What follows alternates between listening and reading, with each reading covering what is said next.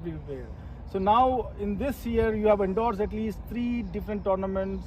A few of them we know, Arkansas, California. So tell me about this endorsement and the movement which is happening in US cricket, as everybody is tired with the US cricket administration and they are looking up to Cricket Council.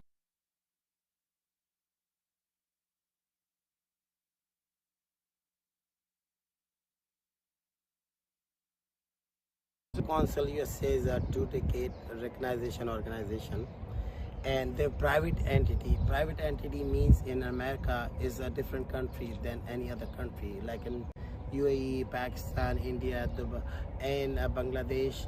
They have the government control on the cricket. USA in America, they don't have no control. The private enterprises more success than any organization. So our organization have freedoms.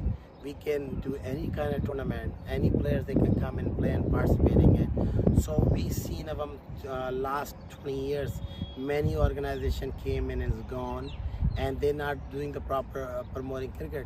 So Cricket Council USA, we are the one only establishing cricket body in USA right now, so oldest and recognitions by Congress and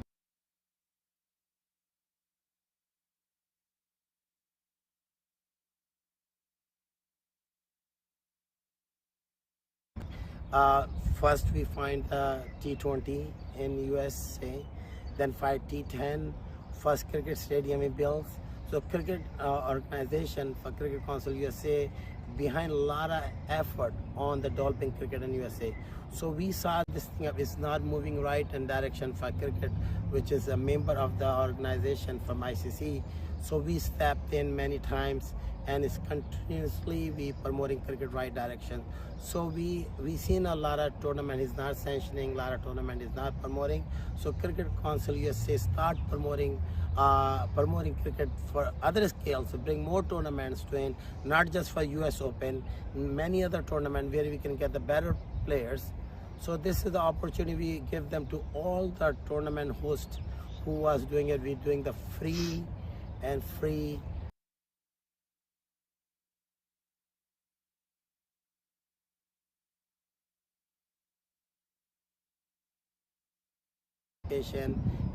endorse your tournament and sanction tournament by Cricket Council USA. This private entity again I was telling you, and this is the more recognitions by anybody. We have tournament hosting under ICC umbrella, ICC under rules regulation we have been done. We are officially in sanctioning the US Open for ICC sanction, and this is the only platform we had it. So now opportunity be open for everybody. So that's why we have started endorsing and recognitions and sanctioning the tournament for local scale, because they need it. They need very much to come in and play, and we need more players. Yeah, like another thing, to develop any sport, we need infrastructure, grounds and all. So we heard that you already secured lands 100 acres to 200 acres in more than 5 states, namely DC,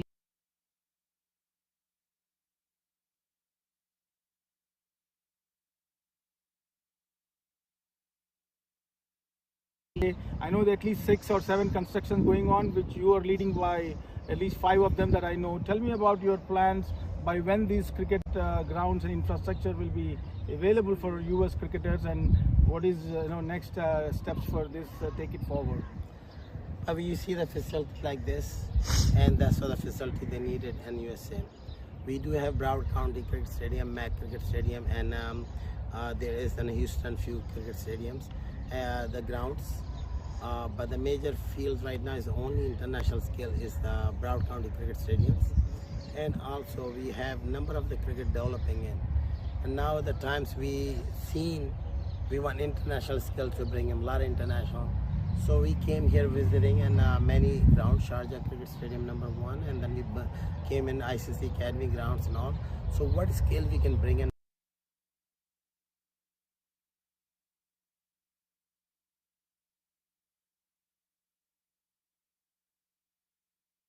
Council, and then also in the International Cricket Council standards we building on those, and that, and also they're coming in to international scale in New Jersey, Philadelphia, and then a 200-acre which is in Qureshi in Washington DC, and we're building one also private facility. So main reason we came here to see that ICC Academy, how the academy working, and ICC Academy here in the way, so we can able to similar same copy to bring in the Washington DC. There's a main hubs for the players and all. New York close by, you have Washington, Virginia, Atlanta, on North Carolina, South, all they come by. So we was putting on one is private organization academy is in there in Washington DC area, and we just have finished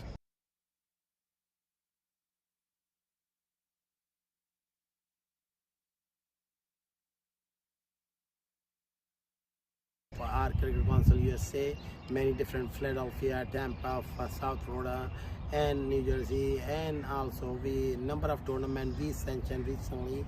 So is growing, mass growing, going on right now.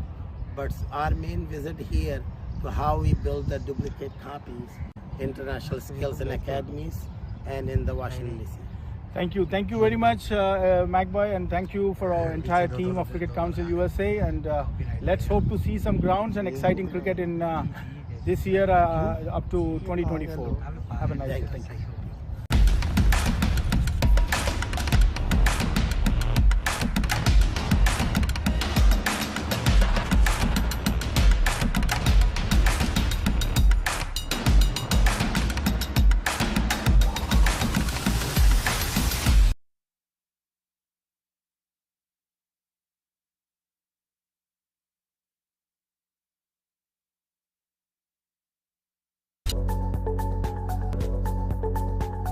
Indian Lake Estates as our newest Florida land investment opportunity.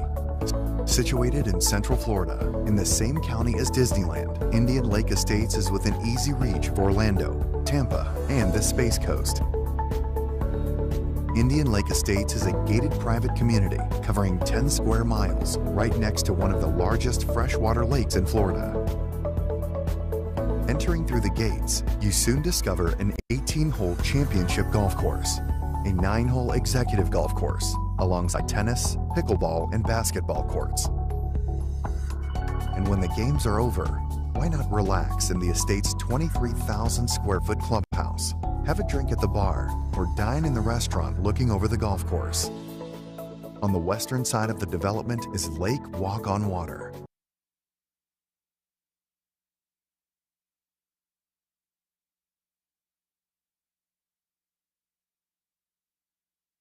You'll discover the longest freshwater pier in Florida, a perfect spot to fish or just watch the stunning sunsets next to the abundant wildlife.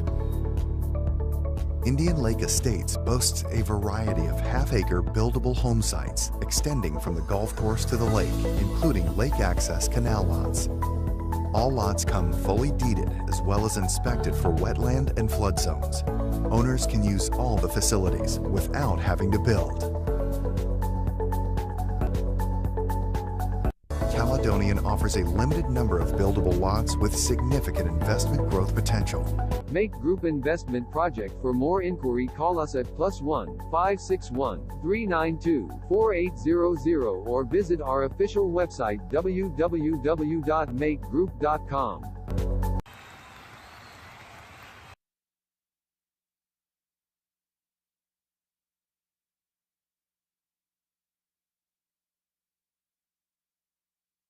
It's gone all the way, all along the carpet and getting 4 runs.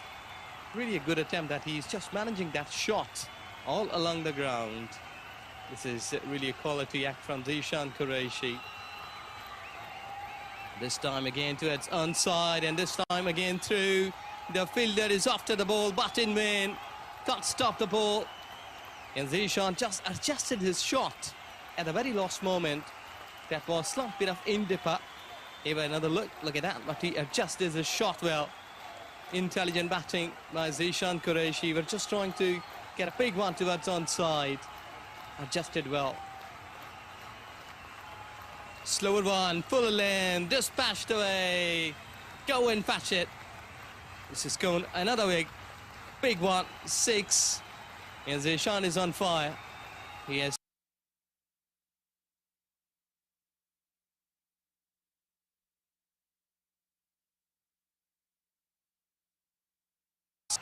excellent batting. He's picking up the spots well. He exactly knew that where the gaps are. Inside edge, and this has gone through the wicketkeeper, unable to stop. Runs are flowing here for all stars, and it's Zishan Qureshi. He is more than runnable. Spin comes in, back up length delivery over the bowler's head. Not been firmly hit, but still he's managing to get runs. Well, he's equally good against spinners. See that here, adjusting his shot well there. Just watching it carefully, because when pacer were there, and there is a slight bit of fumble, overthrow and getting benefit. 2 added. This is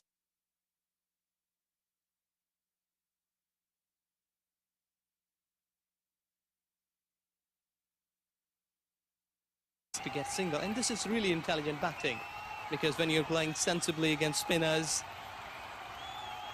this time it's over the head, all the way, mighty. Excellent hitting, clean one, straight 6. And beautiful arms. He has got a good shoulders.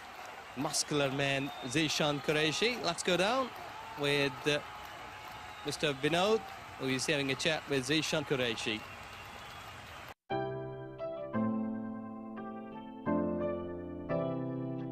MAQ Group is the real estate investment company.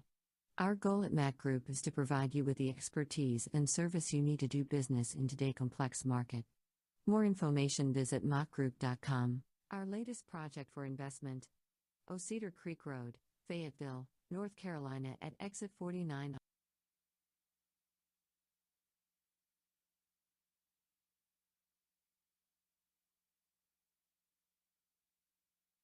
County.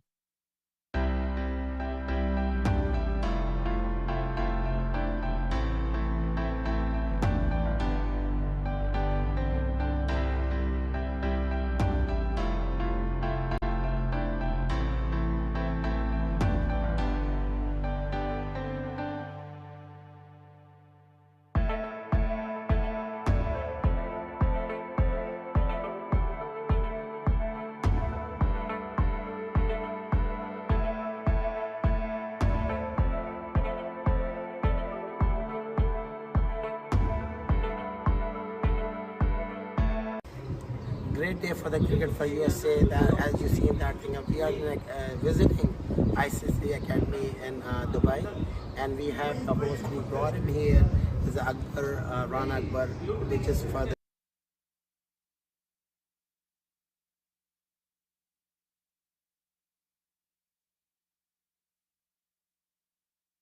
and we see the concept of the amazing stuff and cricket developing international skill-wise.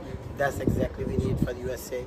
If we say, thank for you bringing me here for academy and show them a facility to us, and there will be growth for the country USA. Tell me about you've been here living so many years.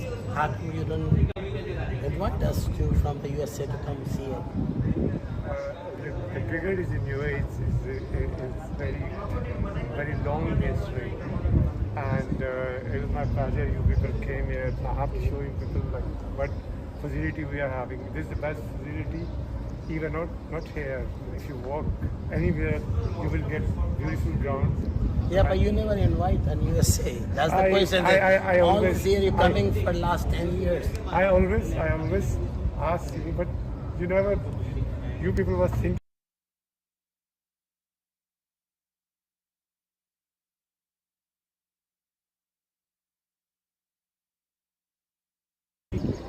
We'd love to host you. Thank you for hosting here, and then you saw this thing up, and as a viewer, as a promoting in the cricket in USA, tell me what you have seen today, and we don't have any USA. Yeah, what I've seen is an integrated sports academy having all 10 dimensions of any sport. You have a fitness center, you have a ground for practice, you have for games, you have indoor facilities, you have 5-star physiotherapy for injuries, we have a cafeteria. So what we have not seen in US is having all these 10 components in one location, where it's like a one-stop solution for cricket development and cricket program, where students and sportsmen can join and be part of this academy, maybe a 3-month academy or the whole year academy, depending on how serious they want to get into it. And this kind of facility will help next generation cricketers to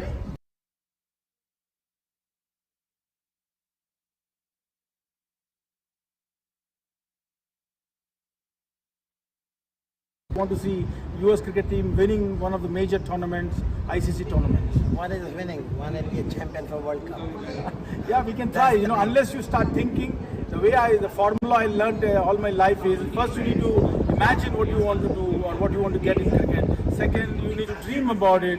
Third, you need to talk about it passionately. And then last but not least, actions. Like today, it took us almost 15 years to get here. I think this kind of facility, we should have been there in US for a long time back, but better late than never. So let's do it now, and hopefully the next generation cricketers will appreciate this kind of facility having in every major city and state of the US.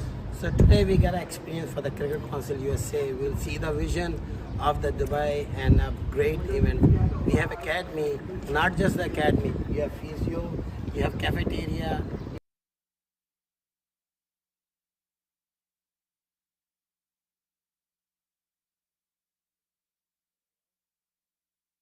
We need a facility in USA, so we're gonna make it happen in USA soon.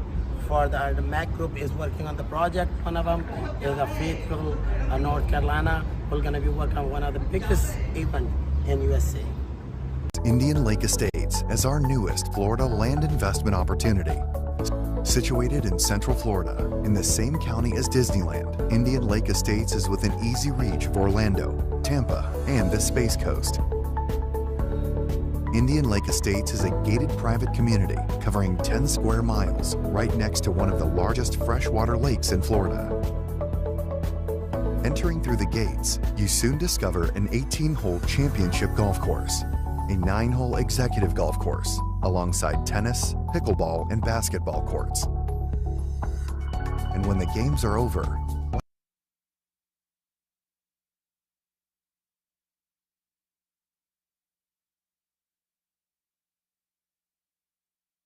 of the development is Lake Walk on Water, a 14 square mile translucent freshwater lake that is every fisherman and boater's dream come true. And once at the lake, you'll discover the longest freshwater pier in Florida, a perfect spot to fish or just watch the stunning sunsets next to the abundant wildlife. Indian Lake Estates boasts a variety of half-acre buildable home sites extending from the golf course to the lake, including lake access canal lots. All lots come fully deeded as well as inspected for wetland and flood zones. Owners can use all the facilities without having to build. Caledonian offers a limited number of buildable lots with significant investment growth potential.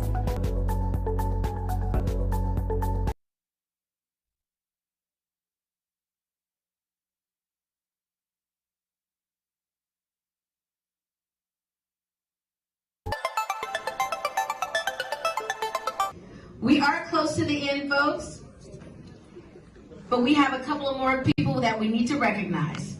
And each year, the Palm Beach County Sports Hall of Fame recognizes a person or organization whose dedication goes above and beyond typical commitment to sports and tourism throughout the county.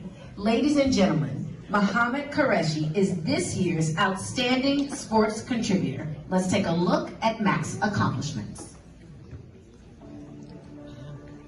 No one has done more for the development of the sport of cricket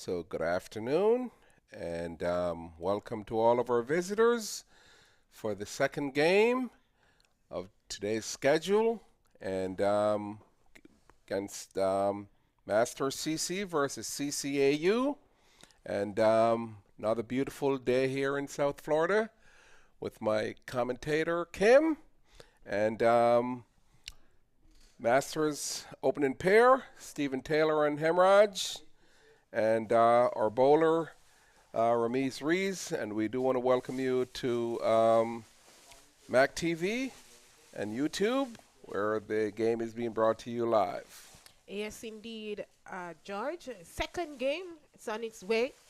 It's going to be an exciting game. We had an excited one earlier. And Raman Rees is into Stephen Taylor, and he is bowling a really good line here. I mean, swinging the ball away from the left-hander, and Taylor is being very watchful on that. Indeed, you have some big lineup here. You have Shea Hope, who is behind the stump, who have represent West Indies, and I think is the Barbados Tridents as well, and represent some other teams as well. It's going to be an exciting one.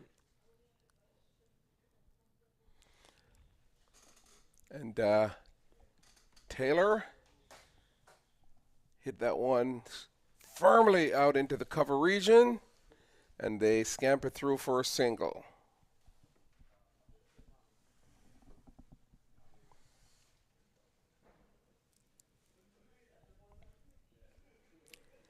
This game is ambling along.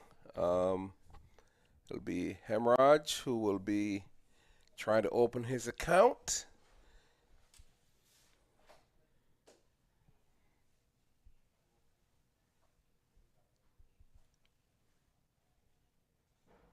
And he, once again, let that one through. Very watchful. Yes, looking at the pitch here in the commentary box on the monitor screen here, George, it's really looking lovely after this is 3 games played yesterday, 1 this morning, that's 4, and this one 5 games on it, and it's really looking good. Yes, it is. The creator should be commended once again for spending, and Hemraj lofted that one over long off, where they scamper through for a double, and but once again, going back to the wicket, it's been excellently prepared, and I'm sure you've taken a look at it, Kim, and with all the cricket that's been played on it, it still looks as if it's like a glass surface. Yes, so true. So if you're watching on maqtv.com, we say thank you for staying with us. And if you're just joining us, we say welcome to you. It's a nice delivery there. Yes, and Hemraj on his back foot and plays it into the short mid-wicket region and scamper through for a single. Even in the previous game, though, George, you're seeing like Fidel Edwards getting delivery to Rise and getting bunks from it. And see spinners, they're actually getting turned out of the pitch. So you know that this is a good wicket. Yes, certainly is. It's the pitch is holding up. It is truly holding up. So CCAU, they won the toss and elected to field, and then they're up against Masters CC and Stephen and Hemraj at the crease. So 1 over completed, it's 6 without loss. Stephen Taylor on 2 from 3, and Hemraj 3 from 3. So you see Ramaria Shepherd in the lineup. You see some big names, some international players in the lineup as well. Yes, it's truly a star-studded team on both sides. Odin Smith included in this lineup. So we're expecting some sparkles, yes, some fireworks today. Yes. Well, Odin, he's just coming from Dubai. His team won the T10, and the Scorpion, they have won the 50 over tournament that was played in the Caribbean recently as well. So he's been getting a lot of practice and he's in form as well. So let's see later on what will happen. Yes, and we have the new bowler who is Abu Jayed Rahi, and he's been on target throughout this tournament. So here he comes in to Steve.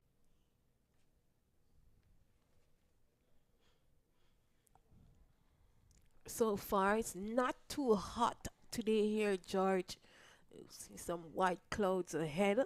Yes, it's been a little bit cooler than normal right here in South Florida, but I'm sure that's ideal for the players. Yep. And will it be take on what a catch? First wicket done, had to put in the full stretch. The score reads 7 for 1 in over number 2. And Kim, I'm going to tell you this. I have been impressed with the catching from these players. I have seen some incredible catching from some of these fielders. Yes, you have to commend the fielders. They've been pretty good. They know that catches win matches, and they're taking their opportunities by taking those catches. And the first wicket is down. It is 7 for 1. Hemorrhage is gone for 3 from 4 deliveries. And he was so disappointed with that play. He actually almost put his hand on his helmet. Couldn't believe he was not able to get that ball over the short, long on position. Yes, that was a good catch. So the new batter is Nitish Kumar, and he will be making his, see if he can't make his, try to up the account from.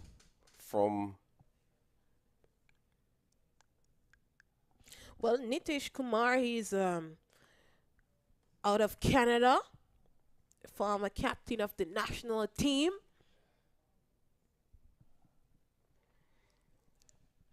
So Abu Jayed Rahi is into Kumar.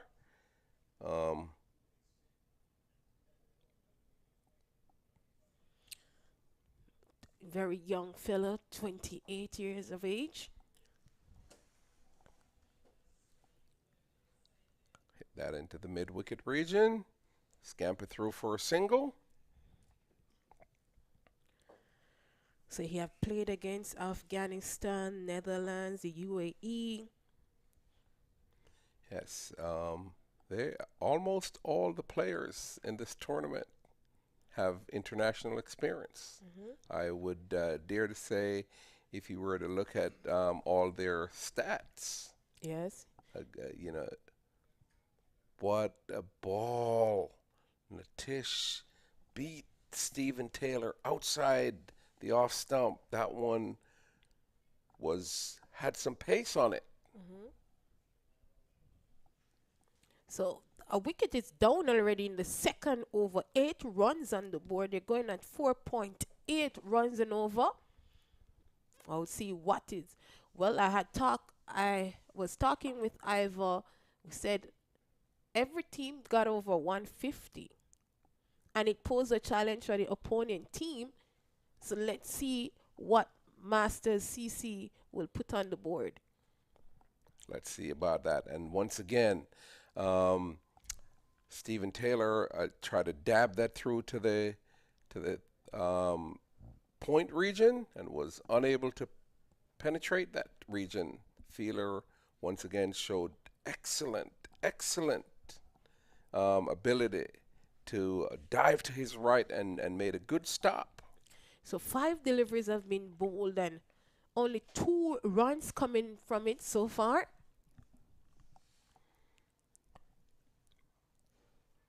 Rahi again into Stephen Taylor. It's a nice delivery to end over there, George. Yes. It's 8 for 1 at the end of 2. Yes, and as indicated, Rahi has been on target. Yes, he is. He's been on target.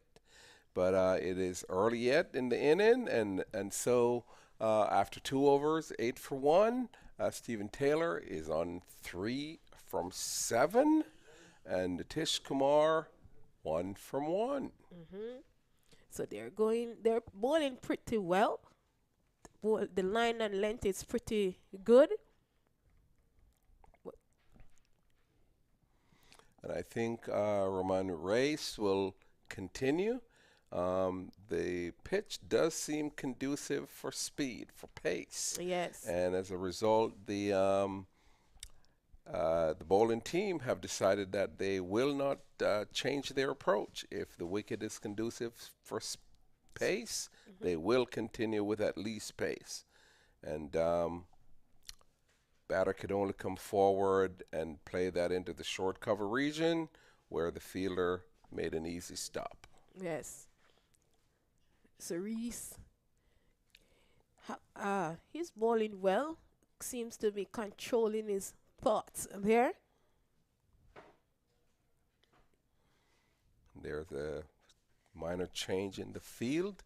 They're bringing in a real short mid-wicket. Now have 7 fielders close to the bat. But he was able to turn that around and hit it toward the deep square leg region where they were able to scamper through for a single.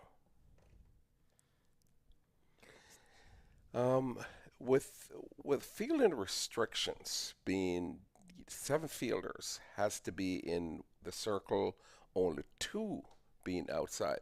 Teams that have taken advantage of that, of the fielding restrictions, those are the teams that tend to be successful.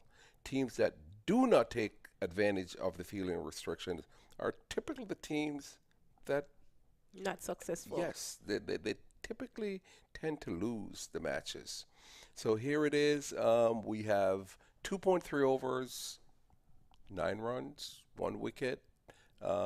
Stephen Taylor, he has faced 8 deliveries, only 3 runs with all this fielding restrictions. He's not being very aggressive. Well, we have to be realistic here, George, and we have to respect good bowling. And they would have it in their intention to attack the bowlers, but with Reese bowling a good line and length and sticking closely to the batsman, not giving them any room at all to free their arms and try to pick up boundaries in the power play, that's good cricket. Yes. Definitely good cricket, but one has to also recognize that there's actually 2 ways about this. Bowlers bowling good, batters being aggressive and trying to get the bowler off what it is that they're trying to do. And if you allow the bowler to get on top, then you're probably going to have some issues. Yes, that's going to put a strain on them a little bit. Yes. So here it is. Rice once again into Kumar. That's a nice shot. He hastened to the boundary for 4. Gets that one through point region. Crashes into the fence for 4. Yes. So that's what we were talking about. You have to be somewhat aggressive. I mean, and we do realize that Roman strayed a little bit. Yes. He was well, he gave the batter some room outside the off stump. He was able to free his arms, and as a result, he took full advantage. Yeah. So they're currently waiting for the bowlers to bowl some bad deliveries, and so they can use that to their advantage and pick up some boundaries. Yes. Well, it's one way of going about it. Yep. Rahman in again. So they don't want to force any shot because the bowlers so far they're bowling well. So 3 overs completed, 14 for 1 at the going at a rate of 4.7 runs, and this partnership is consists of 7 runs here, George. Yes, and that was they were able to get 6 from that over. 3 dots and a 4 plus 2 singles, which is one of the more productive overs. Yes. So they, as I was saying earlier, don't want to force any shots and get out. They have 20 overs to bat. Don't want to throw away the wickets. They want to bat through the overs, but at the same time, they need to get some runs in the power play, take advantage of it. And so Rahi again continue to Stephen Taylor, and he was able to play somewhat of a defensive shot again, and he got a single. So being in the 4th over, 3.1, still only 15 runs, somewhat of a sedate pace for scoring.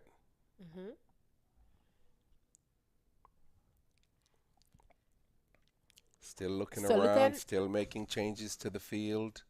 Look at Stephen Taylor. He's 5 from 10 delivers.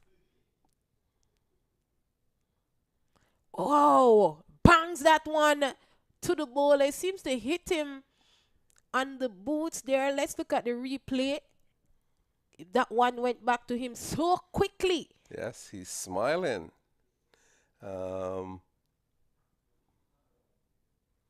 Yes. Yes. That came back at the speed of light. Yes. He could not even take evasive action on that one. So here it is, Rahi again in, and that was a slower delivery, but the bowler is determined not to give up anything, and so he dives across and stopped that, and as a result, once again, no run. Looking at the pitch, the slide that put in, it's so glassy that he could have actually slide on it. Yes, as if he was sliding on glass. Yes. Rahi again into Kumar. That will go. Runs away to the boundary for 4. Takes the score to 19. Was given it, he received it quite well on the bat, and he put it where it's supposed to go. Okay, so let's ask this one question though. Is that the approach that if the bowler doesn't make a mistake, which he just did, the batter will not do anything aggressive? Well, after losing a quick wicket there, George, not going to risk to lose another one so quickly. They're just in the 4th over, so they're just waiting to see out these bowlers. But they're waiting for the bowlers to really make those mistakes instead of going and force those shots. Okay, so that's one approach then. You wait on the bowlers to make mistakes, and if they make a mistake, then you pounce on it. If they make no mistakes, then you try and work 1s and 2s, not going to push to get the boundaries all the time. Okay, so we'll see how they accomplish that. Okay. Okay, 7 so far from the over, and here comes Rahi again. This time he hits it the wide, long on position. Still was able to get a single. And so they were still able to get 8 from the over. Yeah, 4 overs completed, 22 for 1, going at a run rate of 5.5. 1 extra so far, and this partnership is consist of 15 runs. So at the end of over number 5, we'll be having a change in the commentary box. But why would you want to take, yes, they are in the power play here, George. The bowlers are really bowling well. They have lost a quick wicket. Don't know who is in the lineup to come next, but they want to build a partnership that who is to come next can capitalize on that. Well, that is one approach, and sometimes that is a really good approach. trying to make up the score on the back end. But in T20 cricket, sometimes it is, playing an even game, meaning trying to score throughout the game. It's usually, a good approach as opposed to trying to wait all the way to the back end. But we'll see. We'll simply see what the Masters, what their real plans are. If they plan to pick it up as it goes along. But we also know that typically within the middle overs, when the spinners comes on, things usually slow down also. Yes. So it's always a good idea to, when you have the field and restrictions, that's the best time to have a go. Yes. And if you can look downstairs here, George, the Masters CC, they have planted their flags right across the ground downstairs below us here. So here we are. It's Mark Adair, who's steaming in, and once again, stroke it straight into the cover region.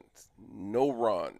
It seems as if it was stroked so hard, he's flashing his hands and like hit him. Yes. Went to him quickly too. Yes, and he's pretending as if he needed a baseball glove to help with the fielding on that one.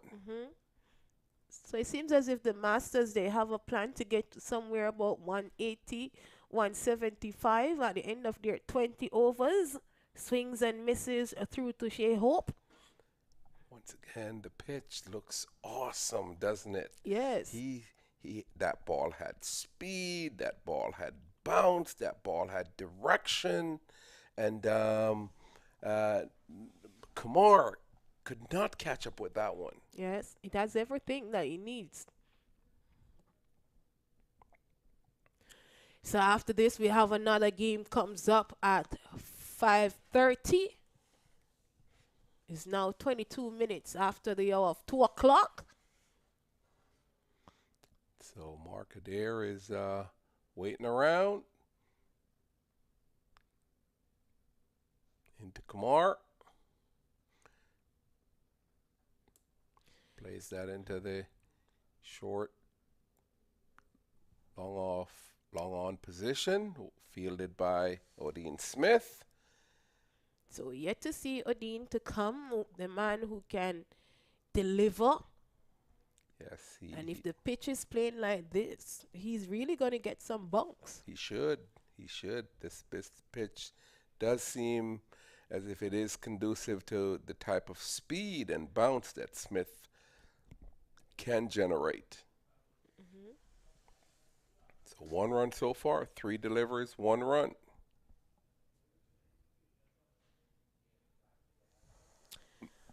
Umpire walks away. That one seems to be some bat and pad. Let's see what he will signal. A leg by rocks him and the pad. Shea Hope he had gone up, but the umpire wasn't interested in that one. Yes, just the bowler who seemed to be interested in that. Not so much the wicket keeper, but just Mark Adair, who had a sort of an aggressive shout on that one. And he's into Kumar.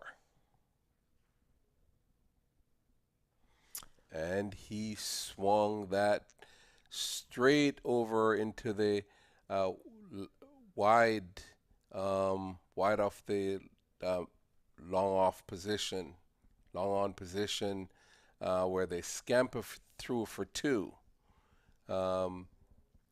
Smith, who is in the short long on position, didn't even make an attempt to run for that ball. It's the fielder who in the cow in the position who had to run around to make the fielding. Skies that one, it's in the air. The fielder comes up. He gets settled. Will it be taken? Dropped. Could not hold on to it. He got comfortable at one stage there, George. Too comfortable. Puts it down. Well, he lives to face another delivery. The fifth over come to an end. The score reads 27 for 1. I'll be having a change in the commentary box. The current run rate is 5.4. This partnership is consist of 20 runs. Yes, and just one last comment. I am amazed at they take the hard catches and they drop the easy ones. So I'll have Doc in the commentary box with Lenny.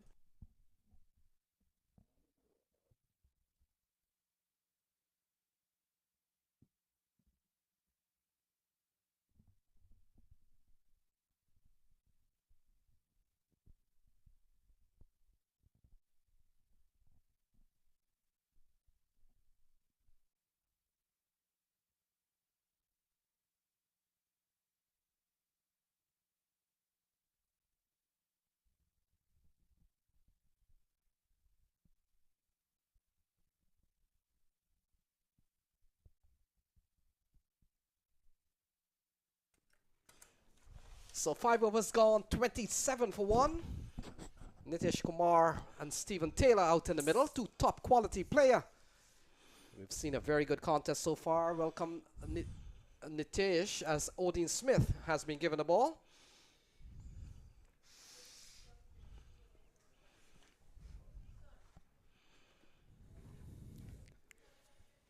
So far in this tournament, Nitish Kumar, his scores are 46 and 1. And Stephen Taylor, he has picked up 45 and 10 in 2 games so far. Very important game here for the Masters. Yet to win a game in this tournament. And we're watching Odin Smith will come into bowl to Nitish Kumar. Oh, pulled away. Short ball down the leg side and helped away from Nitish Kumar. That's gone away for 4. Yeah, that's a West Indian describing a typical West Indian pull shot. Right over the head of the short fine leg fielder, as you see on the replay, and went all the way for 4. His previous innings of 46 not out unfortunately went in vain for Nitish Kumar. Hopefully he can put together an innings that will bring some success. So both teams, Clarion County, Asia United and Masters, have all packed up with some top Caribbean players. And then you add the likes of Mark Adair into the mix. And Nilesh, this is ending up to be a very good contest. And you're watching Odin Smith. Look at that, Nitish Kumar trying to make room, and the ball goes through to Shai Hope. Yeah, talk about a world-class bowler. Odin Smith certainly just coming off from a successful stint in Abu Dhabi in the T10 tournament over there, and brings his experience and class here to the Broward County Stadium. So they've lost the wicket of Chandrapal Hemraj, who hasn't really got among the runs. Hemraj, we know potentially he's a better player than the tally of scores that we have seen in this tournament. Skied in the air, but it has eluded Shai Hope and it's gone away. Good stuff from the man running around, Roman Reyes. And would have saved the boundary. They come back for a couple of runs. Not in control is Nitish Kumar. Yeah, that one, the pace of the ball, took the ball up, scooped it up big time in the air, and a nice save at the end by Roman on the boundary, right by the side screen, just underneath our eyes in the commentary box. So Nitish Kumar has represented Canada some 34 times, Nilesh, and he's their current Canadian captain. Oh, look at that, into the offside, could run away for 4. And that's a good-looking shot again, all along the ground from Nitish Kumar. This is all class. Yes, absolutely. He just waited for the ball and just placed it beautifully between the cover and the extra cover area, and the ball went for 4. So Nitish Kumar now moves on to 27 of 19 deliveries, and Stephen Taylor is on 5, giving him support at the other end. So the partnership has gone up to 30 so far. We've seen a very good knock from Nitish Kumar. He's a very classy player. He's been to the US Open on several occasions. And Odin Smith, high, skied in the air. Shai Hope settles under it. An easy catch for the keeper with gloves.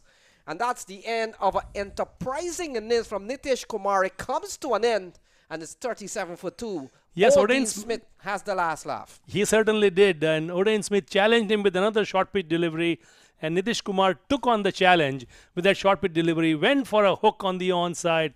The ball ballooned in the air, as you see, and easy catch for Shea Hope as he had ran about 15 yards to his left, which brings the fall of the second wicket for the Masters, 37 for 2. Nitish Kumar, who was in supreme form, unfortunately departs, and that is the end of Nitish Kumar.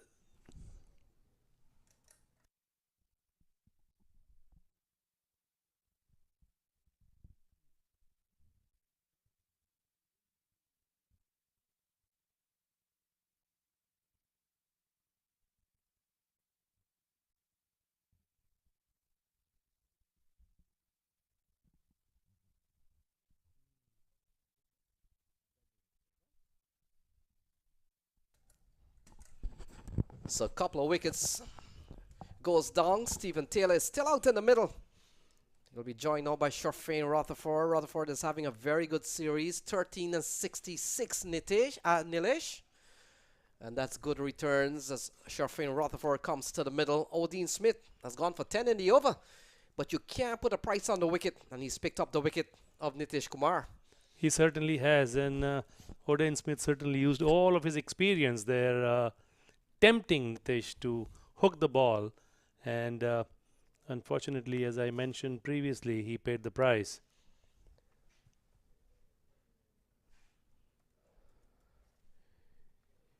So Anthony Bramble is the man that comes to the middle, and not Sharfane. Would have thought the Sharfane would have come in at number 4, but it's Anthony Bramble, first class player out of Guyana. And he comes in here with a lot of balls remaining, 85 to go. Odin Smith has gone for 10 in the over. Would have picked up the wicket of the enterprising Nitish Kumar. Easy catch in the end for Hope. Oh, cut away into the offside, the vacant slip area.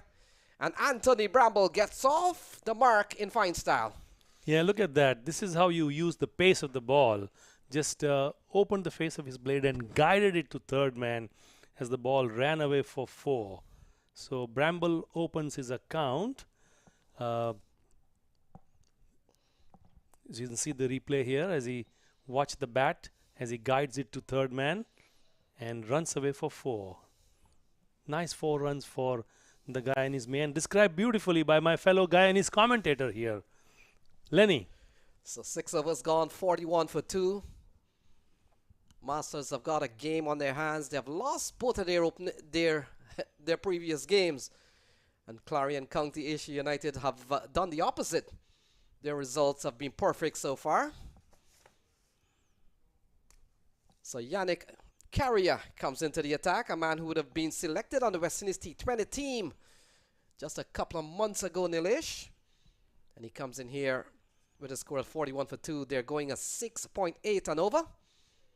Stephen Taylor, who has made many trips to the US Open, used to be a local boy, but we understand now he lives in the state of Georgia.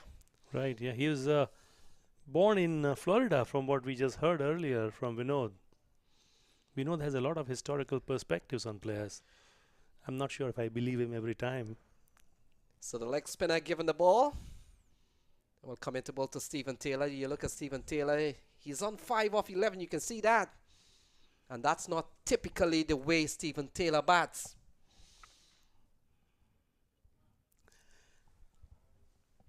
So they've put a slip in place in Jonathan Fu. And Yannick Carrier will come into bowl to Stephen Taylor.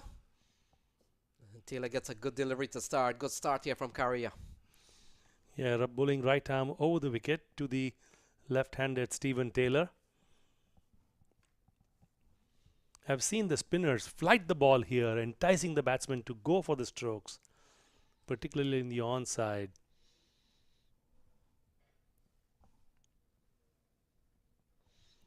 So ball worked into the onside, and Nilesh, we've seen scores up to the other night. We saw 200 posted by one team. Not too long ago, we would have seen 106-1 to 143 in the previous game. So there have been runs on this trip in the last 4 days. Yes, Lenny, this is the same strip they played yesterday as well, and the same strip is going to be used for the 3 matches tomorrow on Saturday as well. So as the strip continues to wear, I think the spinners might get a bit more of a purchase. So ball tugged into the onside. Easy single here for Anthony Bramble. Would have gotten off to a fine start when he faced the first ball not too long ago from Odean Smith. Cut away over the slip area for 4. Yannick was his mentor used to be Sam Budry, I'm told. Local Trinidadian man, who's now, of course, a commentator, Sam Budry. So 13 balls, Stephen Taylor so far. It's not been too productive. We've seen a very good over here from Yannick Carrier. He's bowled 4 balls. He's only conceded a couple of runs. Having been called up with a West Indies senior setup not too long ago.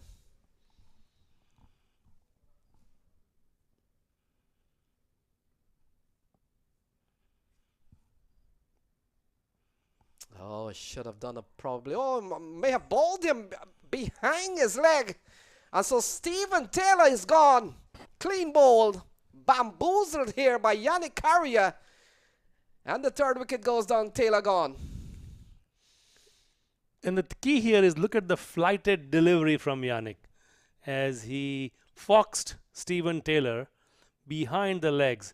The flight, and then it comes down behind the legs to dislodge the bail on the onside. And Stephen Taylor obviously dejected and returning back to the pavilion out for only 6 runs, consuming 15 deliveries. So as Lenny had previously mentioned, very much unlike Stephen Taylor-like innings.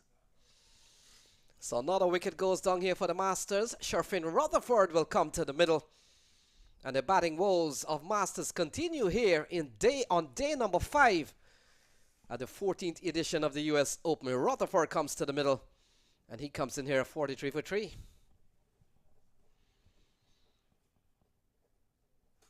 Yes, the bowling has been top class, and for those viewing us on this channel and looking at this broadcast, when you get a chance, please go back and look at the catch taken by the Irishman Mark Adair. It was a brilliant catch, fielding at deep mid-off. Jumping up in the air with one hand, he caught the ball, and that was the start of the proceedings, unfortunately, for the Masters, and now they have lost 3 wickets for 43. Sherfin Rutherford now joins Anthony Bramble for the Masters. So quite a few Guyanese first-class player in this lineup. We've seen Chandrapal Hemraj. Out in the middle is Bramble and Sherfin Rutherford. Sinclair and still in the squad. So they're struggling here at 43 for 3. Oh, quality ball taken on the pad is Rutherford. What an over here from Yannick Carrier. He comes to an end. And after 7 is 43 for 3.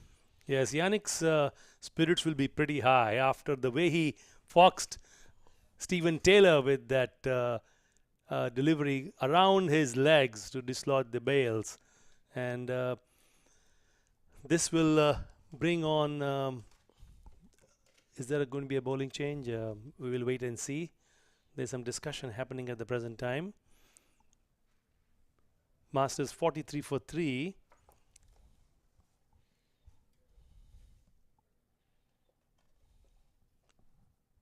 Who is going to be the next bowler is the question. Well, we saw a Gudakesh Moti coming up towards the starting point, but he has now walked off the square, and it looked like Odean Smith will continue. So Smith first over would have gone for 14, would have picked up the wicket of Nitish Kumar. And will come into bowl to Anthony Bramble. Anthony Bramble and Sherfin Rutherford out in the middle. And the Masters teams, Nilesh, one particular night would have scored 192, which was chased down by the Stallions. So they've made runs in this tournament. The problem is they've had problems defending that. And Odean Smith will come into bowl to Anthony Bramble. 43 for 3, 7 overs. And so still a long way to go. Some 78 balls still to be bowled here.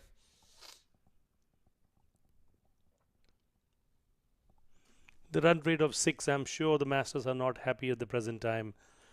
Some form of acceleration will need to occur. So Anthony Bramble gets a short one, was entangled with that one, doesn't time it well.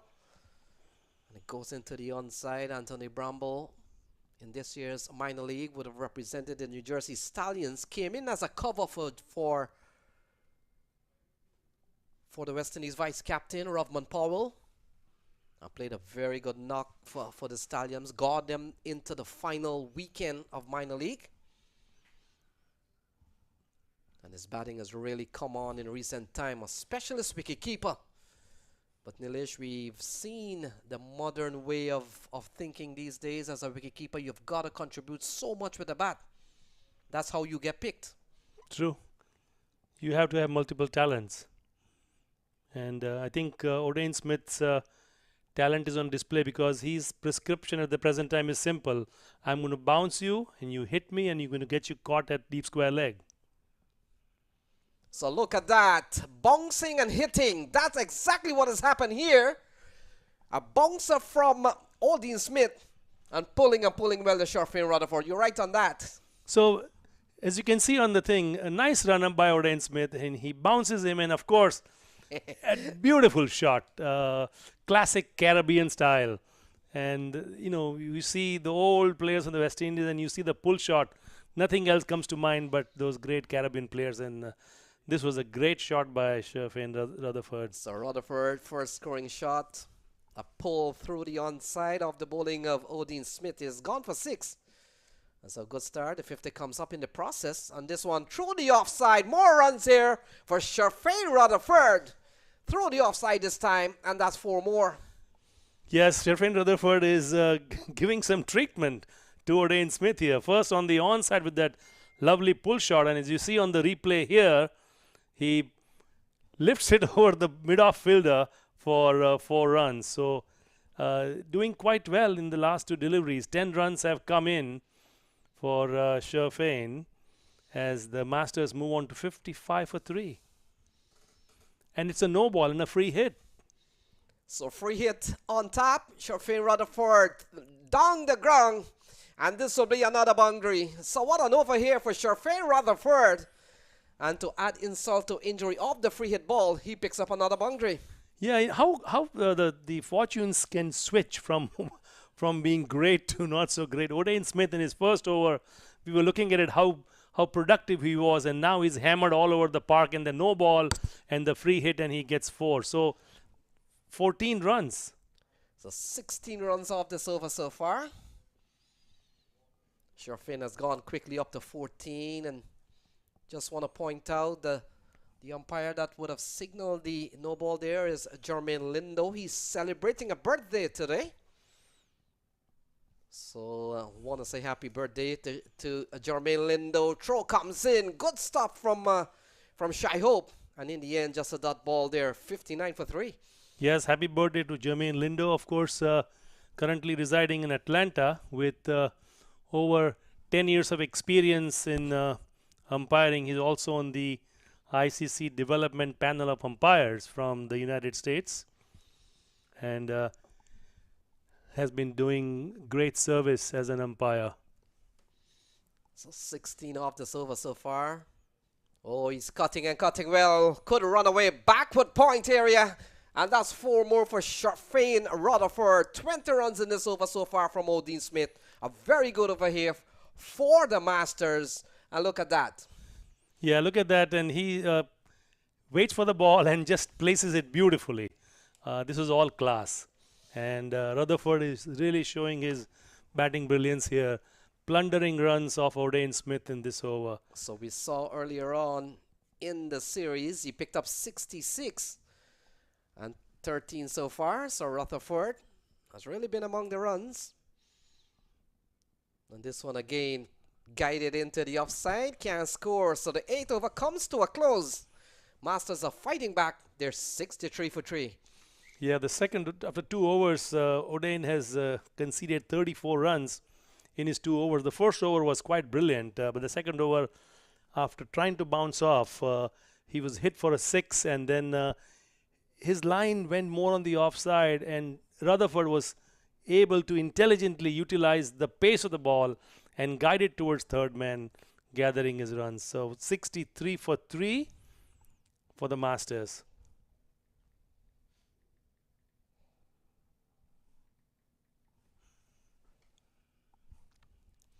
Yannick Correa from the commentator's end will continue his bowling.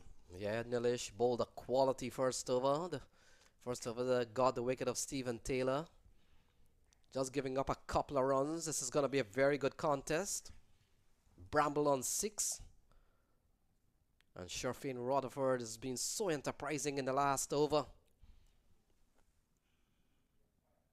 And Bramble trying to go big, no elevation. And a bit of minor triumph there for Yannick Correa. Yep. Small battles. And Yannick wouldn't mind giving that 1 run. Dot ball would even be better, but I think Yannick is not afraid to flight the ball and entice the batsman. So challenge them, hit me. Because he's got fielders on the onside all over the place. So Clarion County, Asia United might have been a combination of a couple of teams. I recall Clarion County used to be an independent team out of the Pennsylvania area. And Asia United from the DC area. That's a good looking shot from Sherfane Rutherford in the vacant mid-on area.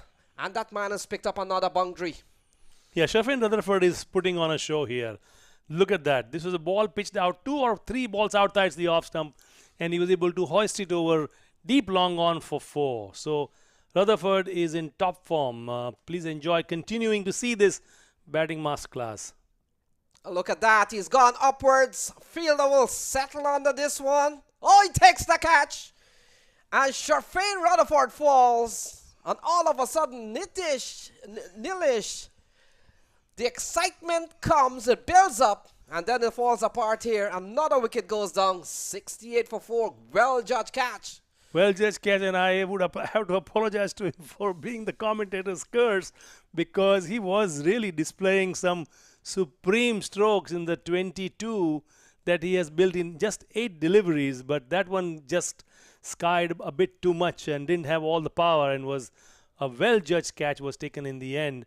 Rutherford departs for 22 as the Masters now 68 for 3. And the fact is, Yannick Correa has picked up another one. He's picked up the wicket of Stephen Taylor. Now he's picked up the big wicket of Sherfane Rutherford. And so far, impressive bowling figures here from Yannick Correa. 2 for 7 so far as John Ross Campbell walks to the middle. And it's all happening here on day number 5, the 14th edition of the prestigious US Open in 2022. John Ross Campbell comes to the middle. Bramble is out. Bramble is on 7. And 8.3 bowls so far is 68 for 4.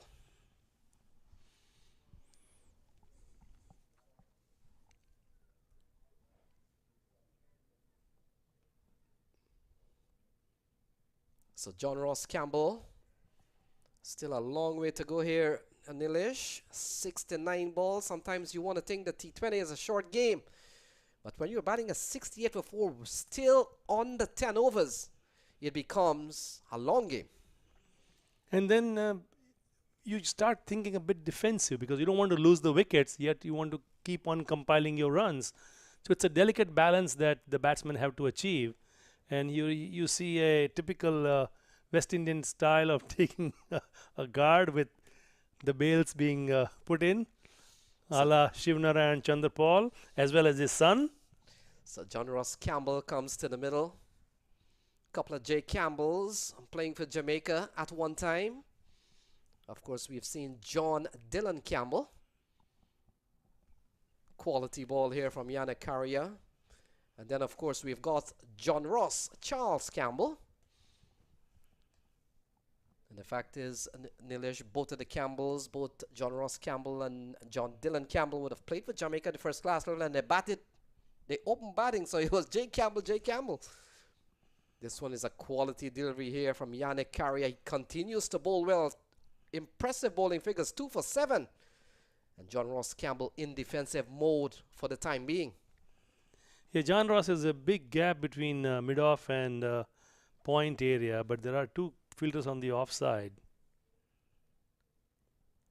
So finally he gets off the mark, but still a quality over here from Yannick Carrier. 9 gone, 69 for 4. Yeah, quality bowling, as you said, Lenny. 2 wickets already for Yannick, 2 for just 8 runs of the 2 overs he has bowled so far, and a new partnership will have to develop between Campbell and Bramble for the Masters to accumulate runs. As we see a nice plane go by right opposite us, will be disappearing into the clouds. Angle provided to us by, I would imagine, who's our cameraman there?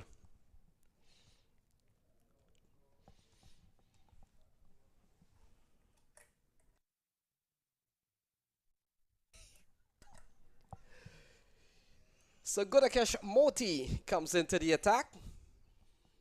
And will come into bowl to John Ross Campbell. And we made mention the Masters that they've lost both of their games. In the first game they posted, in fact they were chasing 143, never got there. And in their second match, nilish, maybe a heartbreaker. They posted 192. But wasn't able to defend that. Here is Gudakesh Moti. And the leg spinner starts pretty well. Very defensive is John Ross Campbell. Still 69 for 4. Yeah, Gudakesh goes through his overs quickly, as you will see. Into the onside. That's a good looking shot from John Ross Campbell. He finds the gap finally after a long time. And that has gone away for a well struck shot from John Ross Campbell. Take a look. Yeah, he was Gudakesh did flight the ball on that occasion, and he struck it nicely in the gap as the ball raced away for 4.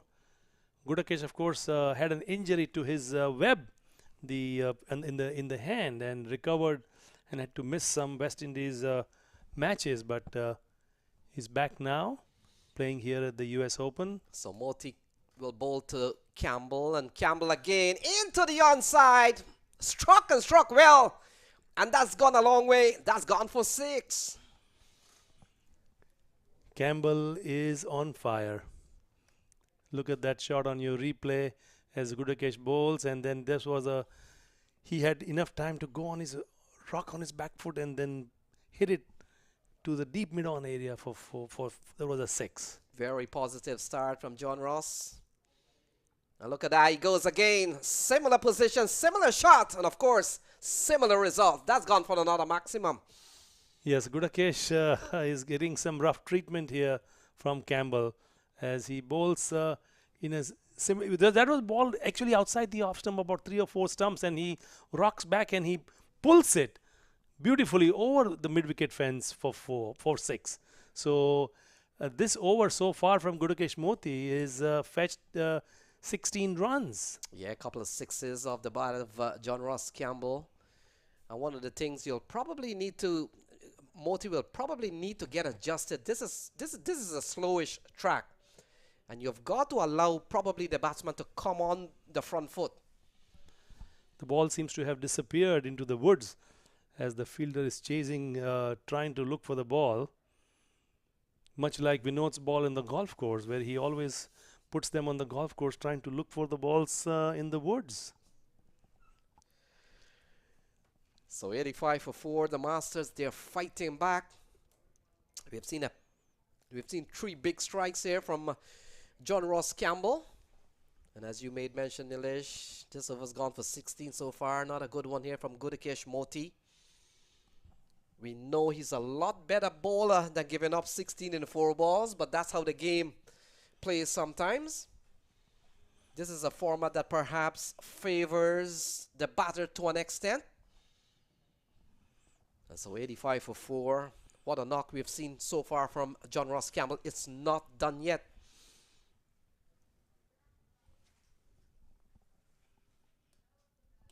So Campbell settles and waits, and I wonder, how do you set field for a batsman that is going out of the playing area? Oh, this one is swept away from John Ross Campbell. Look at that. It runs away for another boundary. So it was not all power and all power hitting. Look at that. He swept it beautifully in that vacant area and deep fine leg. So Moti straying towards the leg side, as you see on the replay, and he's able to guide it towards fine leg. So power hitting towards the mid-on area, and now that beautiful sweep shot. So Ross Campbell has displayed all the strokes in this over so far from Moti. So this over's gone for 20 so far. Final ball coming up, and a defensive shot to close out over number 10.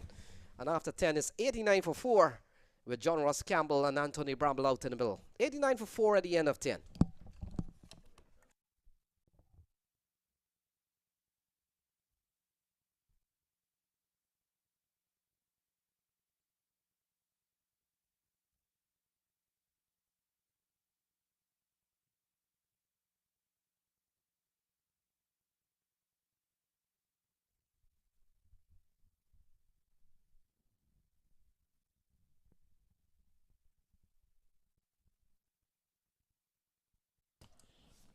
Well, we're at the halfway stage.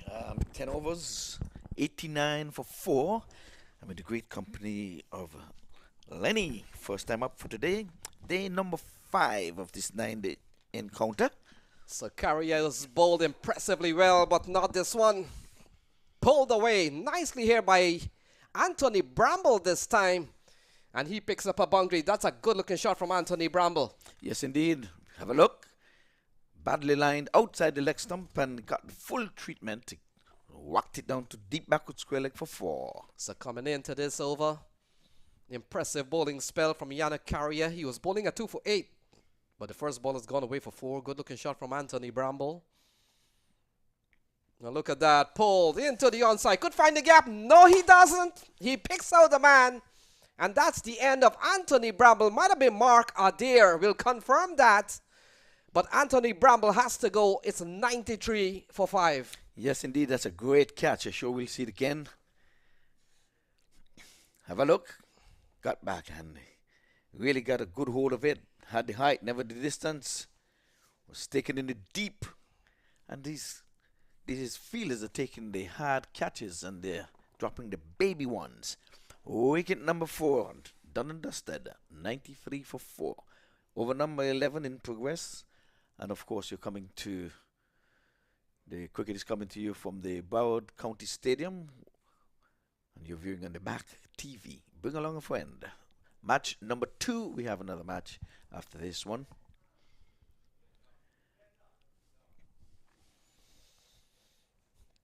So another wicket goes down and Bramble is gone. Walks back a dejected man. As you can see, he really thought he could have done better with that one. It was a loose delivery, but you still have to hit him. So Carrier has picked up 3. He's bowling at 3 for 12. Very impressive bowling effort from this man. Kevin Sinclair comes to the middle. And still 58 balls to be bowled here. Ivor Henry, they're batting at 93 for 5. Yeah, I think the Masters would have lost 2 matches already in this tournament. They have lost both of their games. Yes. They were chasing one game. They were chasing 143. Never got there. They lost by 15. And then the other night, they posted 192. And couldn't defend it. So Kevin Sinclair comes to the middle with 58 balls still to be bowled. And he gets a good ball. Turns it into the onside. Could pick up a couple of runs here. And they're running quickly. Two runs here for Kevin Sinclair to get him going. Yes, so this time they're going to be trying to really set a target. Hopefully defend it this time. But the other night I stayed and watched these 2 bowlers, Rutherford and Shepherd, got carted all over the park. Between them, they scored almost 100 runs off them. This Masters unit would have comes out of New Jersey. And they're still missing a couple of players. You think the squad is formidable as it is in this game, but they're still missing a couple of their players that played with them during the regular 2022 season in the Millennium League Division 2 in New Jersey. They're still missing Kinar Lewis and Xavier Marshall. A star-studded team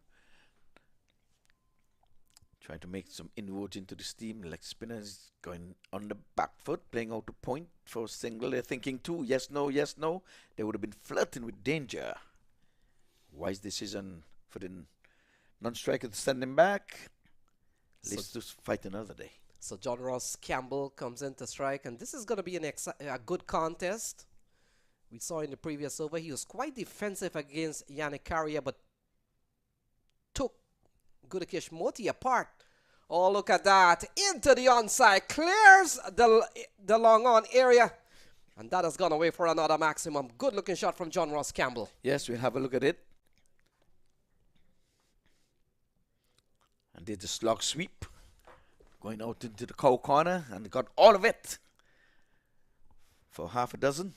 So the 100 comes up. 102 for 5. Over number 11, done and dusted.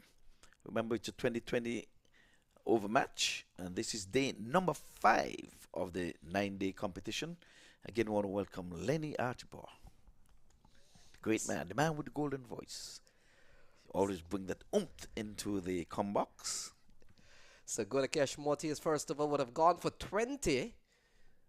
I'm not too sure if he's been given the ball here. It doesn't look like that, and it looks like they have gone back to Rahi. So number 17 has been given the ball. Yes, that's Abu Jayad Rahi, a player Ivor Henry would have played at the Bangladesh highest level. He's played Test cricket. He's played one international.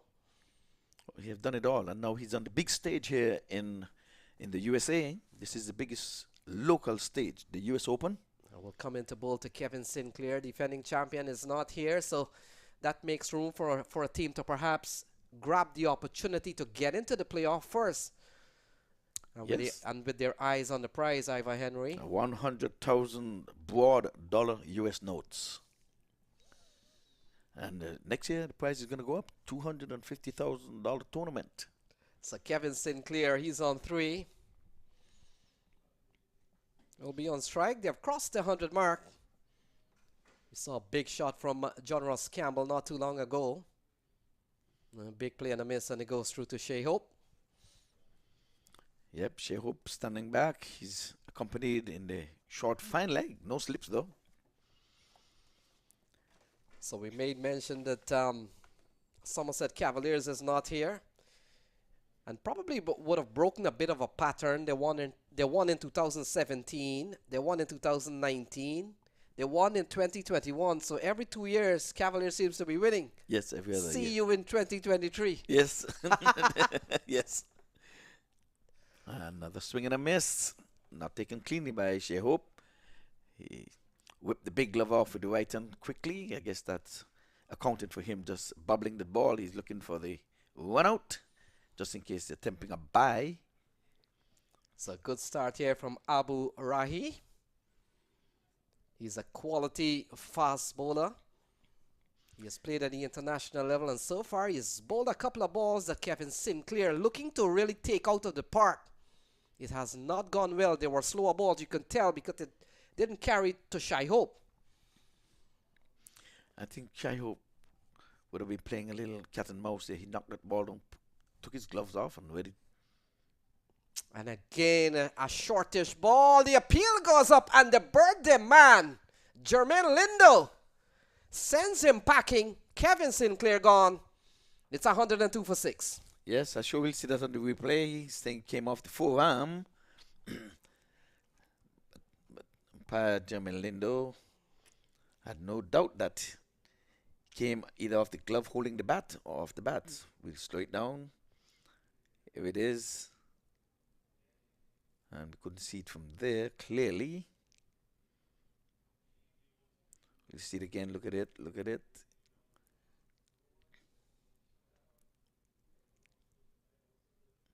Slow as it want to be. Slow as you want to be. Slow as you want to be. I think you have some glove in it. That's some glove in it. Well, the wicket number 6, and the doctor pronounced you dead. That's it. You are gone.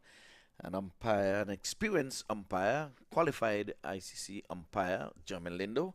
He would not have it any other way. than to call what he would have seen and heard.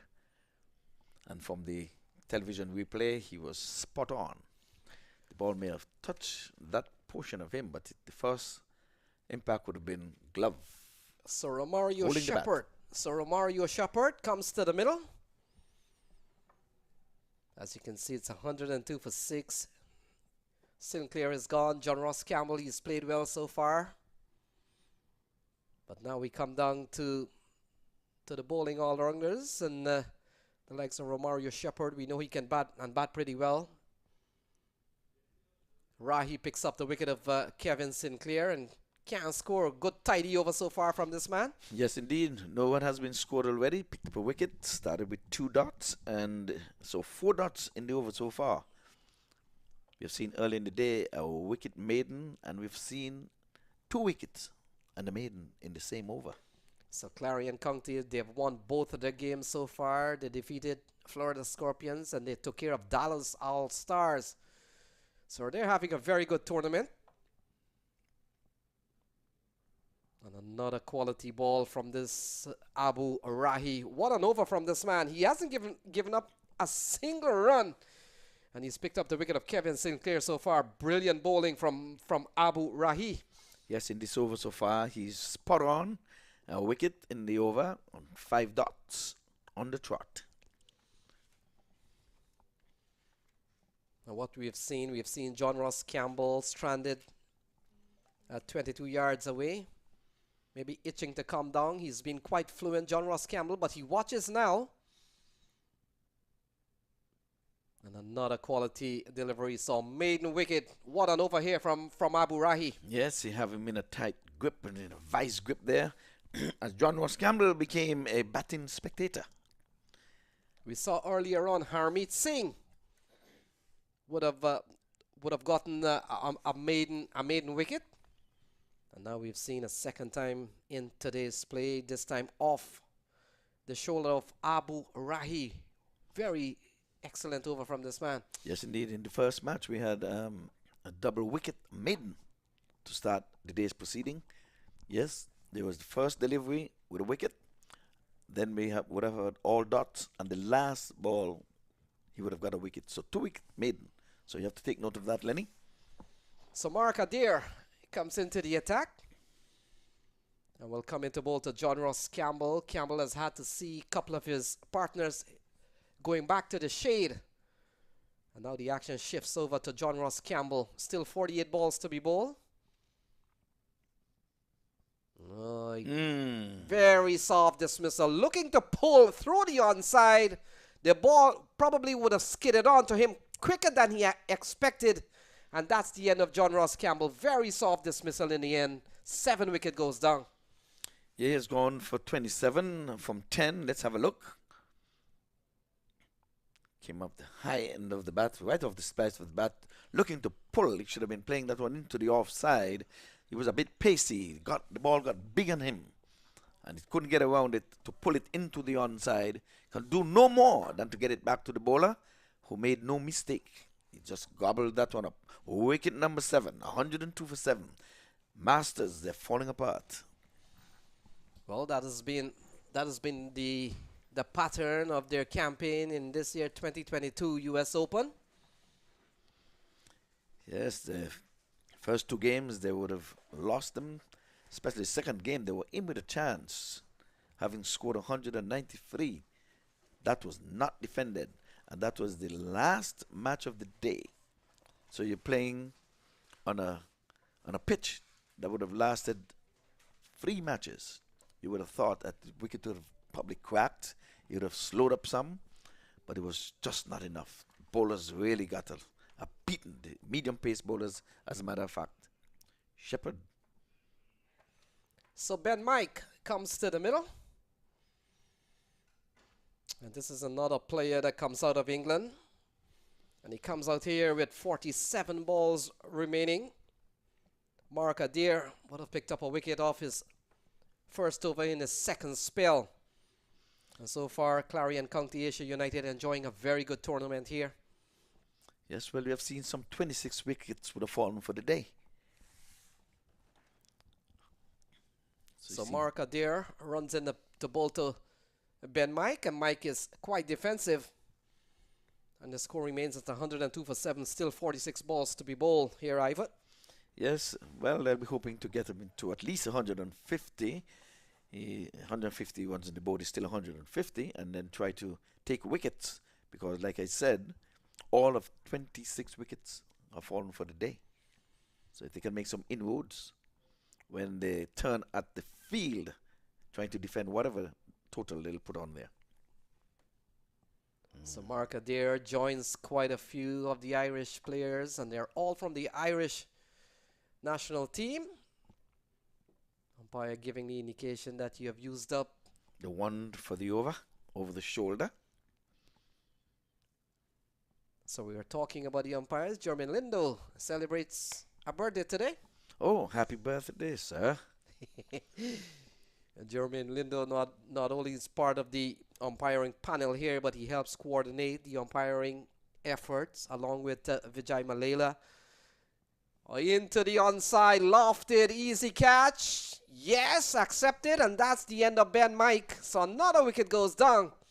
And now it's 102 for 8. Ben Mike falls cheaply, and that's an excellent catch. Mark Adair has picked up his second wicket in this over. It's all falling apart for the Masters. Yes, Ben Mike didn't trouble scores. He gone for ducks, and they're in danger of being bowled out here. As you can see it on the replay, easy peasy. Catch taken. Yeah, the Masters have really had a torrid time in this tournament. We made mention they were chasing 143 the other day. They fell 15 short. And when they thought they had it right the other night, they posted 192 only to be pulled off. We saw very good batting from Shadley Van Shawquick and also Harmeet Singh. And now you look at this, you look at the card here in the T20 game with 44 balls still to be bowled. And they're batting at 102 for 8. They're on the verge of getting bowled out in a T20 game.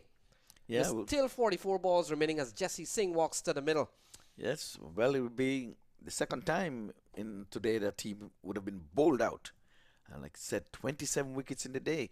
They may be keeping the hopes on that the wickets are falling, and they should be able to defend their 100 plus. And Ivor Henry, we've got to be fair to this bowling team. Perhaps this bowling team has really bowled to their plan. The catching has been impressive. We haven't seen a spill so far. And you look at Mark Adair, he's played at the international level. He represents the Irish international team. Yeah, and they've come with quality bowlers. We saw very good bowling from Abu Rahi, Roman Reyes, part of them. He's played at the Pakistan international level. Yannick Carrier, the pick of the bowler, 3 for 21. And this has been a very good effort here from the Clarion County Asia United. Undefeated in this tournament so far and playing impressively well.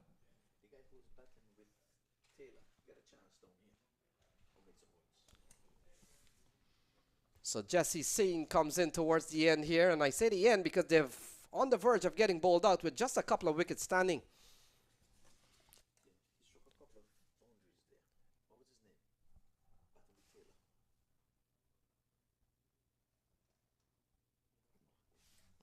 Yeah, Kuma, he got a life earlier in the deep mid-wicket area. An easy catch was put down. So this over's gone pretty well for Mark Adair. A couple of wickets in this over. He's only given up one. And this time to Jesse Singh, another loopy delivery. Called a wide. Easy call for the umpire. It was down the leg side. And, you know, once he pitches down the leg side, passing the batsman, it's going to be always called a wide. It passes behind him. So still 43 balls to be bowled, and the Masters, their top order, didn't really come off again. We saw Stephen Taylor falling for 6, very uncharacteristic that he used up 16 balls. We saw Chandrapal Hemraj, didn't get going today at all. And so the 13th over comes to a close. It's 103 for 8. Another good over, done and dusted, and I can tell you that they're under the gun, they're under the pump. 103 for 8 in a 2020 match. At least you have to score on a ball. They have got to get at least 120 to put some decent runs on the board. Maybe they're in hopes of defending whatever they would have made. And the fact is, Ivor Henry, when you look at the other day, when you posted 192 and you lose a game with that, it plays on your mind mentally. That is true. That is true. They're going to say, if we couldn't defend 192 runs, how are we going to defend 100 and just over 100? So Romario Shepherd is the man on strike. And Romario Shepherd has made very good progress on the T20 ladder in recent times. Gotten a call up in the IPL. 105 on the board so far. Yes, well, Shepherd, he needs to wheel the willow and needs to shepherd the Masters. Normally it's the Masters ruling the roost, but this time Shepherd. He's called upon to shepherd his team, the Masters, to a respectable total. They still have time, a lot of overs. And you look at Rahi, he has picked up a couple of wickets. He's bowled impressively well, along with Mark Adair and Yannick Carrier. All these bowlers, they have not only bowled economy, but they've picked up wickets, which is probably even better than bowling cheap. Yes, they've been very economical. And I think these two are going to try to build a partnership. I can see the intent. They're just pushing it around. They're not going for glory this early. So let's see if that's instructions that came from the dugout. Or they should be using their own common sense to say, let us play the situation. We're into over number 14. It's all of 20 overs. 8 wickets, they should bat out the overs. Well, we've seen Jesse Singh from time to time. Chance of a run out. The throw comes in. Had that strike the stumps, it would have been gone for Jesse Singh. But in the end, missed opportunity from Gudakesh Moti. Yes, he would have been good night nurse. Take a look at that. There we go. Picked up. Yep, he'll have been gone. Would have been a gone. long way. So 3 runs off this over so far. This over's gone pretty well for Abu Rahi. Romario Shepherd swats this one straight down the ground. Will only get a single. And what we have seen really good bowling here from this Clarion County Asia United team. Yes, and if that would have been hit, it would have been the second one out of the day's play. Because Emwet was found short of his ground, his bat dropping out of his ground, out of his hand, trying to make good his ground. But he missed and overthrows. So Jesse Singh comes into strike, would have just returned from Namibia, which the US would have concluded their ICC League 2 campaign. Some 36-1 international matches for them, and Jesse Singh would have been part of that unit, that setup. So Romario Shepherd comes back into strike. He will need to play a big role here. 37 balls remaining. We've seen the talent of Romario Shepherd from time to time in the Caribbean. Whether or not he has adjusted well enough for this US Open, we'll have to wait and see. But time is running out on this team. Into the offside. Could pick up runs here. Fielder will come around. Roman Reyes. He will not win that battle. And that closes out over number 14 with a 4. That's a good looking shot from Romario Shepherd. Well needed 10 from the over. And that 10 was a welcome 10 there for the Masters team. And looks like Shepherd been carted all over the park a few nights ago. And I think he wants to stay there and to show that he can perhaps... You can take back what was given, but at least to show he can wheel the willow as well. So Yannick Carrier has been given the ball. He's been awesome today. 3 for 21. We saw the ball down of Stephen Taylor between his leg. And we also saw when he picked up wickets, he got the wicket of Anthony Bramble and he picked up the wicket of Sharfane Rutherford. 3 big fishes. Yes, indeed. Well, they're going for the kill here. They're trying to bowl these guys over within the 20 overs. And we'll come into bowl to Jesse Singh. His primary role, Jesse Singh in this team is a fast bowler. But as we have seen so many times, the batters, no matter where you bat in a T20 or any team, sometimes you're called upon to bring up some runs. Still 36 balls to be bowled. Oh, he's batting straight. He looks like a top order batsman. Yes. And he picks up a single. It's 114 for 8. Yes, indeed. Well, if the batting lineup is anything to go by, where the better batters are at the top of the order, I think the Masters will be in trouble. But you said it right. Everyone bats, not everyone bowl. So you have the bat in your hand, you should bat. So Shepherd comes back into strike. Yannick Carrier. Oh, swept away over square leg. That's a good looking shot from Romario Shepherd.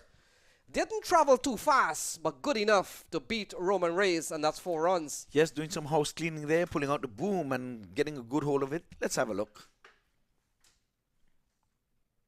Yes, rolling the wrist over and sweeping well, getting it away from the man down at the deep backward square leg, and he was rewarded with 4.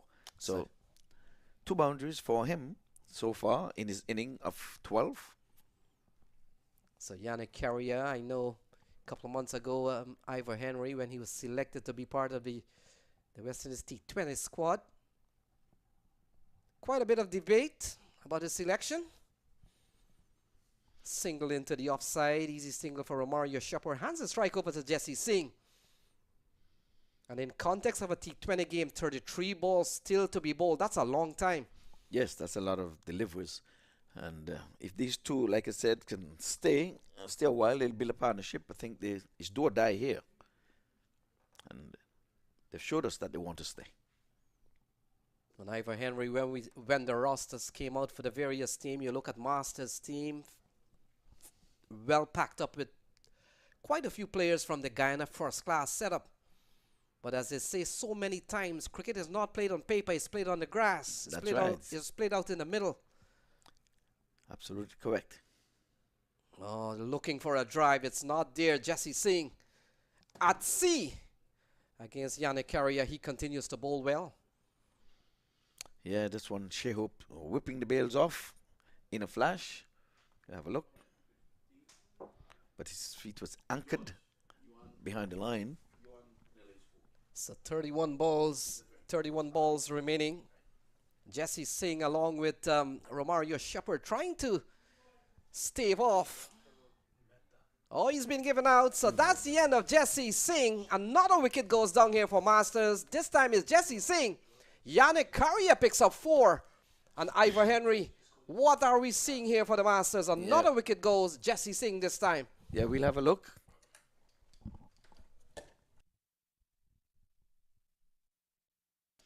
Then we'll have a change of commentary after having a look here.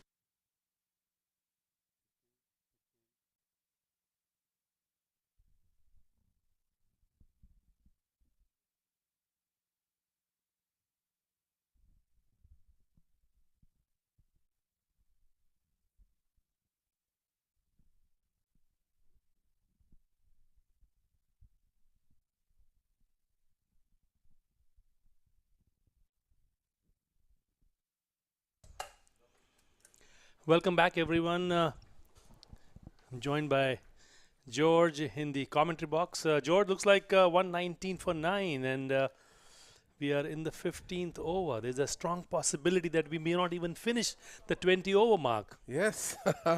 And once again, as the previous commentators were indicating, cricket certainly is not played on paper because the lineup that the Masters have would clearly indicate that they should be able to navigate 20 overs, but they're certainly not doing a very good job, and I think we're having some sort of an issue down on the field. I think the captain is somewhat displeased with maybe a decision by the umpires.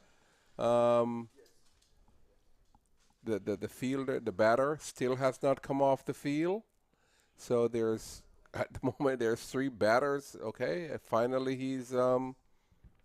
Yeah, he certainly took his time getting off the field, showing his displeasure at the decision. As we see the replay here on the screen, the ball is flighted and is coming down and is hitting the back pad, the right pad, and from our angle obviously it is not very clear, but in the opinion of the umpire, that was a decision given in favor of the bowler, as Yannick Karaya has finished his 4 overs, George, and 4 for 27. A good outing for Yannick. Yes, it certainly was, and you'd certainly hope that these players at this level, they would sort of respect the decision of the umpire. And we now have Odean Smith back into the attack, bowling to Romario Shepherd. Odean Smith, when he started off, his first over was quite good, and second over, he was literally manhandled by Sherfain Rutherford all over the park. As Odean is bowling his third over, and this time he slashes out at the off stump, and the ball races away to the fence for 4. There's a nicely driven shot by Romario Shepherd, who is now moving on to 23. Yes, and I think they have taken a liking today to Odean Smith bowling. He doesn't seem to be as ferocious as he has been over the past couple of games, but the bowlers, wow, once again,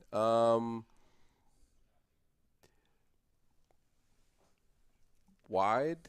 Yes, Romario was not able to catch up with that one. It was pretty close to him. Probably could have done much better with that. Odean is back into Romario. Driven straight back past the bowler. Scamper through for a single. Odean Smith had very clear plans coming into this game. He was just bouncing the players, bowling short pitch deliveries, inviting the batsman to take him on and hit him over mid-wicket on the onside, and success did come to him. However, the second over that he bowled, he was Sherfain Rutherford played beautifully, and now it's Hayden Walsh Jr., who has played not only for the West Indies team, but he's also played for the team in the United States, has represented 2 nations. Masters 127 for 9. We'll have to wait and see if they bat out the 20 overs, which is usually a good thing. If you finish the overs, you score more runs. But the wickets falling at an increasing regularity has prevented the Masters from not only scoring more runs, but they've been losing wickets with regularity, George. Yes, and just a few moments ago, I did point out to, I saw Hayden Walsh Jr. With his team, and I was saying hello to him, and he was saying I should say hello to his friends in New York, including his brother, who we hope is listening to the broadcast. And I'm sure the brother hopes that Hayden Walsh scores a few off his bat here, as he must be watching his brother play here at the Broward County Stadium on a rather cloudy afternoon. The morning was cloudy as well. The sun did peek through around 11:30 or so for a little bit, and then the hide and seek began between the clouds and the sun. But I'm sure the players are not minding this at all, because it gives a cooler temperature on the field. Yes, it is, and it's still in the 80s. It's 81 degrees. So even though it's a little bit overcast, it is still pretty nice out there for playing cricket. Romario Shepherd will be on strike to face the 17th over. Romario will have to take over charge, and this time he does, and he hoists over the onside. The ball races away to the fence, a thick outside edge, but then he was able to guide the ball well as well. So 4 more runs to Romario Shepherd as he moves on to 24. Mark Adair is the bowler. Yes, the Irish national again. Once again, we do have quite a few of the players from the Irish national team that's here playing in this tournament. Yep. Mark Adair, of course, from Northern Ireland, also has played for Warwickshire in the English county circuit. And this time he bowls and he just gets an edge onto that ball, and the ball goes to square leg as they amble across for a single. Yes, that was a clear plan by Mark to ensure that Romario Shepherd couldn't use his full strength. In other words, straighten his arms to use that power that he has, because in this last 3.4 overs, he certainly doesn't want him to use that strength that he has.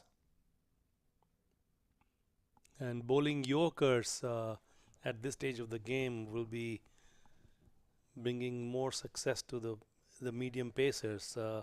Anything short outside the off stump, the batsman will try and put it away. And what the Masters require is to try and bat to the 20 overs if they can, and continue to get as many runs as they can, because 132 for 9 in an afternoon game may not be enough, perhaps, George. No, and I certainly don't think 132 will be enough. And if they could rotate the strike, pick up the singles, pick up the twos, with Romario Shepherd and his talent, they should be able to hoik a few over the boundary when the bowler does make a mistake, and we're pretty sure they will make one or two mistakes. So it's Markadeer into Romario Shepherd. And this time he hits it long, and it's gone for 6. Way over extra cover fence. A beautiful swing of the blade. Ball outside the off stump. And Adair bowls it outside the off stump and over pitched, and it goes for 6. That's exactly what we're talking about. Romario Shepherd does have this talent. Any ball that's in his arc, he's going to take full advantage of that powerful shoulders that he has, and he will make the most of it. Markadeer in again to Romario Shepherd. Full and straight, and Romario was trying to get a single to see if he could go to the next end, but I'm pretty sure he has enough confidence in Hayden Walsh Jr. to at least rotate the strike. Yeah, 139 for 9, George, and Hayden Walsh has faced 5 deliveries for his single, and Romario Shepherd, who has done the bulk of the scoring in the latter part of the innings. Both the batsmen getting a beverage and perhaps a word of instruction or two to try and keep on batting and get as much of a score as they can put on, because every single run really matters. The current run rate they've been getting at 8.2 and over, and 3 more overs left as the field is being set at the present time. The square leg fielder is sent all the way to the boundary. Roman Reis comes in, and he hits it towards the offside, and they get a single, and that will bring the score to 140 for 9. Yes, and it's as if the fielder was hoping that the batters would maybe run more than one, maybe keeping Hayden Walsh Jr. on strike. They'd much rather see the bowler facing Hayden Walsh Jr. as opposed to having to face Romario Shepherd, who is on 31 from 16.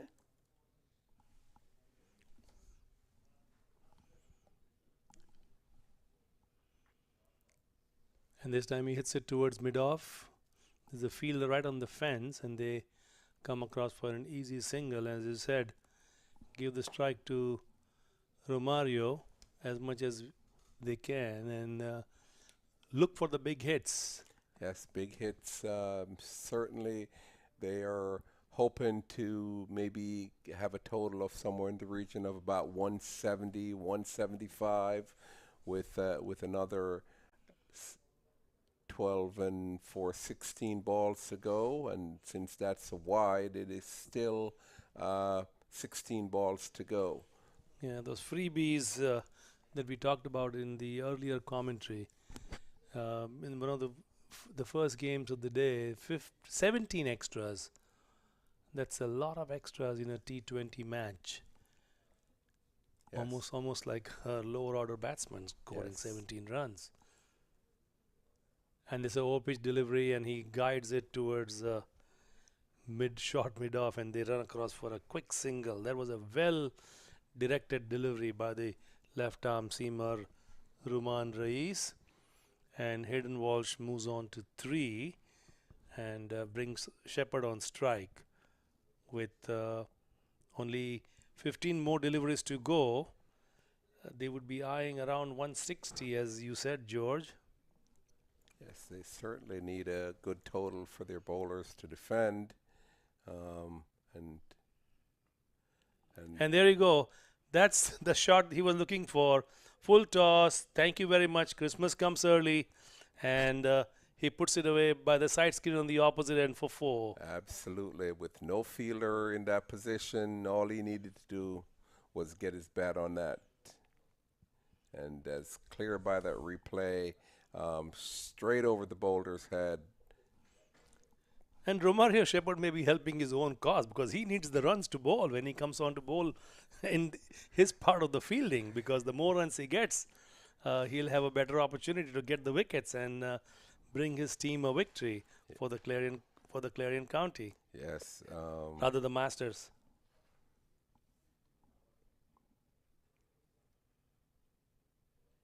Outside the off stump, he slashes, and he thought may have been a wide, but it wasn't.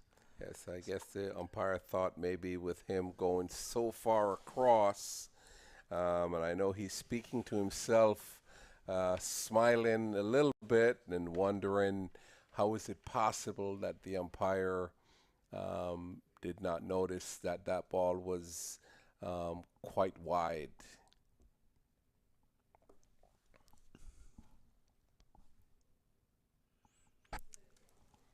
That was delicately played, guided towards squarish third man as they come across for a single, which marks the end of the over from Rais. That is the end of his third over. Shepherd is on 37, Walsh on 3, and the Masters 148 for 9. Yes, George? Romario was determined to ensure that he got his bat on that delivery so he could at least be facing this over. So it's somewhat of a respectable score. 18 overs, 148 for 9. They still have a chance with Romario still at the crease. They will still be hoping for at least another 12 to 15 runs, should give them something 160, 165. Now, this score certainly brings them an element of respectability, as this time Shepherd pushes in on the onside and they come across for a single. They have not, we have not seen a 6 in the last several balls. We've seen a boundary come off, but we haven't seen any big sixes come from either Walsh or Shepherd. But this partnership is certainly adding a lot of value. The last wicket fell when it was 119. Yes, the 30 partnership is certainly valuable for the last wicket.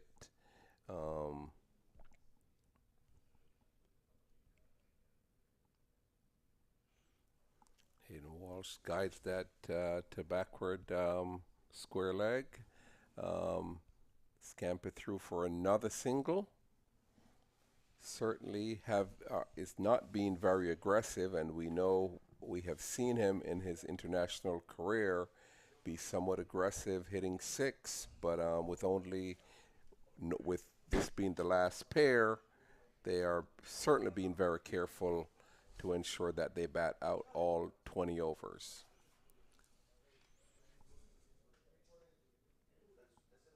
Yeah, when George and I came on for our commentary stint, we were wondering if our commentary stint that we are having for the first time is going to last the entire duration. Yes, and it certainly seems to be holding up. Yeah. maybe the players won't like us, George, and they want us to continue commentating. Yes, I must confess that that is a good thing. They're in, and once again, that was hit pretty hard out into the wide of extra cover, and Romario hit that pretty hard. Fielder running around, they were able to get 2 easy runs on that. Yeah, Mark Adair, the Irishman, bowling his last over. He's 6 bowlers have been used. Yannick Kara has finished his quota of 4 overs. We'll see who will bowl the last over after Mark Adair's 19th. Full toss, and he puts it in the deep mid-wicket area. There's no chance for a long, long 6. It's a maximum. So we just talked about that we haven't seen any 6s, George, and here we go. Yes, and Romario, if you give Romario that type of a delivery, he will certainly take full advantage, and he did take full advantage. So Romario is now on 46 from 24, and the score is now 158 for 9 from 18.5 overs. Yeah, one of the surprises for this particular bowling unit from Clarion County is that Gudakesh Moti only bowled 1 over in the entire innings, as this one is outside the off stump and he slashes it to deep point and the ball runs away for 4. And that is a well struck boundary, and Romario Shepherd has reached his 50 of 25 deliveries. Take a bow, Romario Shepherd. What a brilliant innings to bring your team back from the brink of disaster now to giving them an element of respectability with 162 for 9, George. Yes, and that's 14 came off that over. Romario certainly has upped the ante quite a little bit. The partnership is also 43, and Hayden Walsh has only contributed 4 from that entire partnership. So yes, Mark Adair was attempting to see if he could get by with that last ball, but was unable to do that. So the last over. Last over of the innings coming up, and Ruman Reis is the bowler who will bowl his 4th and final over. Gudakesh Moti has bowled 1 over. Odain Smith bowled 3 overs. Both Moti and Smith got a bit of stick. Gudakesh went for 20 runs of his 1 over, and Odain went for 42 of his 3 overs, which is why perhaps the skipper decided to give this to Ruman Reis for the final over of this first T20 match here. And this one is slashed deep third man and is running away for 4. Romario Shepherd collecting runs, and this was a well struck boundary, welcome boundary, and of course that now we have reached a score which is the team will look back and say we have a target, we have a total that we can defend. So Romario Shepherd moves on to 54 with that shot, and at 167 he with 4 deliveries to go, he certainly is expecting to add to that total also. And this time he slashes and misses. There's an appeal, a very strong appeal, in fact. Very strong appeal, and we're not sure what's going on. It's as if the umpire is not sure, but have decided to go and consult with the square leg. And the 2 umpires are talking to each other, and now says not out. You can see the replay here. The ball is deviating way to the right of the batsman, and based on that it is difficult for us to say because we don't have any other technology to add like a snickometer or anything like that to be able to be convinced one way or the other. Yes, right. We have to depend on the eyes and ears of the umpires, and of course umpire's call is the final call, which remains as Ruman Reis will continue to bowl his last 3 deliveries to end this innings. That was a mighty swing by Romero Shepherd. And this time he pushes it towards the long off. They take one, think about a second, but decide against it. But certainly from where they were, where they are now, the Masters ought to be happy. Yes, partnership of 49. And Hayden Walsh had sped through for that first run, and with 2 deliveries to go, they certainly are hoping to reach that 170 mark.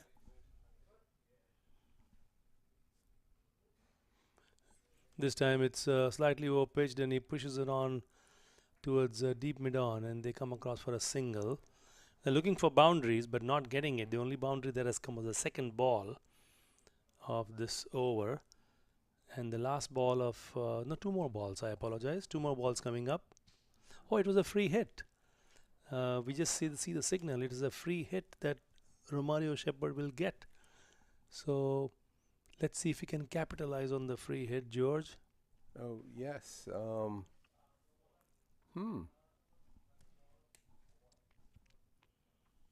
The umpires, yes, it's a free hit. So it is two deliveries to go.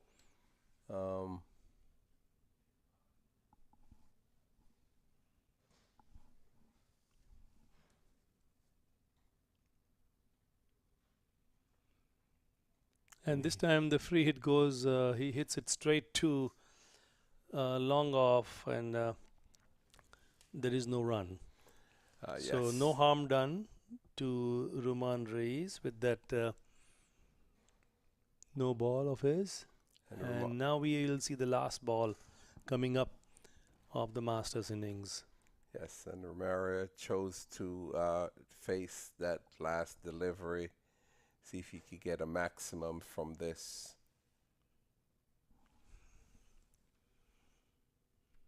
And he misses. And it was an appeal, actually, has been given out. So caught behind. So that is the end of the innings for the Masters. 170 all out for the Masters. Of the last ball, Ruman Reis is able to grit the wicket, as you see on the replay, and he's been given out. So 170 all out, the Masters. The Clarion County will have 171 to chase. Here's the scorecard. Stephen Taylor out for 6, Hamraj for 3, Nitish Kumar a well-constructed 27, Bramble 11, Rutherford 22, John Ross Campbell 22, Kevin Sinclair 3, Romario Shepherd a brilliant 55 of 30 deliveries, Benjamin for a duck, Jasdeep Singh 3, Hayden Walsh not out for 6.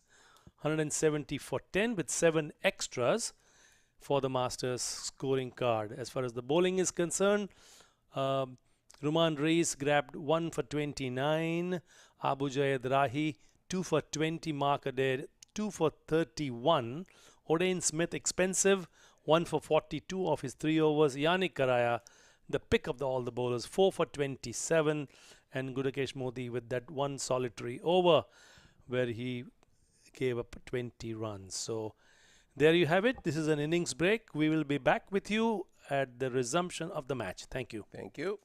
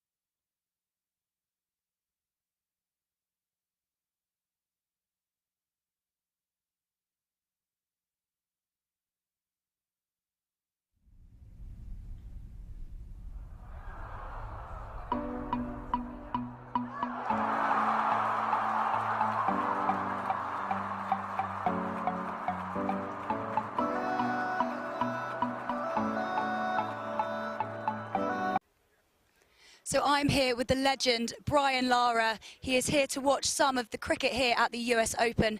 So Brian, what are you up to at the moment? What are you doing here in Florida? Actually, I just came from Bahamas. I was playing some golf and, you know, I mean, Miami is very close to Trinidad. So spending a week, I understand that through my travel agent, actually, that this cricket tournament is going on. So I felt that I just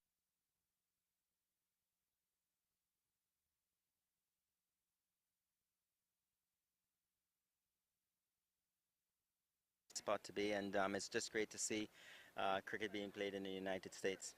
Of course, and lots of West Indian players playing today and throughout the week. Have you seen anyone who's impressed you so far? Not yet. I mean, I spent a little bit of time, I think it was Monday or Tuesday, but, you know, I'm here for a little bit. But as you said, there's a few West Indians here, and obviously a guy like Lyndall Simmons, who just came out of the World Cup, Ramdin, who I played with in the past. So I'm almost sure they have impressed the people who have come to watch. But for me, it's being a team sport. You know, it's always important to see the amount of cricket that's being played in the United States. I heard that there's a lot of leagues going around the country, culminating into the US Open here in Miami. So for me, it's not about the individual. It's growing the game in America, and I understand that it's in very good hands. So, you know, hopefully we'd see some outstanding cricket from the United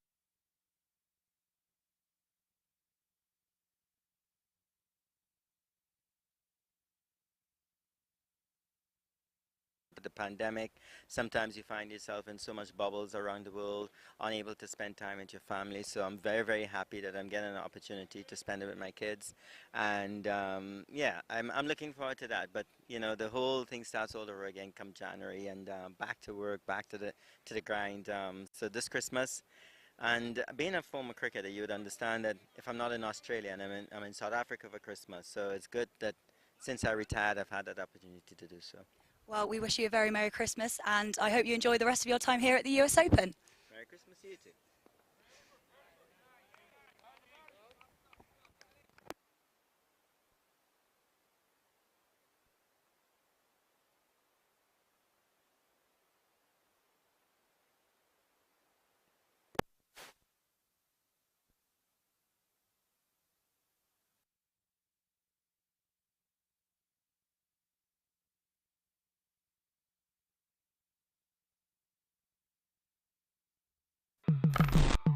I'll play, I know what it takes, how it feels to win. And I'll do it all till the sun goes down, and all to the night time.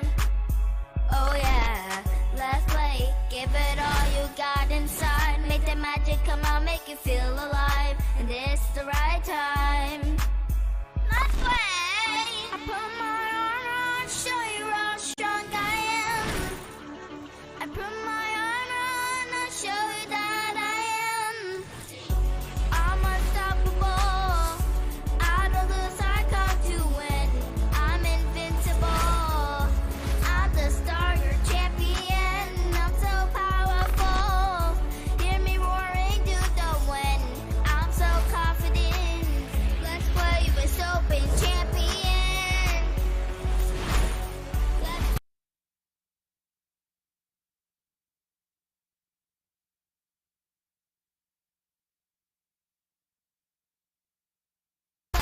brace yourself, this is where dreams are made.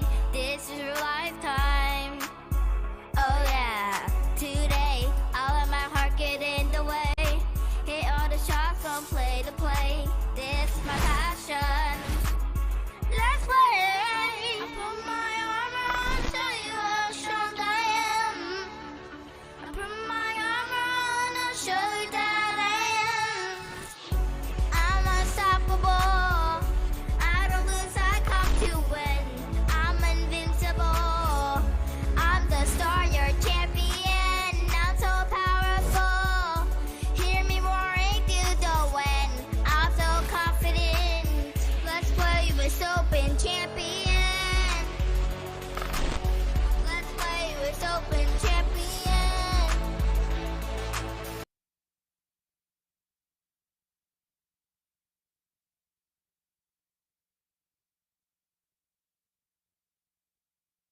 I'll show you that I am.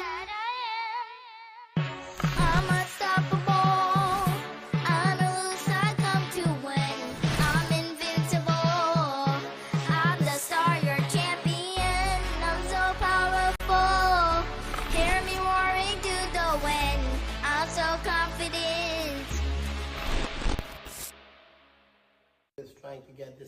North Carolina, the cricket stadium. We're going to have those similar matter with the Sharjah Stadium. We come to watch this thing, how the Sharjah Stadium goes. It's a huge facility, but we'll have the space. 72 acre we're building on the North Carolina. It's an I-95, is one of the stadium like Sharjah Stadium. So we bring the cricket, not just from there, and we bring all the vision from the Sharjah Stadium also to bring in USA. So make a scale of the USA cricket, one of the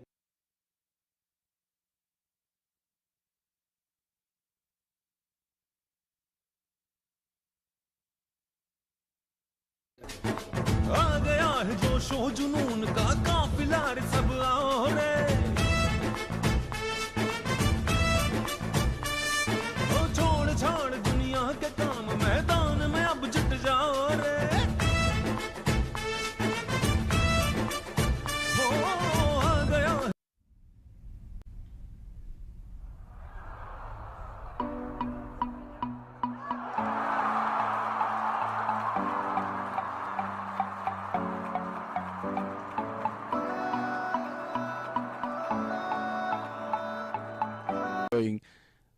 the broadcast. Here is Johnson flicked away. Beautiful shot there by Qureshi for 4. First delivery, it was as if he was batting there all night. All or none is what Zishan Qureshi is all about, and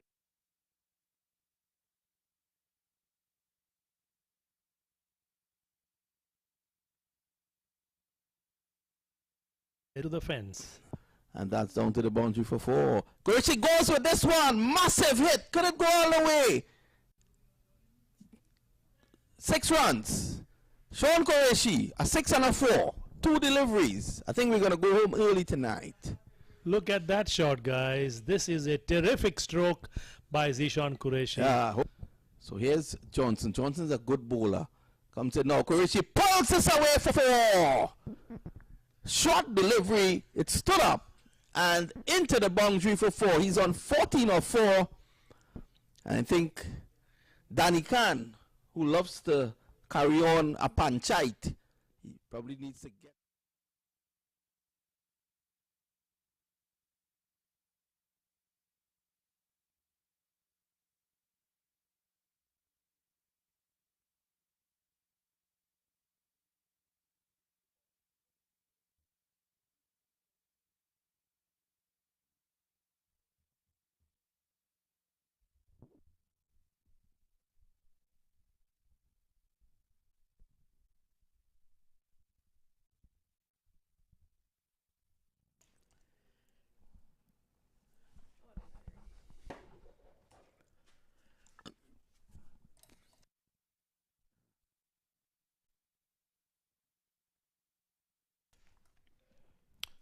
Well, welcome back. We are about to witness the run chase here between these two teams. Masters, they would have got up to 170. They worked their way up to 117. We can say thanks to Mario Shepard with a well-played 50. He was given out in the last delivery, caught behind by Shea Hope. So let's see if they can defend 117. They would have given away a match in Masters a few nights ago when they were defending 192. And they would have lost this match with 2 balls to spare. They would have made 194 and had 2 balls left in the kitty.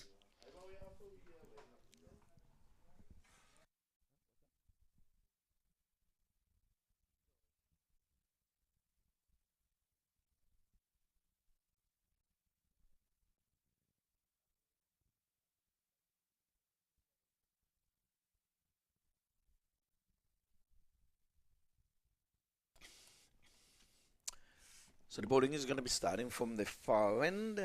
That's going to be, let's see if you can see it from here. Would it be Shepard? I'm not too certain. It's in the far distance.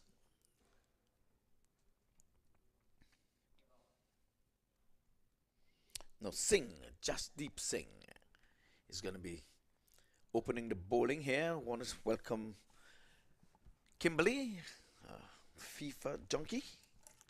Oh, hi, Ivor. So we have seen 170 runs on the board. We saw 169 this morning, Ivor. Yes, and I think the total which you can defend, plenty of wickets has gone this morning. Some 29 wickets would have fallen for today. But it's a good batting strip because runs has been plenty.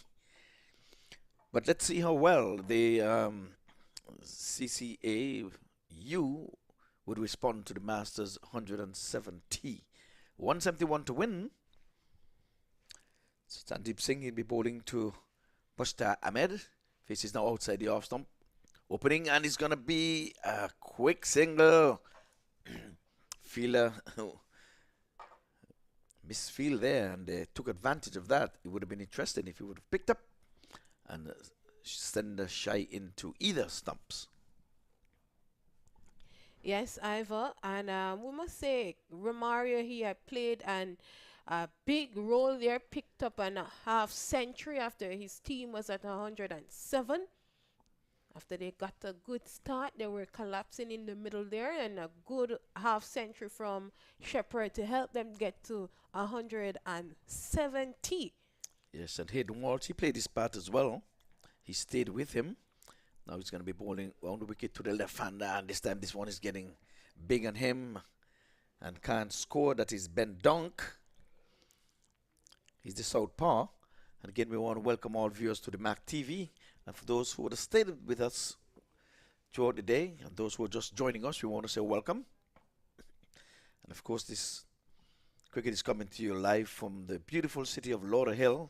It's stationed here in the Broward County. And again, we want to big up the park staff here and the park management for keeping this stadium in immaculate condition. This time he's going big. He's going. Did he get all of it? Yes, he did.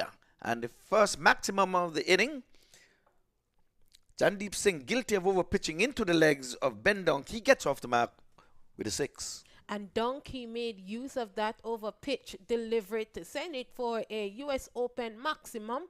Yeah, so the score moves up to 7. They're chasing a total of 171. Yes, that was a slam dunk. So the first maximum of the run chase.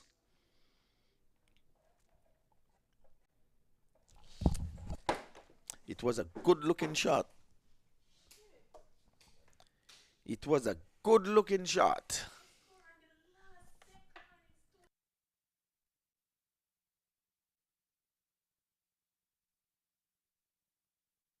So Jandeep Singh again.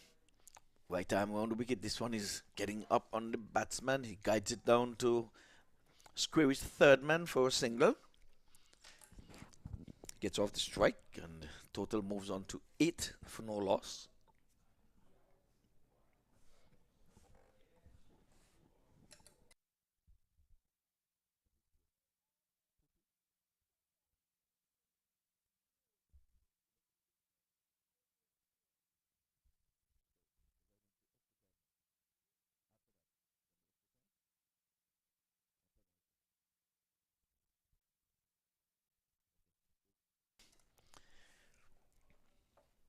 Jandeep Singh sporting the number 29 on his back. He's pulling this one and he's getting all of it down to the deep mid-wicket boundary for 4. For 6, I beg your pardon. My word, what a shot. Indeed, it was a wonderful shot. Gets on there quite well, and a massive 6 there to complete over number 1. Score moves on up to 14. Current run rate is going at 14. Record is 8.3. A partnership of 14 runs. Another 157 runs needed for victory. Oh, glorious. That was a beautiful shot. A good pickup, good bat speed. Everything was correct about that. I think we're going to be having spin from the other end, from the southern end. But 14 runs coming from that over. They've got to hold the reins, the Masters, if they need to keep CCAU in check. And again, this is day number 5. We still have another match after this one to complete the day's proceedings. There's 3 matches per day. This is match number 2, the second inning. And for those who are just joining us, again, we want to say welcome. Those who are listening or those who are watching as well, just spread the word that you can get on YouTube and go to MAQ TV and hit on the live, share the word. This podcast has been carried throughout the world. And if you're just waking up in some part of the world, let's go ahead and say good morning to you. We'll be here for day number 6 tomorrow. The weekend is on. It's Friday in our neck of the woods. And the sun is pretty much going down on us here. Let's see, the sun will be going down on either team here. Right arm over, slapping into the offside. Extra cover gets in the way. So Kevin Sinclair, the off spinner, he's bowling right arm round to the left-handed Ben Dunk, who struck a beautiful 6 in the. But this time he's going again, and he's going big. It's up and away, and he's gone for yet the US Open maximum. So they're scoring in 6s. Let's have a look. Yes.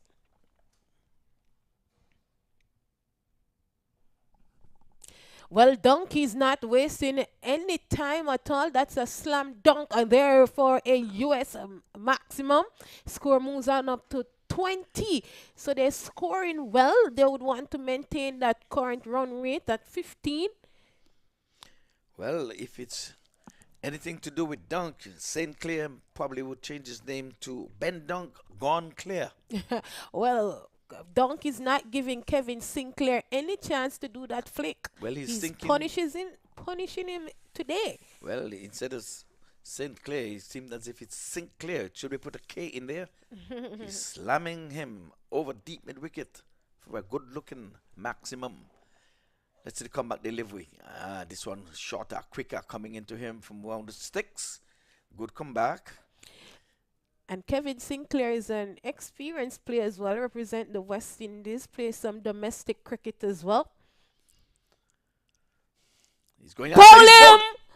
That one shackles the Storms. The first wicket has fallen. The score reads 20 for 1 in over number 2, chasing a total of 171 runs. So Dunk, he's seen his way back to the dressing room, and the man with the flick, Kevin Sinclair, celebrating. Let's have a look. Here's the replay. Swing and a miss. And you miss, I hit. So wicket number 1 is down, a partnership of some 20. Remember, they're trying to get to 171.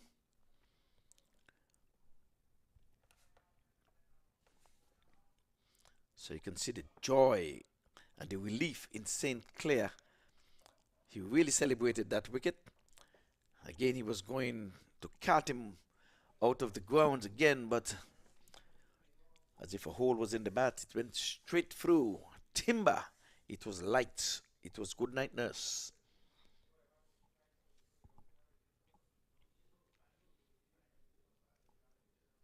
So we still have another 110 deliveries left. That's legal deliveries, that is.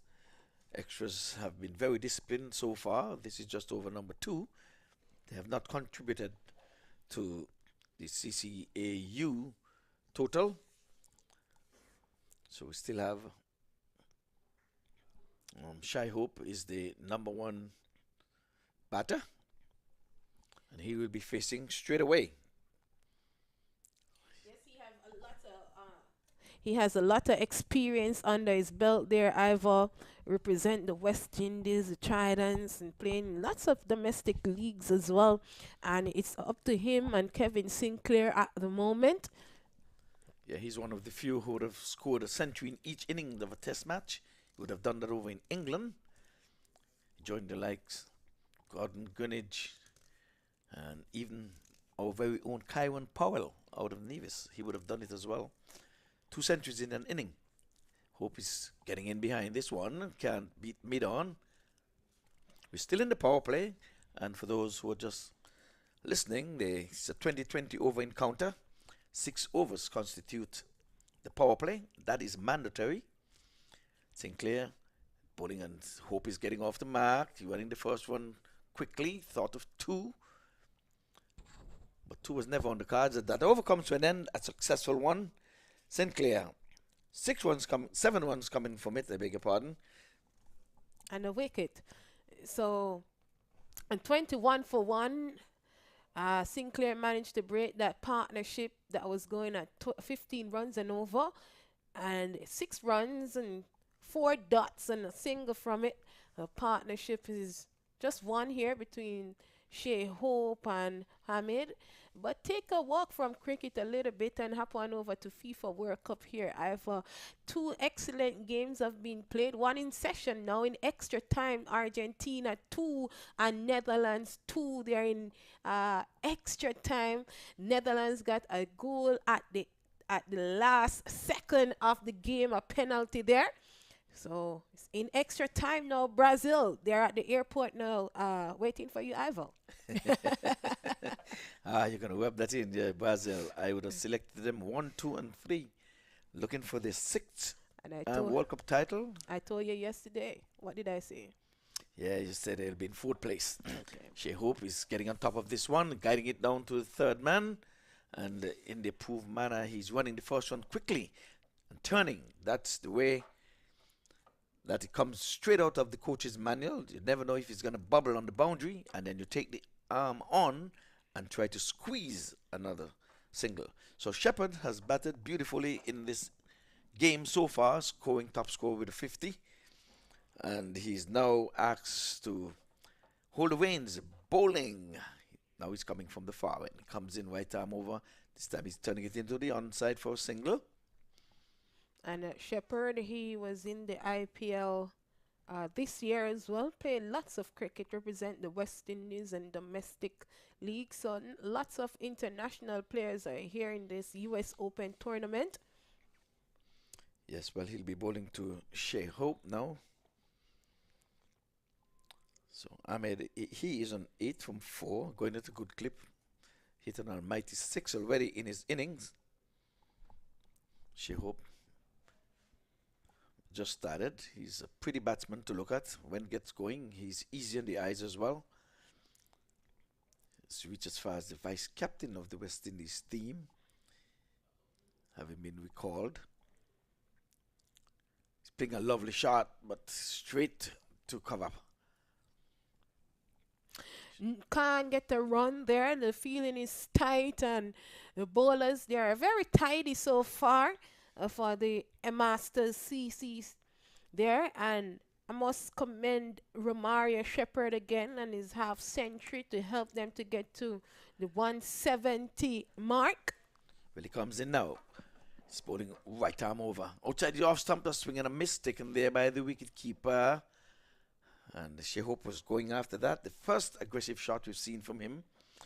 He saw this one, his eyes lit up. He was outside the off stump, ready to be hit, but swing and a miss. Yes, a 23 for 1. Romario Shepherd keeping things tight here. No extra in the in this inning so far. We have seen extras throughout the game. But the bowlers of Masters CC, they are keeping it really tidy. Well, here he comes now, sporting number 42 on his jersey, and he's slapping this one again. Straight to cover point, can't score. So Shea Hope showing signs of aggression again, not timing this time. A dot goes into the scorer's book. So quite a few dots already in this inning. 148 to win from 103 deliveries. Yep. And the run rate is on par. They're scoring at 8.1, and the record run rate is 8.6. Yes, they're going to need wickets in order to keep them under the 120. Comes in outside the off stump, and again he's playing it. This time he goes to the extra cover and can't score. End of the over. And at the end of that over, score is 23 for 1. Partnership of 3 runs. Current run rate is 7.7. Required run rate is 8.7. Another 148 runs needed from 102 deliveries. Wherever you are watching, we say good afternoon to you. You are tuned into maqtv.com. And if you're just joining us, we say welcome. Yes, indeed. We still have another game, and we're going to be on the lights for that game. That's for certain. We have seen quite a number of wickets fall today. So we have seen some 30 wickets. Oh, no, there'll be 29 now, I think. So 29 wickets have fallen in the day. Yes, that's a lot of wickets there, Ivor. Yes. So, well, Hemwedge has been summoned into the attack. On their last time up here, he would have only bowled 2 overs and for what, 2 for 14, and he was not given the ball again in that inning, and they went on to lose, having scored 192. But he comes in now left arm round. He's playing this one into the onside for a single. That's Mukhtar Ahmed. He goes on to 9 from 5. Shea Hope have sucked up a few deliveries. He's a slow starter, but he can always get even Steven in the run per balls. Outside the off stump, he's going high, he's going hard, and he's going far. That's 6 to Shea Hope. Just what the doctor ordered. Yes, that's a massive one there from Hope. Gets it quite well on the bat. Let's see here on the monitor. Yep, and he punishes that. Can't give him too much room. Can't be a destructive player. And that 6 takes the score to 30 for 1, chasing a total of 170. Just as I said, 8 from 8. I mean 171. Ooh, that was touch and go. So just as I said, Shea Hope with one stroke of the bat can just equal runs per ball. And here it is. He's an even par at a strike rate of 100. 9 from 9. That's 2020 cricket for you. I mean, he's doing much better. 9 from 5. This time he's going in the air. There's a man down there going to get in, but not on time. It's a good thing he didn't time it as sweetly as he liked. There was a man in the deep mid-wicket area, and batters always seem to get out. In the power play, when only 2 fielders are allowed outside of the 30-yard circle, and they always try to hit aerial in that direction. And that man is Aiden Walsh Jr. Very good fielder out in the deep. Throw his body anywhere on the field. A spectacular fielder. Yes, very athletic. And if he couldn't get there, no one on that field would have gotten in there. This time, he's coming into play again. They were thinking 2, but they're not going to chance it against Walsh. Any other fielder, they would have run 2 there. Yes. This guy is quick across the field. And this is what West Indies need sometimes. You need fielders. I remember World Cup 1975. Vivi Richards. All he was asked to do, well, all he did, not was asked to do, was to be a fielder. Remember getting 3 runouts in the Australian match against Australia? Running out the Chappell brothers, both of them, and Turner. Viv Richards, with his fielding, enabled West Indies to get the first World Cup in 1975. 4 overs completed, 33 runs on the board for a wicket, another 138 runs required from 96 delivers. The current run rate is 8.3. The required run rate is 8.6. So CCAU, they're on top of things there. They only lost a wicket already. And so Masters CC, they're looking to pick up another wicket. Batsman Shea Hope, they're batting pretty well. Hope he's on 10. He's on 10 from 7. So it's a good going from the CCAU team. Yes, well, Hemwedge went for 10 in his first over. And I don't think that's what the Masters would have really wanted. They have to get wickets in order to be victorious in this match. They've lost their first 2 matches. This time, this one is outside edging. That's good running because the ball was going straight to the third man up in the circle. And he waited. He didn't advance it. And here was Ahmed running, putting on the wheels and got there quick, fast, and in a hurry. So he'll be in strike. He's going at a good clip, 10 from 7. So Shea Hope keeping up with the 100 strike rate, 11 from 11. In comes Shepherd, the ball And now that's Singh, and this time he's playing it into the onside. A man getting onto it, takes the catch. Wicket number 2 goes down. And he was running from far there. Let's look at the replay here on the monitor. Flicks it in the air and he comes all the way from the boundary and managed to take it, put in a little bit of a dive. So the second wicket has fallen, 34 for 2 at the end on in over number 5. So Singh pick up a wicket there. Another 137 runs needed. So at the end of this over, which is number 5, we'll be having a change in the commentary box. Talking about the change, Doc will be joining me, and then at the end of this over, George will be taking over, and I'll say welcome to Doc. Good afternoon, Doc. How you doing?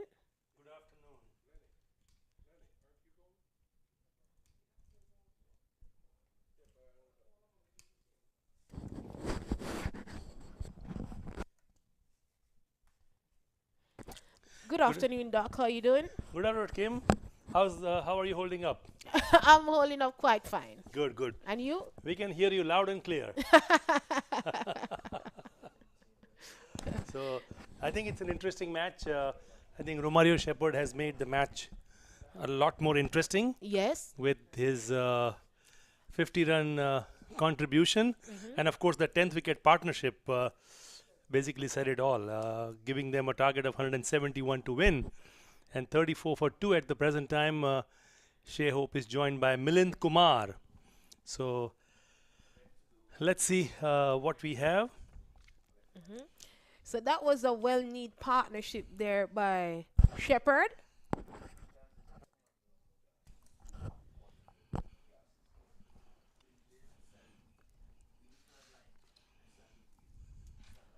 So Singh bowling a tidy over here.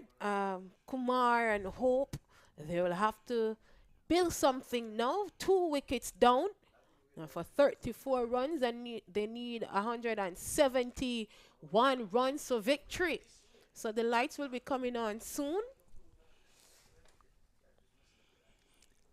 I was talking to the other commentators earlier on that the afternoon matches tend to have a higher scoring, but we'll see what happens today. But that is driven beautifully on the offside, between cover and extra cover. The ball races away to the fence for 4 runs. What a lovely shot for Milind Kumar to open his account with a boundary.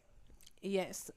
So that takes the score to 38. You mentioned about the late night games having a good total. Well, it's rather cool then, so they enjoy the coolness. Get runs on the board.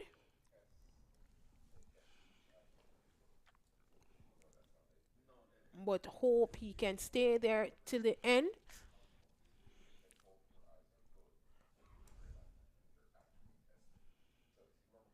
This time he pushes in the onside. I think about a single as a direct throw could have been in trouble for Shea Hope. The ball was put to mid-wicket and there was no real run, and it was properly, Milind Kumar properly stopped Shea right away, but Shea was like almost halfway down the track to get that single. But at this juncture, there was no need for that risk.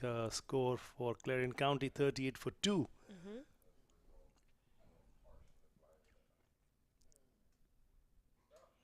Nice shot, but straight to the fielder. He wanted to lift it over mid-off. He thought he got it all, but mistimed it. Didn't have the power. Came in. For a moment, the batter thought that it was a good shot, but in the end, it was disastrous for the batsmen as they lose their 3rd wicket. But Kumar, he knew that it was going to be out. He nod his head and turn and walk away. So it's the end of over number 5. The score reads 38 for 3. So another 133 runs required from 90 deliveries. Current run rate is 7.6. Record run rate is 8.9, where we take a change in my chair for now.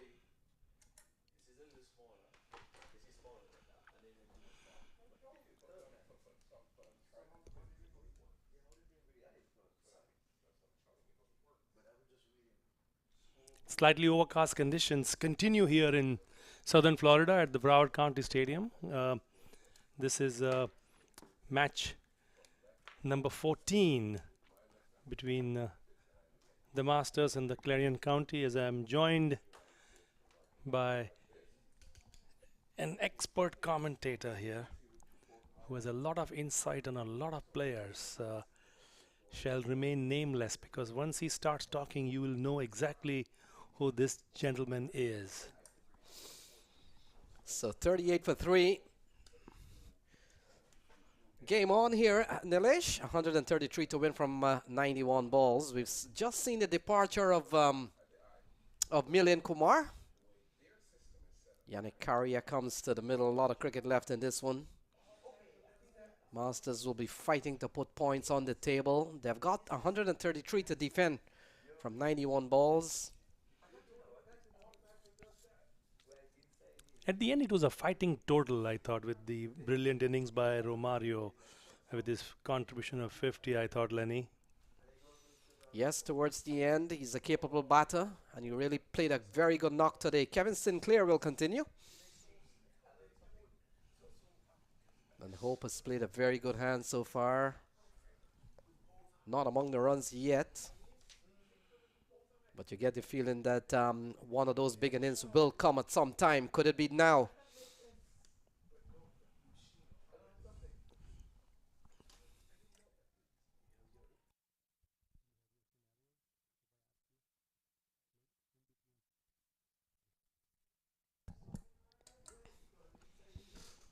So 39 to 3, the off spinner from Guyana will come into bowl to Yannick Carrier, new batter out in the middle. We've seen the departure of Mukhtar Ahmed. We've seen the departure of Ben Dunk. And not too long ago, that of Milian Kumar, Nilesh. Yeah, Ben Dunk was looking really good in that brief innings of his.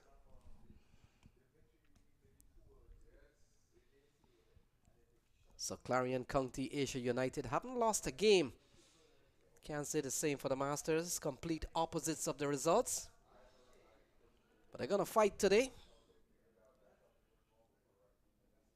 This was stroked into the offside. What a tumbling save here from Kevin Sinclair. Did you see the backflip earlier on?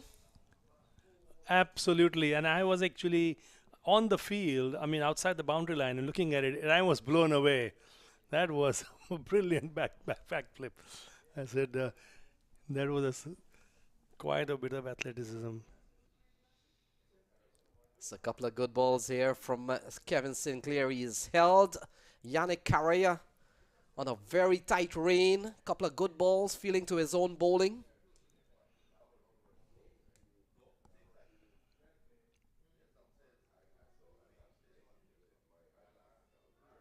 Yeah, quality stuff here from Kevin Sinclair. Yeah, tight line and keeping Yannick in check. We will talk about the scenarios in a moment. Up and over the offside. Is going to race away towards the cover boundary. And that's a very good looking shot from Yannick Carrier. Timed it well. And what impeccable placement from this man. Yes, he waited for the delivery. He was being tied down and he saw this one coming in. He actually moved away on the onside, made room for himself and put it away on the offside for a 4. That's a lovely shot. He breaks the shackle of a very tight over from Kevin Sinclair. Driven into the offside. Still a quality over from Sinclair. Comes to an end. 6 gone. It's 44 for 3. Yeah. So we were talking about the scenarios. If Clarion County win today, they are through to the playoffs, essentially. Well, Nilesh, what we have UMMC on 4 points. Clarion County, as you mentioned, came into this game with 4 already. We've got Stallions on 4. We've got Stallion X on 4. And Sampa Army is also on 4. So we've got 5 teams at the moment on 4. A win here for Clarion County will make them the first team to get a perfect record in their 3 games. So definitely, even at this stage, Clarion County Asia United is determine a playoff spot. The question is now it's about seeding. If they get up to 6 points, I'm pretty sure another team could do that. We'll have to wait and see where they're seeded, which is also important in terms of where the matchups are and the crossover happens. So much to play for. So Romario Shepherd will pick up the bowling from the far end. And still 127 to win here, Nilesh. Yeah, he only gave 2 runs in his first over, and combined with that brilliant batting display, if he can blend that with a good bowling performance, that would do a great service to his team at the Masters.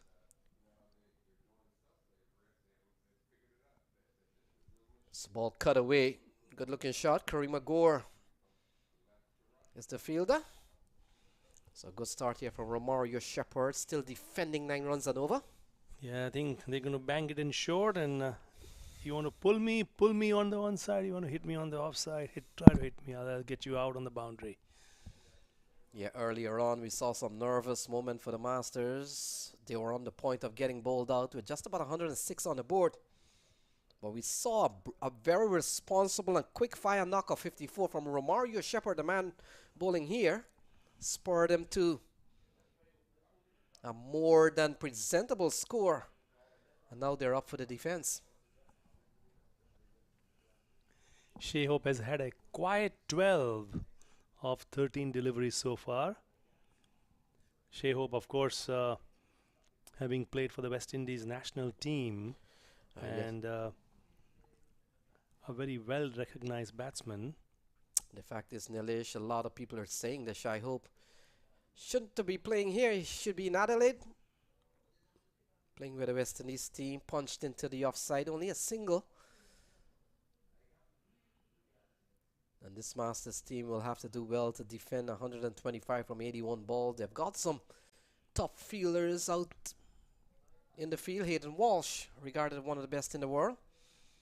Kevin Sinclair, he's a quick mover. Kareem Gore has just come in as one of the substitutes, and he's probably one of the better fielders on the US setup. So they only need some good bowling. The fielding is there. And they're defending 125 at the moment.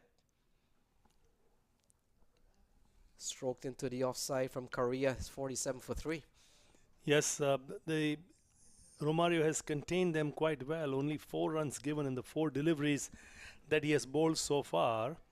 And Shai Hope at the present time content in moving the scoreboard, ticking along with 1s and 2s. The required run rate is 9.3, and the current run rate for them is at 7. So as long as they don't lose wickets, which is all important in this particular format. And this has been a very good over for Romario Shepherd. He's bowled 4 overs, 4 balls into this over so far. He's only conceded 3. That's another quality ball, shy at the stumps. But still, even if this ball goes for 6 here from Romario Shepherd, this has been a very good over, or this will be a very good over. Even if this ball probably goes to 6 and it's 10 runs. But look at the very latter stages of the over, it happened.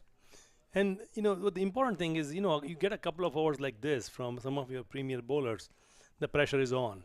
And they try to take on the bowler at the other end and then play some reckless strokes when lose wickets in the process. So building pressure like this from Romario Shepherd is so important. And if this can be complemented from the other end, it could be all the better for the team. So ball left alone, that will complete over number 7. And after 7 is 48 for 3. Yeah, I think it's an evenly poised game at the present time with Yannick Karaya and Shai Hope batting. It will be important for them to have a plan for the next few overs, because the required run rate is creeping up at 9.5 and over, and at the present time they are just around 7 and over. So one of the two will have to take on the bowling attack as we begin the 8th over from the commentators' end.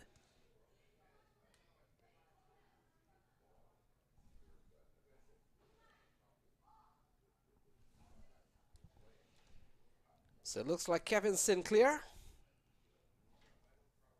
has been given another ball, 2 overs, no in, 1 for 13 so far. And will come into bowl to Shy Hope. Hope is on 14, 1 and 20 so far in this series. Pulled away by Hayden Walsh onto the ball. In fact, Jesse Singh gets there before, and 2 runs to Shy Hope. Yeah, there was a short delivery and he pulled it. He just didn't time it well enough. Went between the 2 fielders. And as you said, the fielding unit on the boundary line, Hayden Walsh is very quick, one of the best fielders on the US team.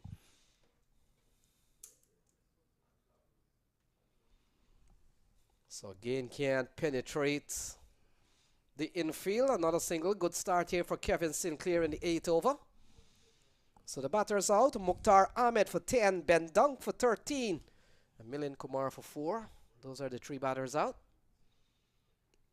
Still a long way to go. 120 from 76 balls. The last time Masters were defending runs, they were defending 192, a game that they lost.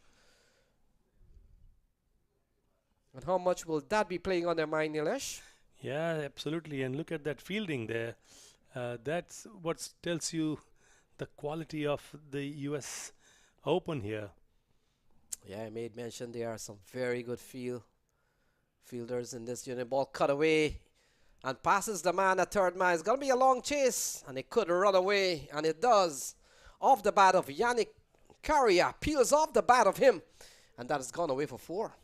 Yeah, that was nicely cut away and placed just to the right of the fielder and ran away to 4 as you watch the replay here. And there was a good attempt made, but the ball raced away to the fence. So 4 important runs trying to break the shackles here. 55 for 3. So ball works into the onside, looking for a couple of runs. It's not there. Fielder comes in quite quickly. And this over's gone for 8 so far. Probably a better one here for the Clarion County Asia United.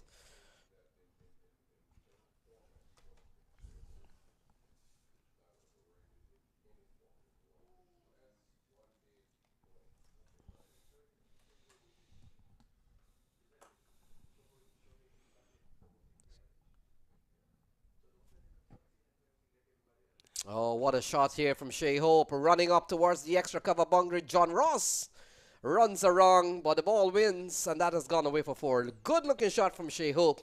Yes, showing his class here, Shea Hope. Inside out shot, going down on that right knee and lifting it over the extra cover fence for 4. Lovely stroke. Nice to see such good strokes from a good player like Shea Hope. As the score moves on to 60 for 3.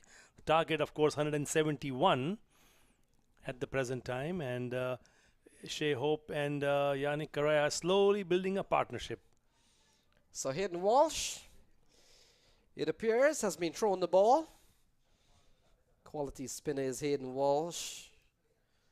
Would have represented the US at the international level and then played in the Caribbean, and the West Indies Cricket Board thought he was good enough to play for them at the international level, and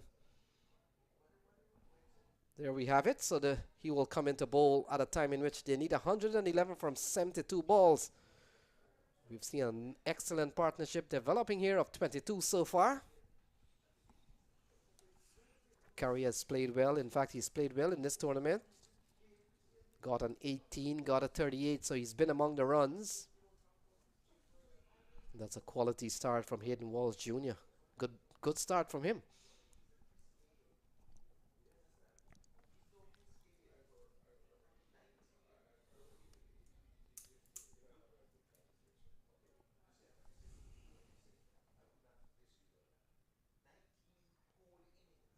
Not a quality delivery, a chancing the hand of Stephen Taylor in the end. Well run, cheeky single, but good communication between Hope and Carrier in the end, beating Stephen Taylor. Yeah, good call by each other, and a good quick run. And Stephen Taylor, of course, is a good fielder by by any standards, and score moves on to 61 for 3. So the next match coming up, Dallas All-Stars will take on UMMC, United Methodist Medical Center Knight Riders. What a name. Wow. Lot of alphabets. CCAU, UMMC. There should be a quiz at the end for all the commentators. So Dallas All-Stars will play next. Unmuk Chan and company. There is Karima Gore, one of the better ones. And he makes sure nothing gets past the infield. Good feeling here. Karima Gore, absolutely an excellent fielder. Yeah, this time he beats Karima Gore in the infield. No harm done. There's always protection out in the outer layer. Kevin Sinclair runs in. Only a single. This has been a very good over here from Hayden Walsh. He's only given up a couple of runs. I think at the present time, Lenny, they are just building the partnership. They want the momentum to go. They are waiting for all the sixes. Ball tugged into the onside. We'll only get one. This has been a quality over from Hayden Walsh Jr.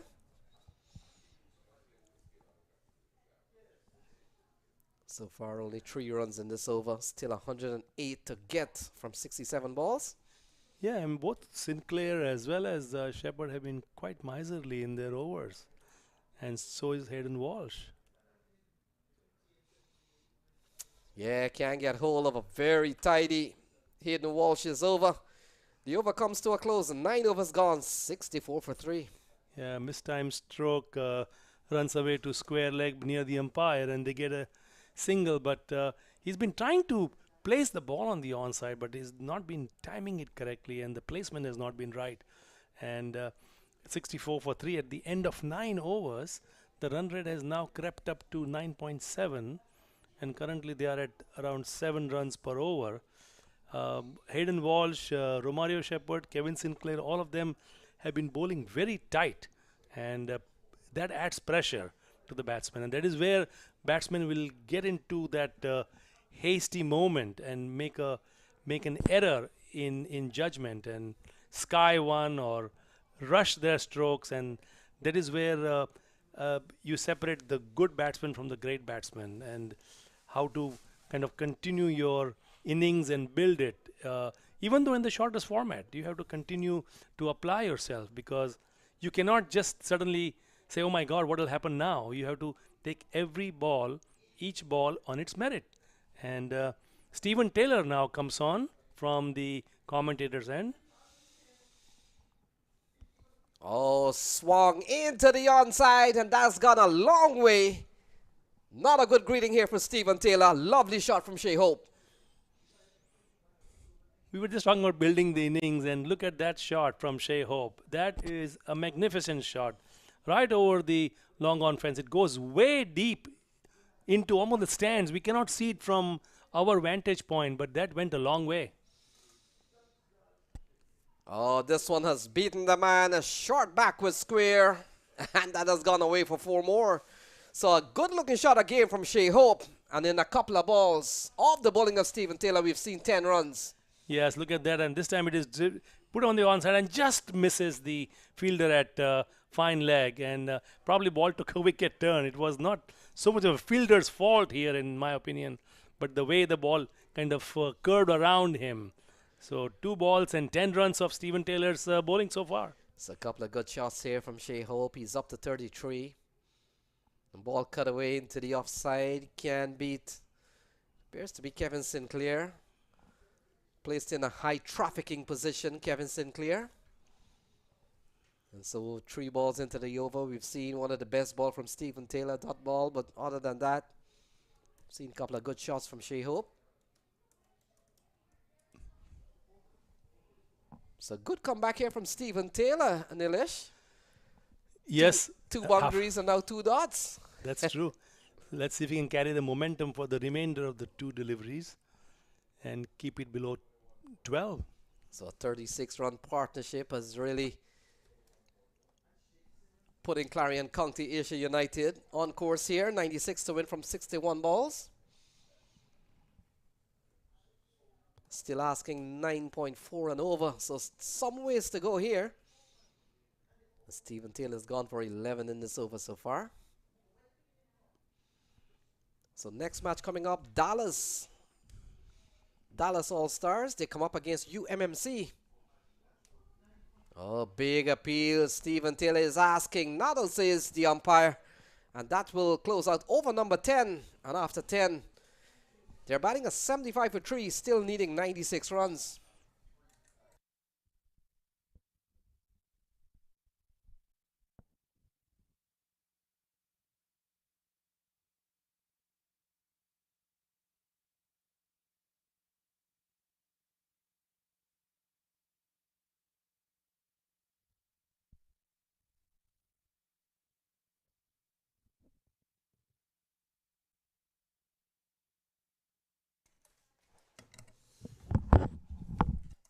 So at the end of 10 is 75 for 3 as we welcome Ivor Henry into the box. It's indeed good to be back, Lenny, and in the one chase, we're at the half mark. So here Walsh continues, ball cut into the offside, can't score. The chase is on, 96 to win from 59. Batter's game at this point. The inroads have to be started from now. There's only 3 down. They need another 7. That's the only way I think that the Masters will come up in the winning column. And Hope has batted impressively well. Look at that. Straight driven down the ground. And it beats Jesse Singh running from long off. And that split him in 2. That's a good looking shot from Shea Hope. That's gone away for 4. Yes, let's have a look.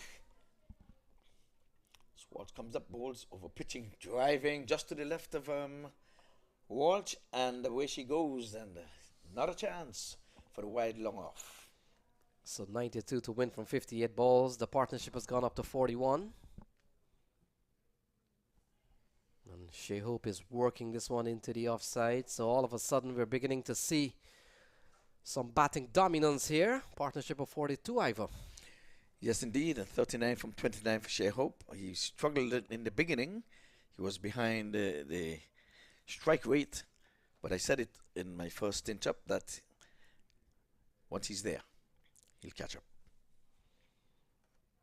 So we saw the previous over from Hayden Walsh, a quality over from him. In fact, the first over would have gone for 4 off his bowling. Now this one has gone for 5 in 4 balls. Yes, well, they're tightening the screws here on the Masters. Thought they did well to get up to 170. Is it enough?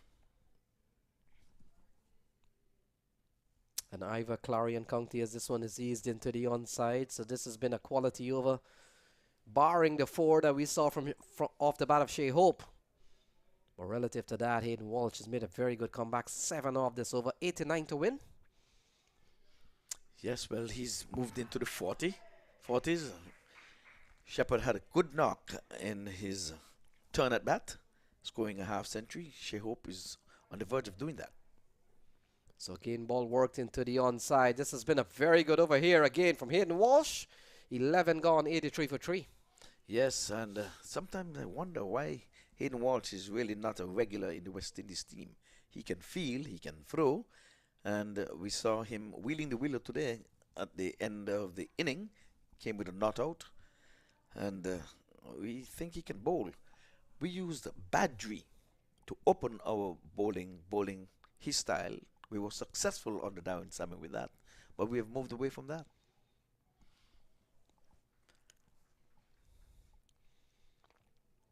So it looks to be a bowling change.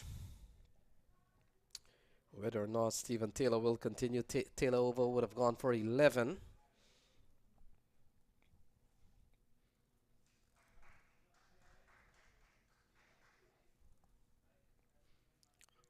Well, he decided to pull himself out. Captain Stephen Taylor was bowled at neck and crop when he opened the inning.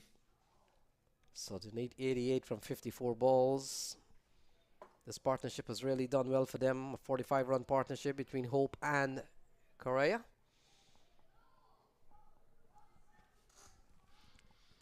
Yeah, well, the sun would have left us, and it's soon to be under lights, Lenny. We have another game coming up after this. Third and final game for today's play. Yeah, UMMC will take on Dallas All-Stars as Ben Mike comes into the attack. And Ben Mike forms quite a few of the English players who've made the trip this year to the 2022 US Open. Yes, it's international studded, this year's lineup. Learning very impressive. So Ben Mike will come into bowl to Korea. A 45-run partnership has put them within 88 runs from 54 balls. Still so much to play for in this game. Ball worked into the onside. Korea's running quickly as if he wants to. It's not there. And a good start here from Ben Mike. I agree with you. They thought too. It remained a thought. They were never tempted to run two there because the sweeper came in quickly. And they need to do that. Have the batsmen work for their runs. If they're going to go down fighting. This brings Shea Hope, who's on 40 from 30. He's going at a good clip. Target is still 171, 84 for 3.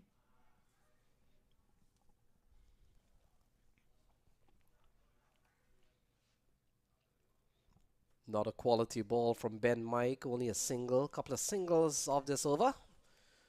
Not a bad start here from Ben Mike, and Ivor Ben Mike joins over a dozen English players who have made the trip this year. We've seen the likes of Dan Lawrence, John Simpson, Josh Cobb, Danny Lamb, Darren Stevens, Adam Rossington.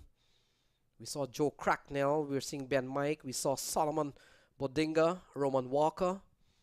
And of course, we've seen Liam Plunkett in this series, all from England. Ball pulled straight down the ground towards the wideish mid-on area. And that has gone away for 4. So probably one of the loose ball in this over. Hammered down the ground from Yannick Carrier. And that has gone away for 4. Yes, let's have a look. He was tugged from outside the off stump into the vacant mid-on. Well, mid-on was there, but it was wide. And he picked a good spot. And the mid-on didn't even bother to give chase. Why not have the mid-on back on the boundary out of the 30-yard circle? I think that was a mistake. So 82 to win from 51. Still asking 9.6. And Ben Mike has given up 6 so far. Runs into ball to Yannick Carrier. Gets a full ball. In the end, a well-taken single from Carrier and Shai Hope. Good running. Yes, good running. Good running. Was miscued, mistimed. And it would have been interesting if that ball would have cannoned into the stump from the attempted run-out. But in the end, all is well. It ended well.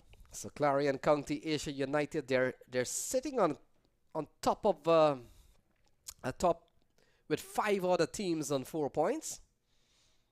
If they win this encounter here, they'll be the first team to get up to 6 points. There are more games tomorrow. Oh, ball him. So that's the end of Hope. Clean ball off a very good delivery from Ben Mike, looking to pull through the onside. Maybe too much in front, not too short. And that's the end of Shea Hope. Yeah, let's have a look. It's not a shot. Played right across it. Probably came off his thigh as well. But that's the end of Hope. Gone for a well-played 41. And that's what tying down the run rate can do for you. He kept quiet. Hayden Walsh came back, having been struck for 4 down the ground. He came back with just singles, and Shea Hope was kept quiet in his last scoring strokes. And I think he felt, well, it's time to get the wheels turning. I've been here for quite a few. And in so doing, played right across and have lights, camera, action. It's good night, nurse. Yeah, good strike from Ben Mike. Maybe maybe too full to try to pull through the onside, Ivor. And now Jonathan Fu comes to the middle, 81 to win. Yes, the big man, Fu, out of Jamaica.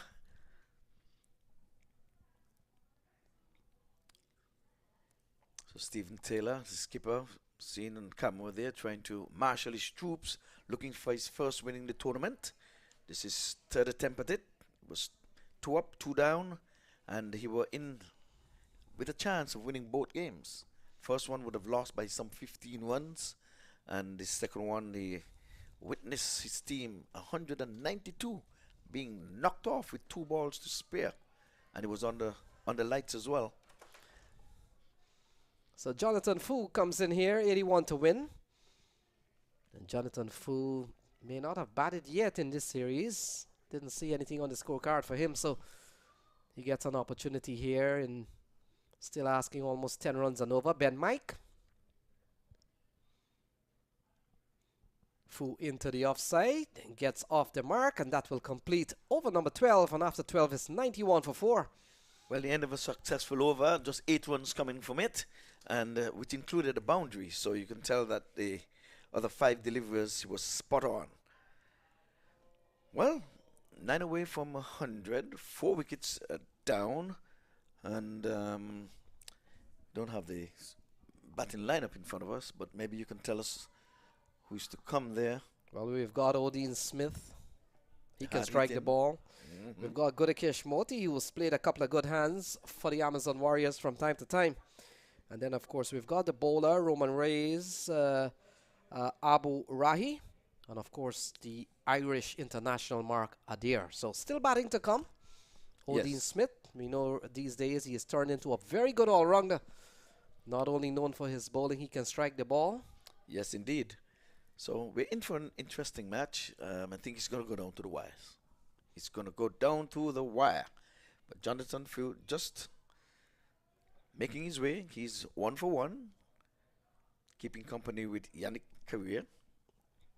So Jesse Singh will run into bowl to Jonathan Fu. 8 needed. And Fu steers this one into the offside. A diving Hayden Walsh can't prevent a single. And Iva was making the point with Nilesh.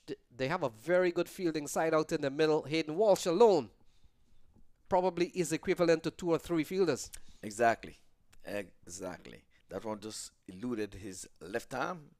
He would have probably got some fingertips to it and knocked it down. We know Kevin Sinclair, he's very quick. We also know Karima Gore, regarded as one of the better fielders with the US team. And so nothing wrong with this fielding unit. The bowlers will have to come up with a plan to defend 79 for 47 balls. Yannick Carrier, he's played well. He's up to 22. And Jonathan Fu and the others to come will have to give a very good showing here tonight. Guided into the offside. Easy single. Goes up to Sharfin Rutherford. And the equation comes to 78 to win. Yes, indeed. Well, Singh in his third over, he's keeping things relatively quiet. Just 20 runs, and he has 2 wickets, so his tails will be up at this time. Really bending his back for the Masters, trying to get them to their first win. And CCAU is trying to starve them of a win in this tournament. So far, even Steven, maybe, just 4 wickets down.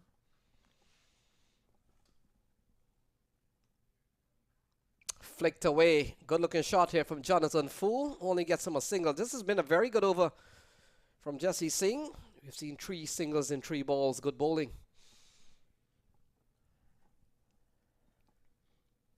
Yes, indeed. And like I said, the sun would have really gone left us. But it's still good light. They call this bright sun in England. So we haven't seen the lights on, but I'm pretty sure that that will come on sooner or later. Yannick Carrier's batted extremely well. He's up on 23 from 21, as you can see there. Jesse Singh has a bowler tidy over so far. Halfway through the 13th over, he's only gone for 3. Runs into bowl to Korea. And a ball that slides down the leg side, called a wide from umpire Jermaine Lindo, who is celebrating a birthday today. So happy birthday again to Jermaine Lindo. Yes, happy birthday to him. He's putting some shades on the back of his hat, perhaps belonging to one of the fielders. But we have Test cricket is happening between West Indies and England England and Pakistan, West Indies and Australia. England were knocked over for 281. So another quality delivery, only a single. Jesse Singh has been on the ball in this over. At the time in which Clarion County Asia United still requiring over 10 runs and over, Jesse Singh has come up with a very cheap over here. Only 5 in the over so far in 4 balls. Very good. Just what the Masters ordered. I don't think he's a slave, but the Master would have ordered just that. Keep it tight, Jesse Singh. Keep on singing. Perhaps he could be singing happy birthday to the umpire. Just this thing. So Jonathan Fu comes into strike. And Fu gets the ball, turns it into the onside, running quickly as if he wants to. John Ross challenges the batters, but in the end, good running here from Yannick Carrier and Jonathan Fu. They pick up 2. It's 98 on the board. Yes, indeed. That's good running. Putting pressure on the fielder. And the baseball throwers would have been throwing from the knees right over that base. But in cricket, I don't think they practice that much. He was on his haunches there trying to effect a run out. But it was a weak throw in. And they must have known that he can't throw from the knees or from the buttocks. So they decide, we're going to take the arm on about maybe 50 meters away. So Jesse Singh tidy over, 7 runs off this over so far. Will come in for the final ball. And we've seen a couple of adjustments in the field, and those adjustments has placed a defensive position towards the deep areas. And I think that's the bluff. Yes. Set on onside field and you bowl off. Yes. So Jesse Singh finishes up another over. 13 gone, it's 98 for 4. Yes, indeed, and like I said, they're going to be in need of wickets too, but they're holding the reins. They're not giving up boundaries. 74 to get from 42 deliveries. I think Hayden Walsh might be continuing from the southern end, and they're asking for wickets. I'll continue with Australia. Imagine with England. England would have scored over 500 runs from 75 overs on the first day of the first test match. And today, they were being knocked over for only 281. Cricket can be so unkind. Pakistan, in the meantime, is 107 for 2. The last, ball they had You're coming 22 through. runs. You're coming through. So we had 2 runs, was 1 short.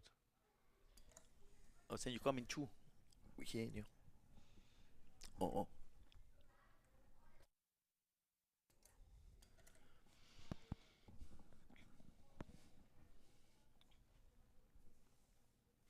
So he knows what it is. He's going to be continuing. He'll be bowling to, and this time he's playing it into the offside. A bit of a leading edge there. There's the extra cover. So swooping in. So 74 to win. And Walsh has bowled well so far. None for 12. And this is his 3rd over. And Carrier very watchful, even at the point in which Ivor Henry, they still need 11 runs and over, but that's how tidy Hayden Walsh bowls. Yes, indeed. He's giving it his all. I can say, I can't fault the Master, even though they would have only got to 170. They're really putting on a display here to say you should be able to defend whatever you would have made. If you lose, go down fighting.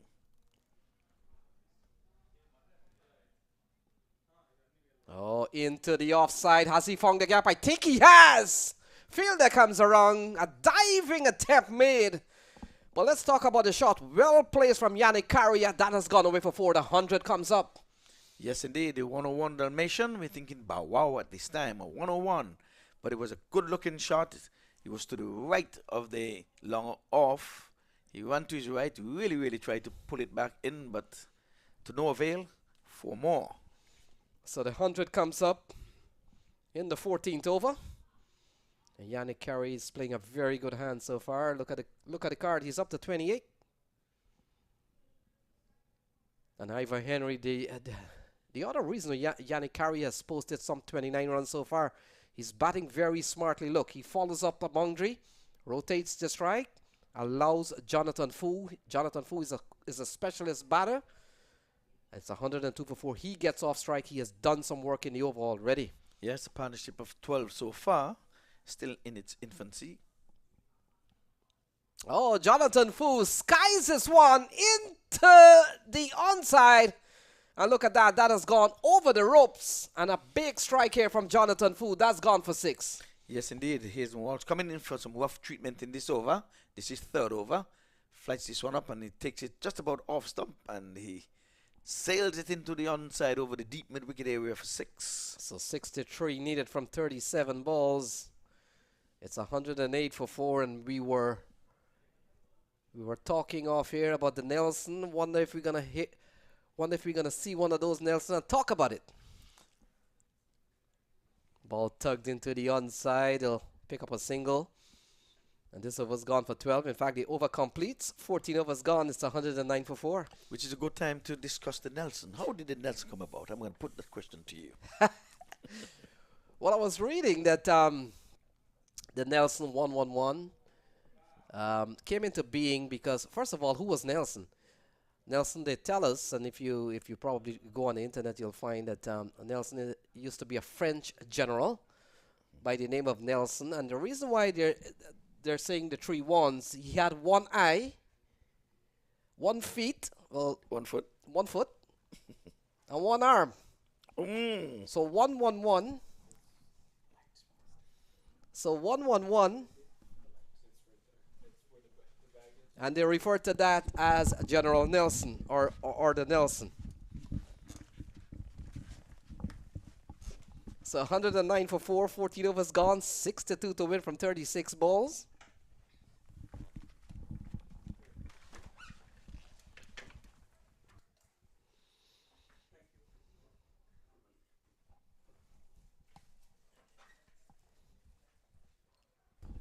Yeah, sorry, but you got interrupted.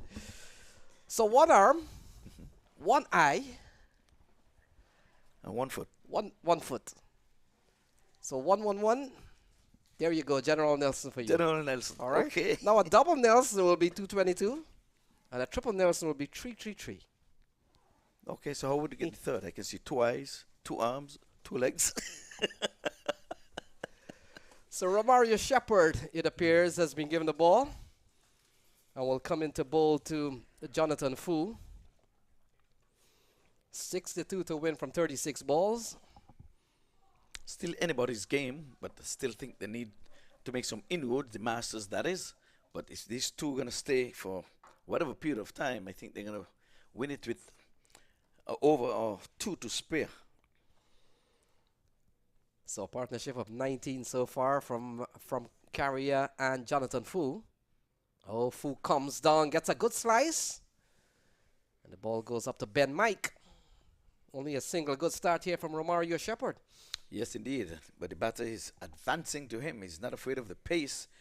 He's trying to get to the pitch of it. He says, Jonathan Fu, a big man.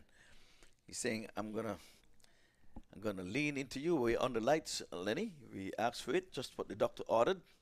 And we saw Romario Shepherd earlier on, got a very good knock. In fact, would have bailed them out of trouble. And if the Masters go on to win this game, I am voting for player of the match, Romario Shepherd. Yes, indeed. Hands down. He got a quick fire 54, may have really spurred them. And now he comes down to very tidy bowling. This one is a ball nudged into the square. And brings the equation down to 60 from 34. Yes, again, here comes the Nelson. There's your man. I'll stand on 1 foot. There's the Lenny Nelson. 1 eye, 1 arm, and 1 foot. That's the story of the Nelson. And that is why they have always... There's another number in cricket, Ivor. They say it's an unlucky number, the number 13. Yes, how did that come about? You'll tell us after this delivery. The 13 number, and then of course if you in Australia, 87. Oh, what a fielding there from Hayden Walsh Jr. We'll have to pick that one up. That one had 4 written all over that one. But of course, I think we need to see that again. They're applauding him because, do you believe it or not? I was looking on the boundary ropes.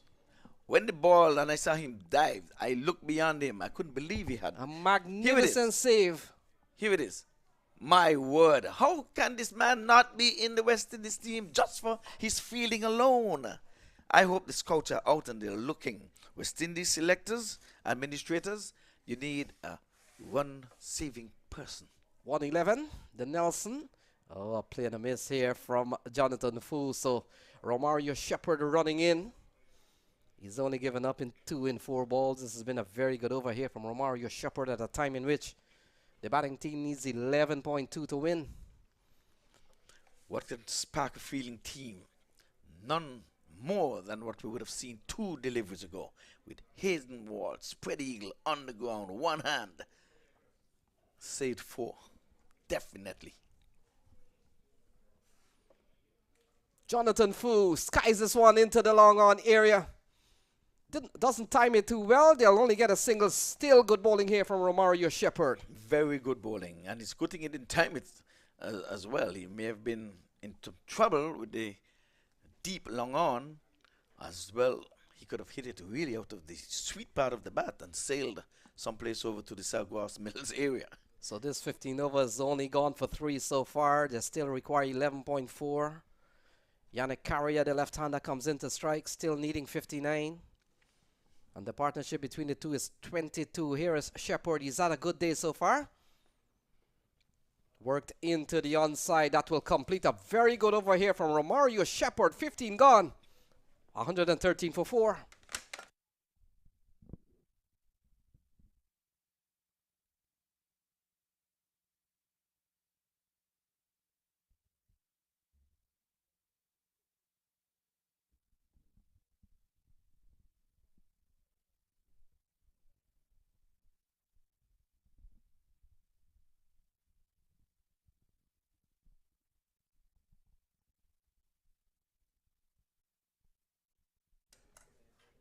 And so we do have a change in commentary, George and Kim. And we just noticed that Romario Shepherd, he's bowled 3 overs for 10 runs. And for those who has been following this commentary, you may recall Romario in his last game, he was hammered. And so Romario have decided that he has to prove that he's a caliber player, and therefore he's come back really, really strong in this game with not only his batting, but with his bowling. Indeed, I totally agree with you, George. Haven't got no wicketers yet, but he's bowling a pretty decent spell so far. 3 overs, so only 10 runs. Another 58 runs now required from 30 deliveries. The record run rate is 11.6. They are currently going at 7.5. And they certainly need 11.6, which is the required run rate. So they have 113 for 4. And we have Benjamin Mike, who is streaming in. And, well, it's going to be even worse. Another one has bite the dust. 113 for 5 now, and they're celebrating. That was a nice delivery there from Mike. Flicks it out into the deep. Beautifully taken there, George. If you look at the monitor here. So another one had bite the dust. 113 for 5 in over number 16. Yes, and this first delivery. It may have been somewhat of a wayward ball, but the batter didn't make the most of it. Not at all. And the field was well set. They were hunting for the 5th wicket, and definitely they pick it up. And I must say, George, that Argentina, they have won in the penalty shootout against the Netherlands, a 4-3. That was an excited game. So Argentina, they are through to the semifinals, and they will definitely go up against Croatia. Yes. I must confess, I'm not much of a soccer fan. I mean, I unless it's the U.S. that's playing, and then, I'm all in. Okay. All right, so it's 5:14 here at the Brownwood County Stadium here in the city of Lauderhill. We have another game comes up next, but another 58 runs here required from the CCAU. But the Masters CC, they're bowling well, just one extra in the innings so far here, George. I must commend the bowlers. They're bowling pretty well, and the fielders, they're taking their catches, they're feeling well, and it's a good cricket overall from the Masters. Yes, but one of their better batters, Mr. Odin Smith, is yet to come. Well, he's at the Cree. Well, and they will have certainly hope that, I mean, he will be able to stamp his brand on this game and take him over the line. And so Mike is into Odin, and let's see how he treats him. And Odin puts his head down and drives that straight to the long off and go through for a single. Well, Odin, he have played a lot of cricket, domestic league, and for the West Indies, he played in the IPL. He saved a lot of teams most time with his batting at the tail end or down in the middle order there to get them to good total or help them to win the game. But now the CCAU, they will depend on him a lot tonight here for him to get another 57 runs with Fu, and so it's yet for us to see what will happen. So Mike into Fu, and they're certainly decided that they'll simply make sure they rotate the strike, take whatever it is given to them, whether it's singles, and then they just bide their time, so to speak, until Smith could, straighten his arms out, so to speak. Well, 15.3 overs been bowled. They normally say it's a happy hour where batsmen try to find runs, but the field is well spread for the man Odin. Yes, and they're running for everything. Odin has decided that if he can't get sixes or fours, he will take singles. Yeah. And so that's what the batting team have decided to do. Yes, the lights are on now here, George. 3 runs so far and a wicket from this over. 116 for 5. 5 wickets to go. Another 55 runs needed from 26 delivers. Odin had to get out of the way. That was sharply hit by Jonathan Fu. And it is clear he does have some strength. Yes. So if the ball is in his arc, he will be going after it too, just like Odin Smith. Well, that would have released a little bit of pressure from Odin, not depending on him alone to try and go over the top. So Fu is really playing an integral role here right now. Yes. So it's Benjamin Mike into Odin. And Odin is very watchful. I think he has decided that he will not do anything rash in this game, not for these last 4 overs at least. Yeah. He's going to take whatever it is they give to him, and any mistakes they make, he thinks he will pounce on it. So 16 overs completed, 117 runs for 5. 54 is record now from 24 delivers. 13.5 is the record run rate. They're currently going at 7.3. 2 extras in the game so far. Commend the bowlers for bowling pretty well. The bowling really good. The captain must be pleased with the bowlers, and the fielders must be commended as well. They take their catches, they feel well. They have done everything well so far. Yes, and it's Romero Shepherd again. And this time, though, dropped.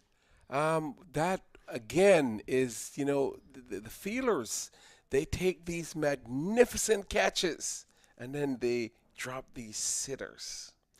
Well, I just commend the fielders about taking catches. They put down that one. There no need for anything spectacular because he got to it right on time. Just couldn't hold on to it. I don't know if it's the lights is a bother to him. I'll ask him later on. Yes. And once again, this time, however, no doubt about it. Jonathan Fu skied that one over to wide, long on, and the fielder made no mistake about it. He was not about to give that up, and he takes an easy catch. So I'm sure Romario will be very happy with that. Yes, they all ran and congratulate the fielder because now they're in a good position of strength for at least maybe winning this game. Yep. Romero is certainly bowling, very well compared to his last outing. Okay, so he have picked up a wicket now for 12 runs in his final over. Fu has been ushered back to the dressing room. We know that the incoming batsman, he will definitely be on strike. Only 2 runs from the over. 52 runs required from 22 deliveries now. Smith, he's still there, and with him being there will give the CCAU some hopes of getting another 52 runs. And Mark Adair, he's the new batsman. And he's an Irish national player, and he's pretty good. He could bat. So he will also feel, sure the batting team will also feel as if they have a real good opportunity of chasing down the score with Mark Adair and Odin Smith at the crease. Yep, so Shepherd, a very experienced bowler, bowled pretty good just now, the one that the man in the deep put down, and then he come back and the man at whitish long on take the catch. So here comes Romario again into the new batsman.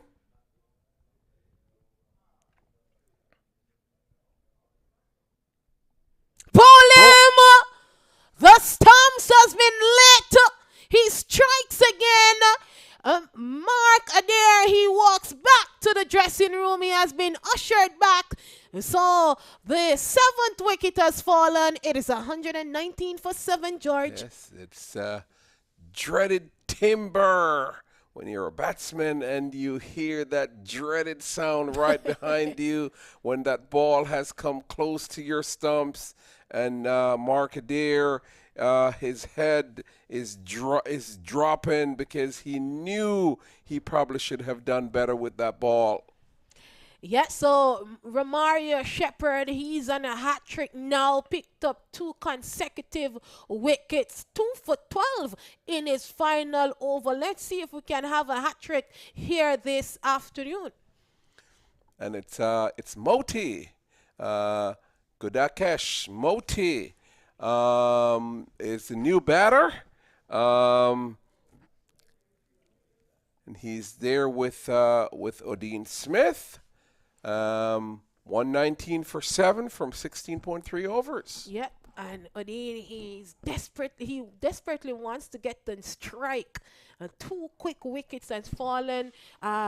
Shepherd, he's on strike. He bowled pretty. That delivery was bowled pretty well. Stick closely to Mark, and it was up on Mark. Couldn't get to make any shot there, and it just flicked the bills and send him back to the dressing room for a duck. 7 wickets down, 119 runs on the board, trying to get 171 runs here, George. Okay, and Moti was able to navigate that down to the short square leg for a single.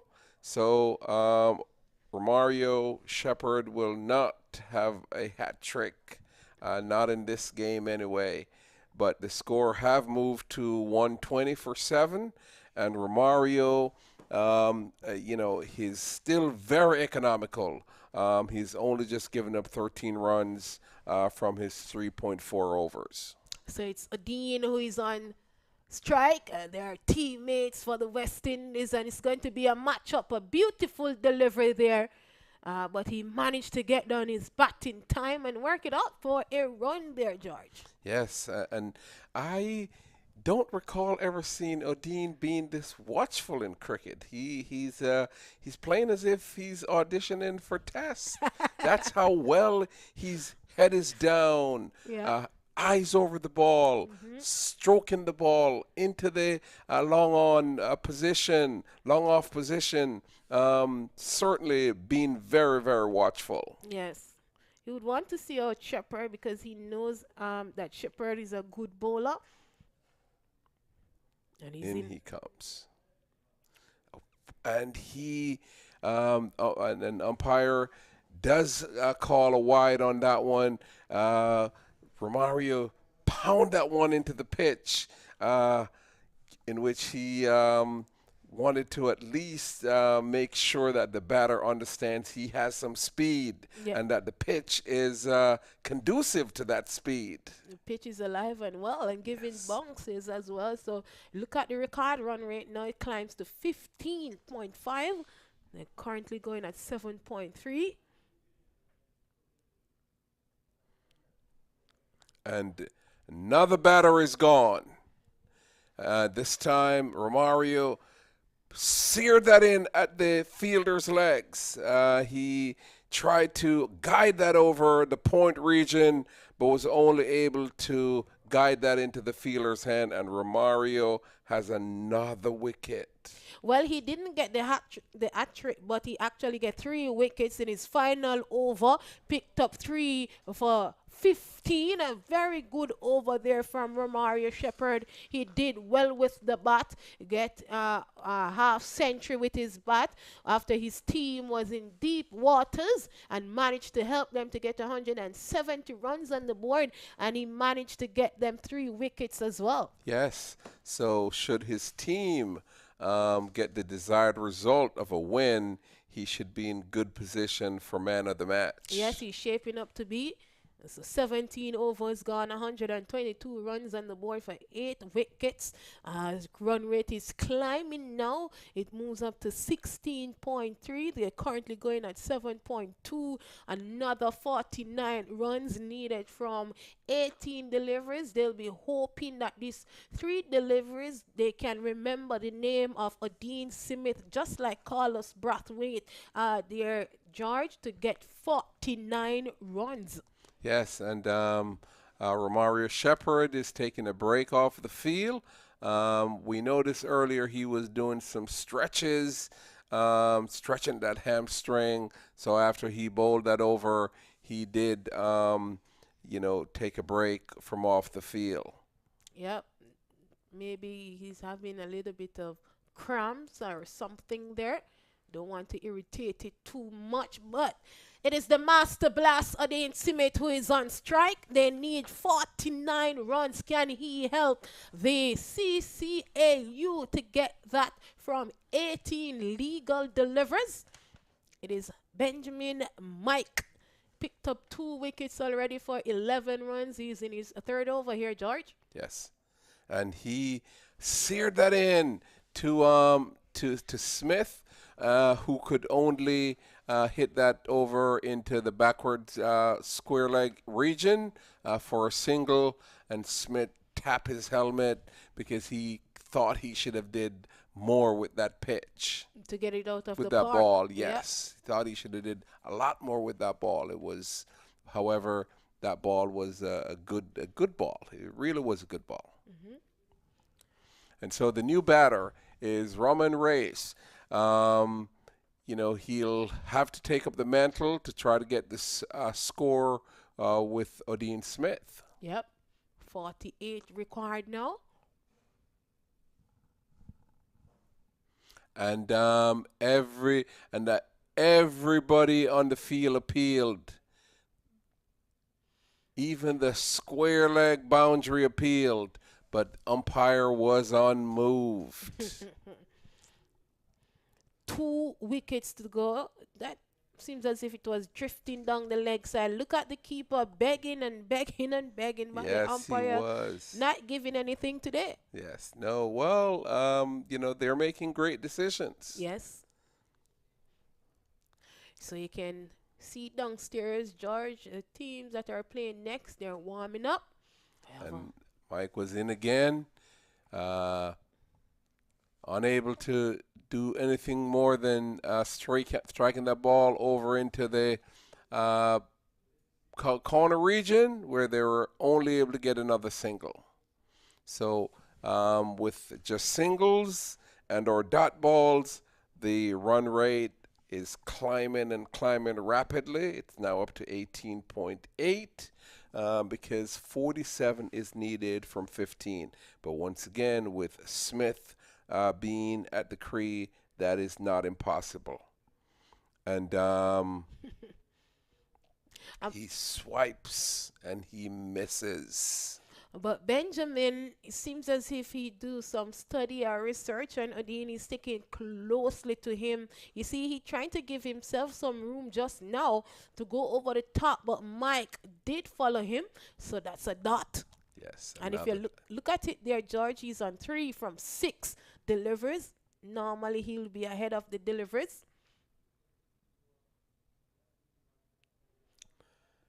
Okay, and I think the bowler was quite disappointed with that call by the umpire. However, the umpire was very clear that he thought that was a wide, and as a result, Mike will have to bowl that again. So it's now 125 for 8 from 17.4 overs.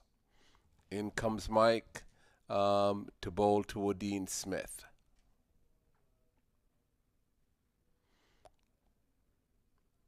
This time, once again, I'm pretty sure the umpire will call a wide again. Yes, he did, but they were all able to scamper through for a single. So instead of 1, they do get 2, 1 run plus the wide. Yes. So those ones won't work right now. George, they need 44 runs from 14 deliveries. The score reads 127 for 8, chasing a total of 171. And again, the batter is only able to muscle that one out into the mid-wicket region. You know, it is Hayden Walsh that's there who charges in, picks the ball up very quickly, throw it in, and they were still only able to get just a single. Yep.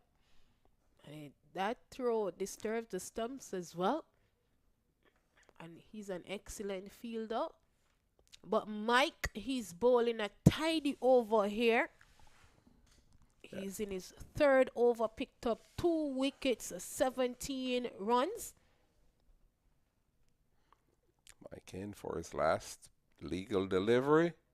And again, not able to get past the short cover region, only able to get a single, and it's not even Odin Smith who is going to be on strike. It'll be Roman Rees who will be on strike, and so at the end of 18, it's 129 for 8. Odin Smith is on 4 from 7. Roman Rees is on 2 from 3, so the required run rate is now up to 21. Well, it seems as if it is Smith who is going to be on strike there. They take a run. So look at it now. This is the over where Smith has to have a go. They need 48 from 12. He needs at least 20 runs or more from this over. And a message just got out there with the bat. A bat was they did carry some message on a bat out there just now, George. I don't know what the message was, but I'm thinking that it is, oh, you have to have a go. We have 2 wickets, so just need 42 runs. Try and target a bowler. Will this be the bowler that they will target? And it's Jesse Singh, who is the bowler, and Jesse seared that in. I mean, straight at Smith pads, and Smith get a mighty heave, and it was all he could do was just get that out into the point region, and they were not even able to get a single off of that. But I'm not sure. I'm pretty sure Smith was not even interested in that single. So here come Jesse Singh again, and this time Smith smoked that straight over the bowler's head. No doubt about that one and where it was going to go. 4 runs. Well, they need more of those. They need 38 from 10. And the message went out on the bat that you need to have a go, take a chance, attack the bowler. And, well, Singh has bowled 2 deliveries already, a dot of 4 legal delivery to come. It is the destructive Odean Smith who is on strike. Let's see what will happen with this delivery. Well, drop short of him there, George. Didn't intend to take a run. He need boundaries. He's looking for them as well. Yes, he is, and that is another dot ball. So 2 dot ball from 3. Once again, the run rate have now even climbed further. It is now 25.3. Yep. So Smith, he walks away and come back. Well, 80,000 thoughts are going through his head right now, but I think he's going to use a mindfulness law, the control it, the law of control, and see what he's going to do. So Jesse Singh into, well, he flicks that one off the pad and it crashes into the fence for 4. They need more, and he's having a go right now, George. The score rushes to 137 for 8. They need 34 runs. Now, 34 runs now, George, from 8 delivers. The destructive Dean, he's on strike. He moves up to 12 from 11. And it is possible. With Odean Smith, 8 balls to make 34 is very, very possible. But he definitely has to get 6s and boundaries on every ball. And so once again, he smokes that out into the extra cover region, and they were only able to get a single. Well, I don't think he mind that single there, George, to get him at the non-striker end when he knows that if he take that run, 1 delivery is left, 1 legal delivery is left in the over, he will have the chance to face the final over to come. Right now, they need 33 runs from 7 legal deliveries, 9 runs from this over. And Singh, he's in his final over, 1 delivery to complete it, and 2 wickets to go. But you said another 33 runs is gettable, and once Odean is there, you think they will remember his name in US Open cricket like Carlos Brathwaite in that finals against England. Swings hard. The fielder comes around, can't get around in time. It hits hard, and it's gone over the top for a colossal 6 to end the over, George, which takes the score to 144 for 8 at the end of over number 19. Did you think Ramon Reese had that in him? I mean, he hit that as well as any other batter in this tournament. Yeah. And that is a good thing because now it brings down the score a little bit. They now need 27 from 6 with the destructive Dean on strike. 15 runs from that over, an expensive one. And I think the CCAU, they will love and appreciate that over. So it's 1 over to go. And 27 runs is needed now, George. What's your take? Yes, Smith is definitely going to have to go all out in order to overhaul this massive one over total. Almost every ball is going to have to go to the boundary, whether it's for a 6 or a 4 or the bowler is going to have to make some massive mistakes, such as no balls and free hit. And I'm sure the information came from the dugout, just put the ball on, and he, look at that. And that was, he couldn't have done it any better than that. What does it say? Straight, full, fast, you hit, you miss. That's how it worked. You hit it, fine. But if you miss, I'm getting you. And that's precisely what happened. Smith was cleaned up. Yes, well cleaned up there, George. Very straight. So he played across the line, thought he would have connected, but it connected to the stumps like free Wi-Fi. The 9th wicket is down. The score is 144 with another 27 runs needed from 5 deliveries. Well, it's Reese and Abu is there right now. They need 27 runs from 5. Yes, and we're not, and we're not sure about Rahi capabilities for hitting 6, but it better be as good as Odin Smith, or it will be a foregone conclusion that CCAU will not be winning this game. Well, I'll always say it's not over until it's over. They can pick up some boundaries here. Maybe they get 5 sixes and end the game. Who knows what can happen? I completely agree with you on that, Kim. But Abu Rahi is going to have to do something really, really special with these last 5 balls. So it's for us to see Mike on his way to Abu. Well, with a shot like those, you know the fat lady, she's somewhere downstairs about to sing the final song for this game.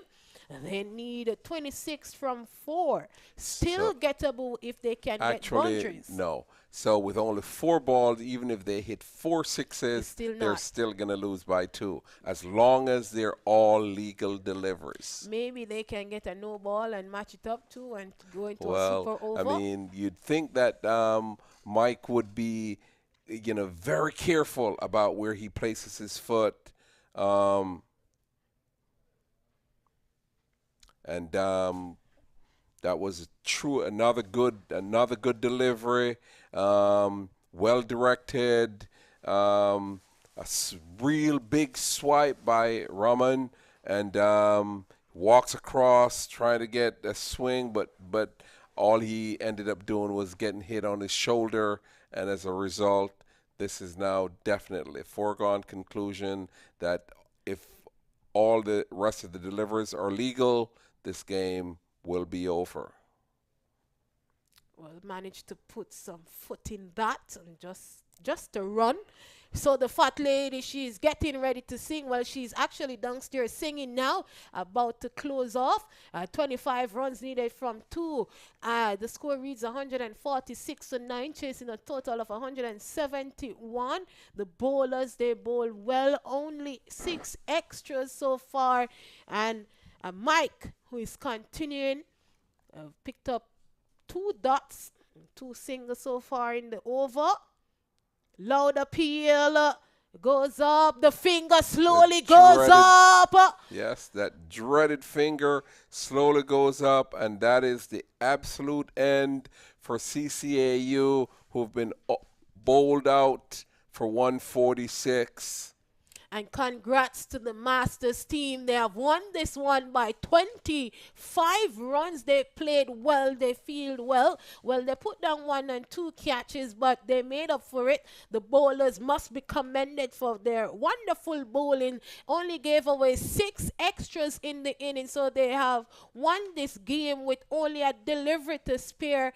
And they bowled out CCAU for 146. The top score, Shea Ho, 41 from 32 deliveries. Yannick, 31 from 29. So that's the 2 top scorer for CCAU. And 6 extras. They bowled them out in 19.5. Let's see the bowling table, George. And the top bowler, Romario Shepherd, he came back very strong. He was 3 for 15 for an econ rate of 3.8. Jas Singh was also, Mike Benjamin, he was 4 for 20, 5.2. And Jesse Singh, he was 2 for 40, and Kevin Sinclair, who had the first wicket, he was 1 for 25. And so that's a wrap up. The Masters, they were all out for 146, and as a result, CCAU have lost. We'll be back later for the third and final game, but in the meantime, we're going down to the field for the presentation. Yes.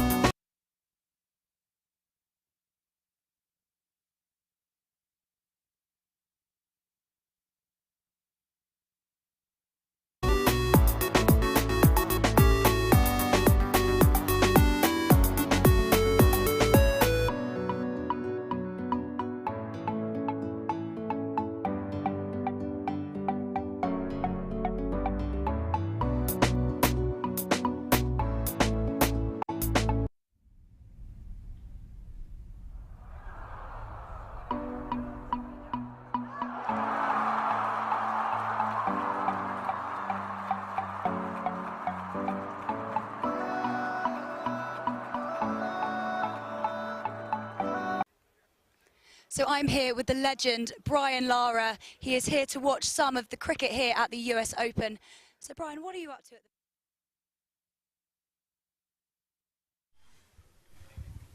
Doc, look at keys.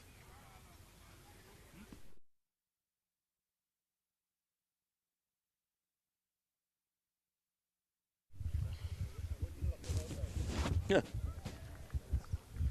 Comes Eddie. Here comes Eddie. Yes, Eddie. There goes Eddie.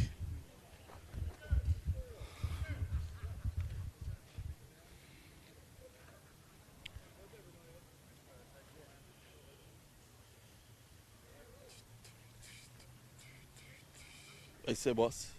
It's right here now.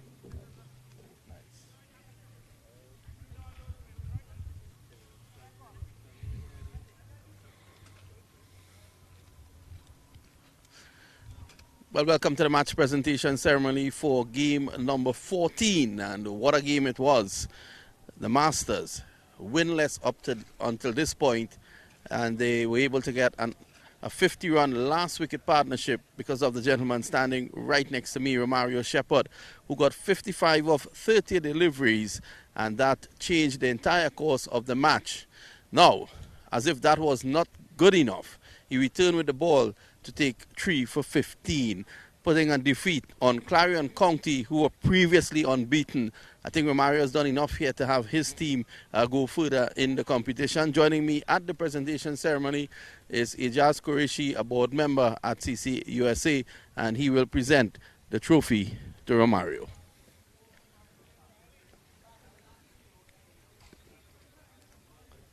Well, Romario, you'll also collect a little later on the sunshades from one of our sponsors. But what was the thought process with that last wicket when Hayden Walsh came in? We all know Hayden could handle himself with a bat as well. Yeah, exactly. That's what I told him. I told him that we don't need to go from, go helter-skelter from here. We need to bat out all of this over. You never know what we can get. And, we did exactly that, and, we came up with a score on the board. And, of course, it brings your team right back. Yeah, because we know 170 is anybody game on that kind of wicket. So if we bowl well, we can defend 170. Congratulations. Thanks for the entertainment. Thank you, sir. You've heard it there from the West Indies player Romario Shepherd, who has added so much to this tournament.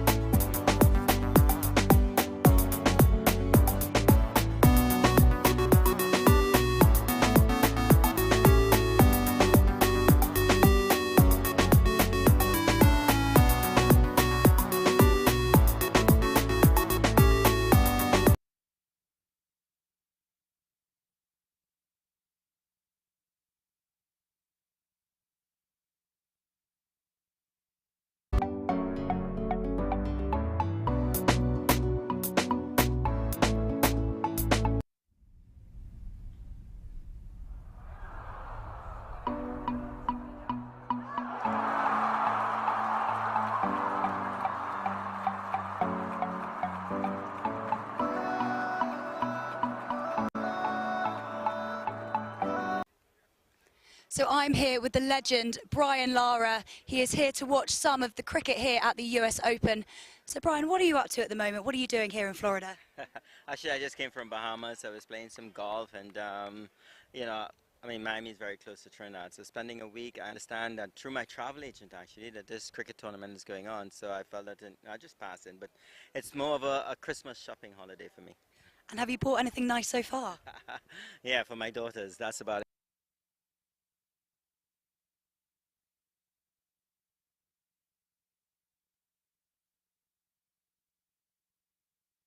Today and throughout the week, have you seen anyone who's impressed you so far? Not yet. I mean, I spent a little bit of time, I think it was Monday or Tuesday, but, you know, I'm here for a little bit. But as you said, there's a few West Indians here, and obviously a guy like Lyndall Simmons, who just came out of the World Cup, Ramden, who I played with in the past. So I'm almost sure they have impressed the people who have come to watch. But for me, it's being a team sport. You know, it's always important to see the amount of cricket that's being played in the United States. I heard there's a lot of leagues going around the country, culminating into the US Open here in Miami. So for me, it's not about the individual. It's growing the game in America, and I understand that it's in very good hands. So, you know, hopefully we'd see some outstanding cricket from the United States in the future. Of course. And finally, what are your plans for Christmas this year? Well, I'm heading off on Tuesday and spend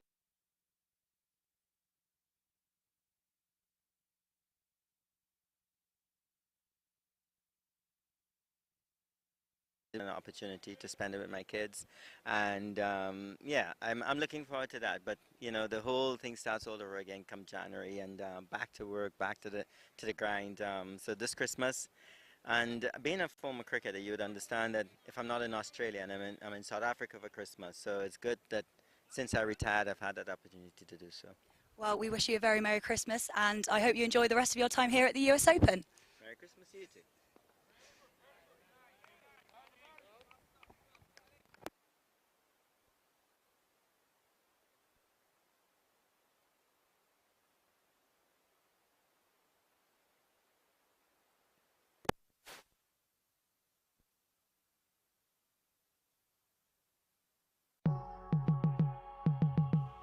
Let's play usopen champion.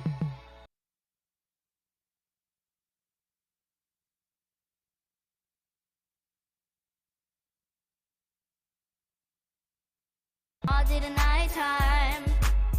Oh yeah, let's play. Give it all you got inside. Make the magic come out, make you feel alive. And this the right time. Let's play. I put my armor on, show you how strong I am. I put my armor on, I'll show you that I am. I'm unstoppable. I don't lose, I come to win. I'm invincible. I'm the star, your champion. I'm so powerful. Hear me roaring to the wind.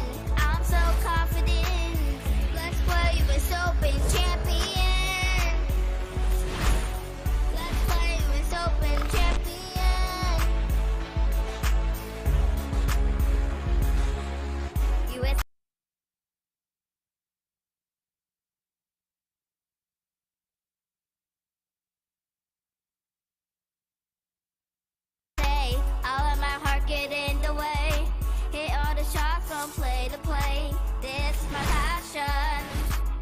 Let's play. I put my armor on, show you how strong I am. I put my armor on, I'll show you that I am. I'm unstoppable. I don't lose, I come to win. I'm invincible. I'm the star, your champion. I'm so powerful. Hear me roaring through the wind. I'm so confident. Let's play with open champion. Let's play with open champion. I put my armor on, show you how strong I am.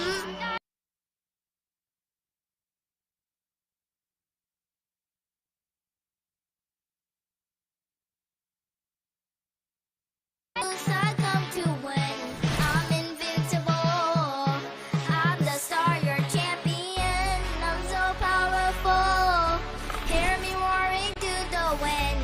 I'm so confident.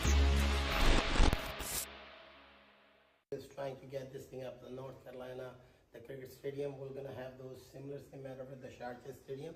We come to watch this thing, how the Sharjah Stadium go. It's a huge facility, but we'll have the space. 72 acre we're building on the North Carolina. It's an I-95, is one of the stadium like Sharjah Stadium. So we bring the cricket, not just from there, and we bring all the vision from the Sharjah Stadium also to bring in USA.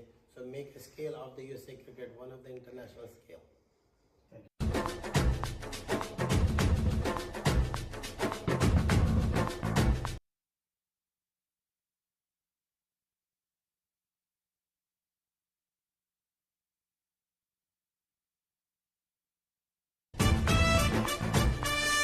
ओ छोड़ छाड़ दुनिया के काम मैदान में अब जुट जाओ रे हो आ गया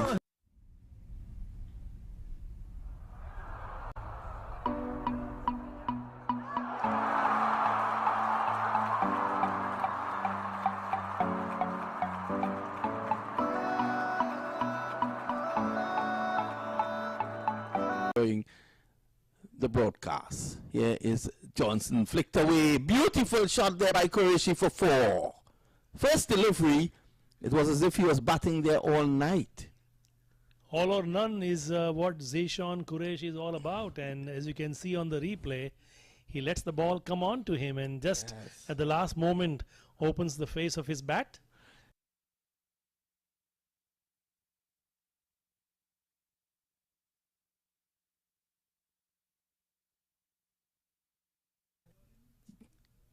Six runs.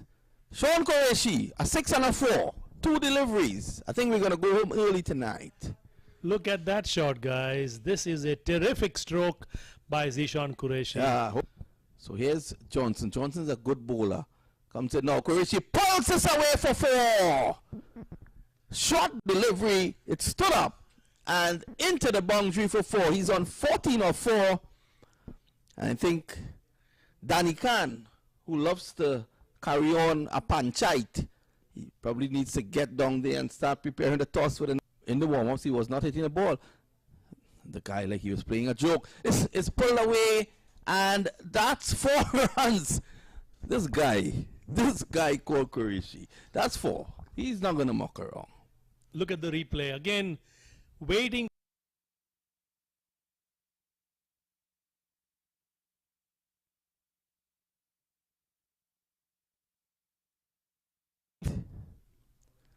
Sammy's back punches off the back foot, and he actually gets a single. So he is so fast dealing in boundaries. He now gets 1. He goes to 19. Studies. This time it's gone. It's gone into the swap shop. And while you're there, you can probably bring me back something to eat. That's a massive 6. Look at the replay here. Again, this is all pure power as he pulls that ball.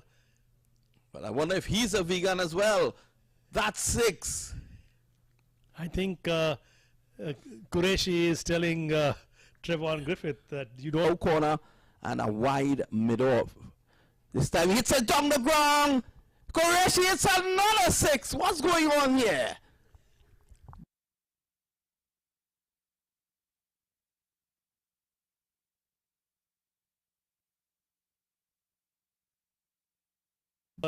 Long off for 6 runs. That was a wonderfully struck. I wonder if he paid to come in. Here is Dean Johnson. He's into Qureshi. This is down the ground. Well, let's go. No. They take 1. They shouldn't be coming back for 2. So that's 1 more. He goes to 32 of 11.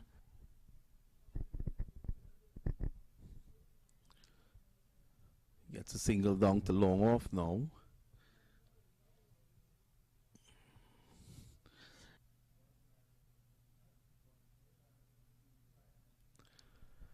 Qureshi seems to be playing for the not out now. Probably that's the most singles he has ever gotten in his life. The pavilion end now, bowling to Qureshi. Not really getting that as he would have liked. 40 now to Qureshi. This follows his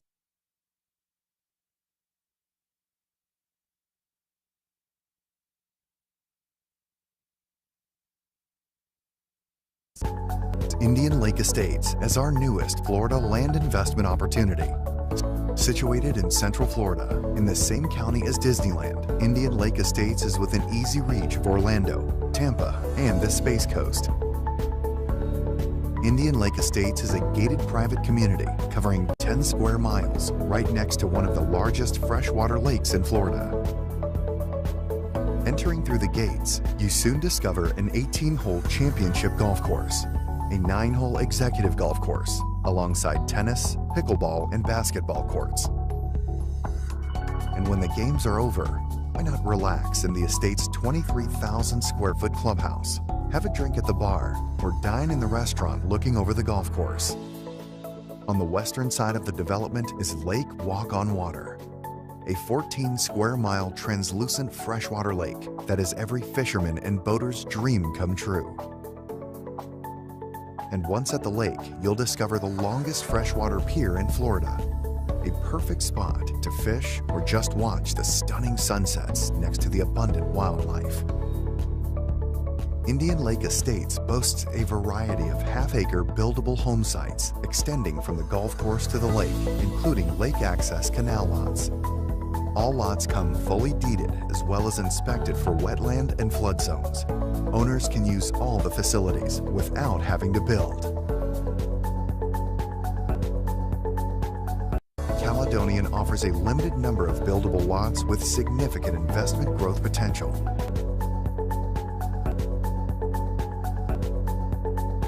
He had to get the wheels turning there to get in. He's pulling this one, he's pulling well, and he's going to go over the boundary rope for the first maximum of the inning. Yeah, big shot again from Rakeem Cornwall. We've seen it. So Hamza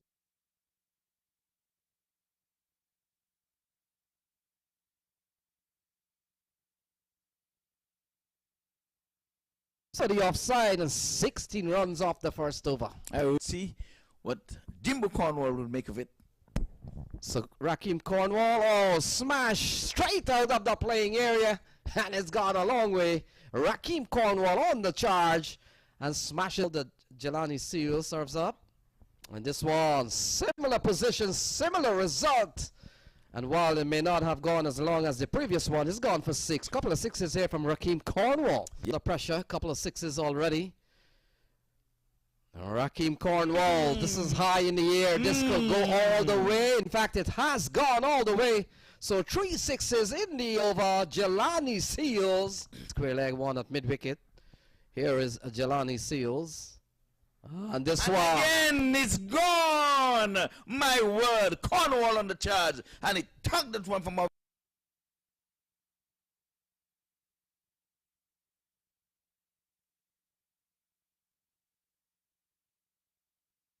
Cornwall waits for Jelani Seals. He runs into both to Rakeem. Rakeem smashes this one over the long off area. And a couple of bounces and it goes away for 4. John Simpson gives chase. And while it wasn't a 6, that's a good looking shot from Rakeem Cornwall. This over Jelani Seals would probably would have bowled. He runs in again to both to Rakeem Cornwall. And Cornwall down the ground he goes, and it's gone all the way. So Rakeem Cornwall gets a 50 in just 12 balls. My word, the quickest 50 in this tournament. Here comes the whip. And he seals, runs into Bolter Rakeem Cornwall, who's on an even 50. And he goes again. Look at Yes, that. he goes as easy as they come. And that's the biggest one yet. He goes into the stands. Cornwall on the charge. May have been inspired. So Cornwall goes straight down.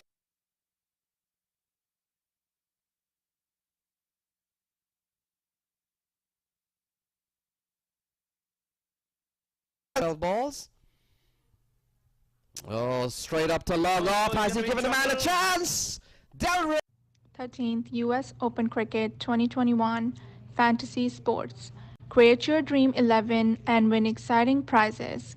Log in www.usopenfantasy.com.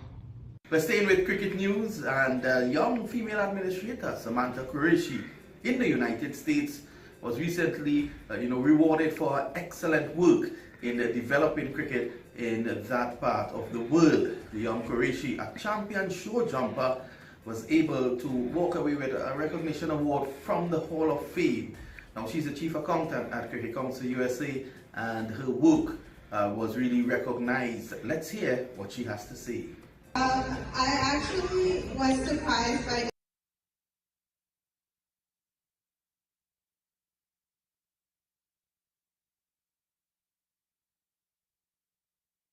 I do a lot of work with Cricket Council. I'm the CFO.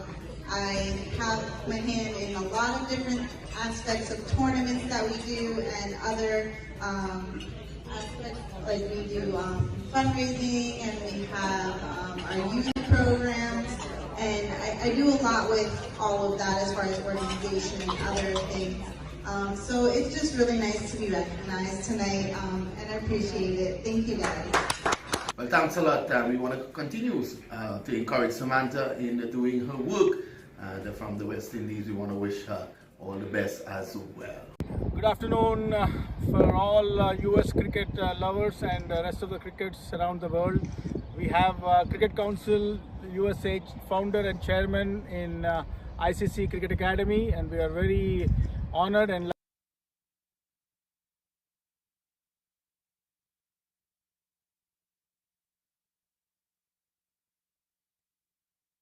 as we all know, 2024 ICC T20 World Cup has been awarded for West Indies and USA. There will be at least 2 or more games in USA, and so basically we have about 2 years time to get ready, US cricket ready for ICC T20 tournament. So Magpie, so tell me, what is your plan of action from now, and why you are here in Dubai, meeting the ICC executives and officials? See, we were starting now USA cricket for last so many years, last 2 decades, and we did as much promoted cricket in USA now. So we want to see the international skills coming to the USA now 2024 World Cup. So we want to see visiting the facility, visiting how they doing ICC, how they doing international skill, where they're dominating the cricket like India,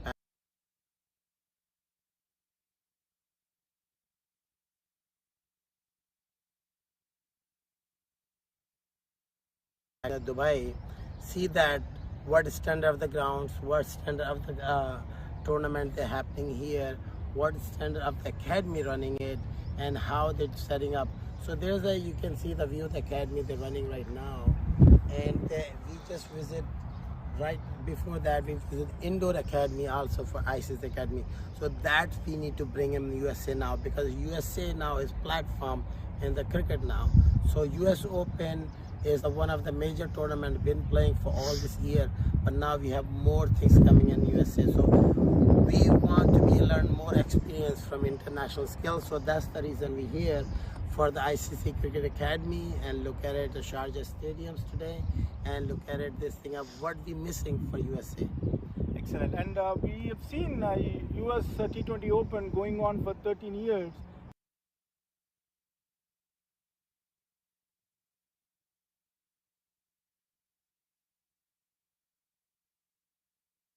different tournaments.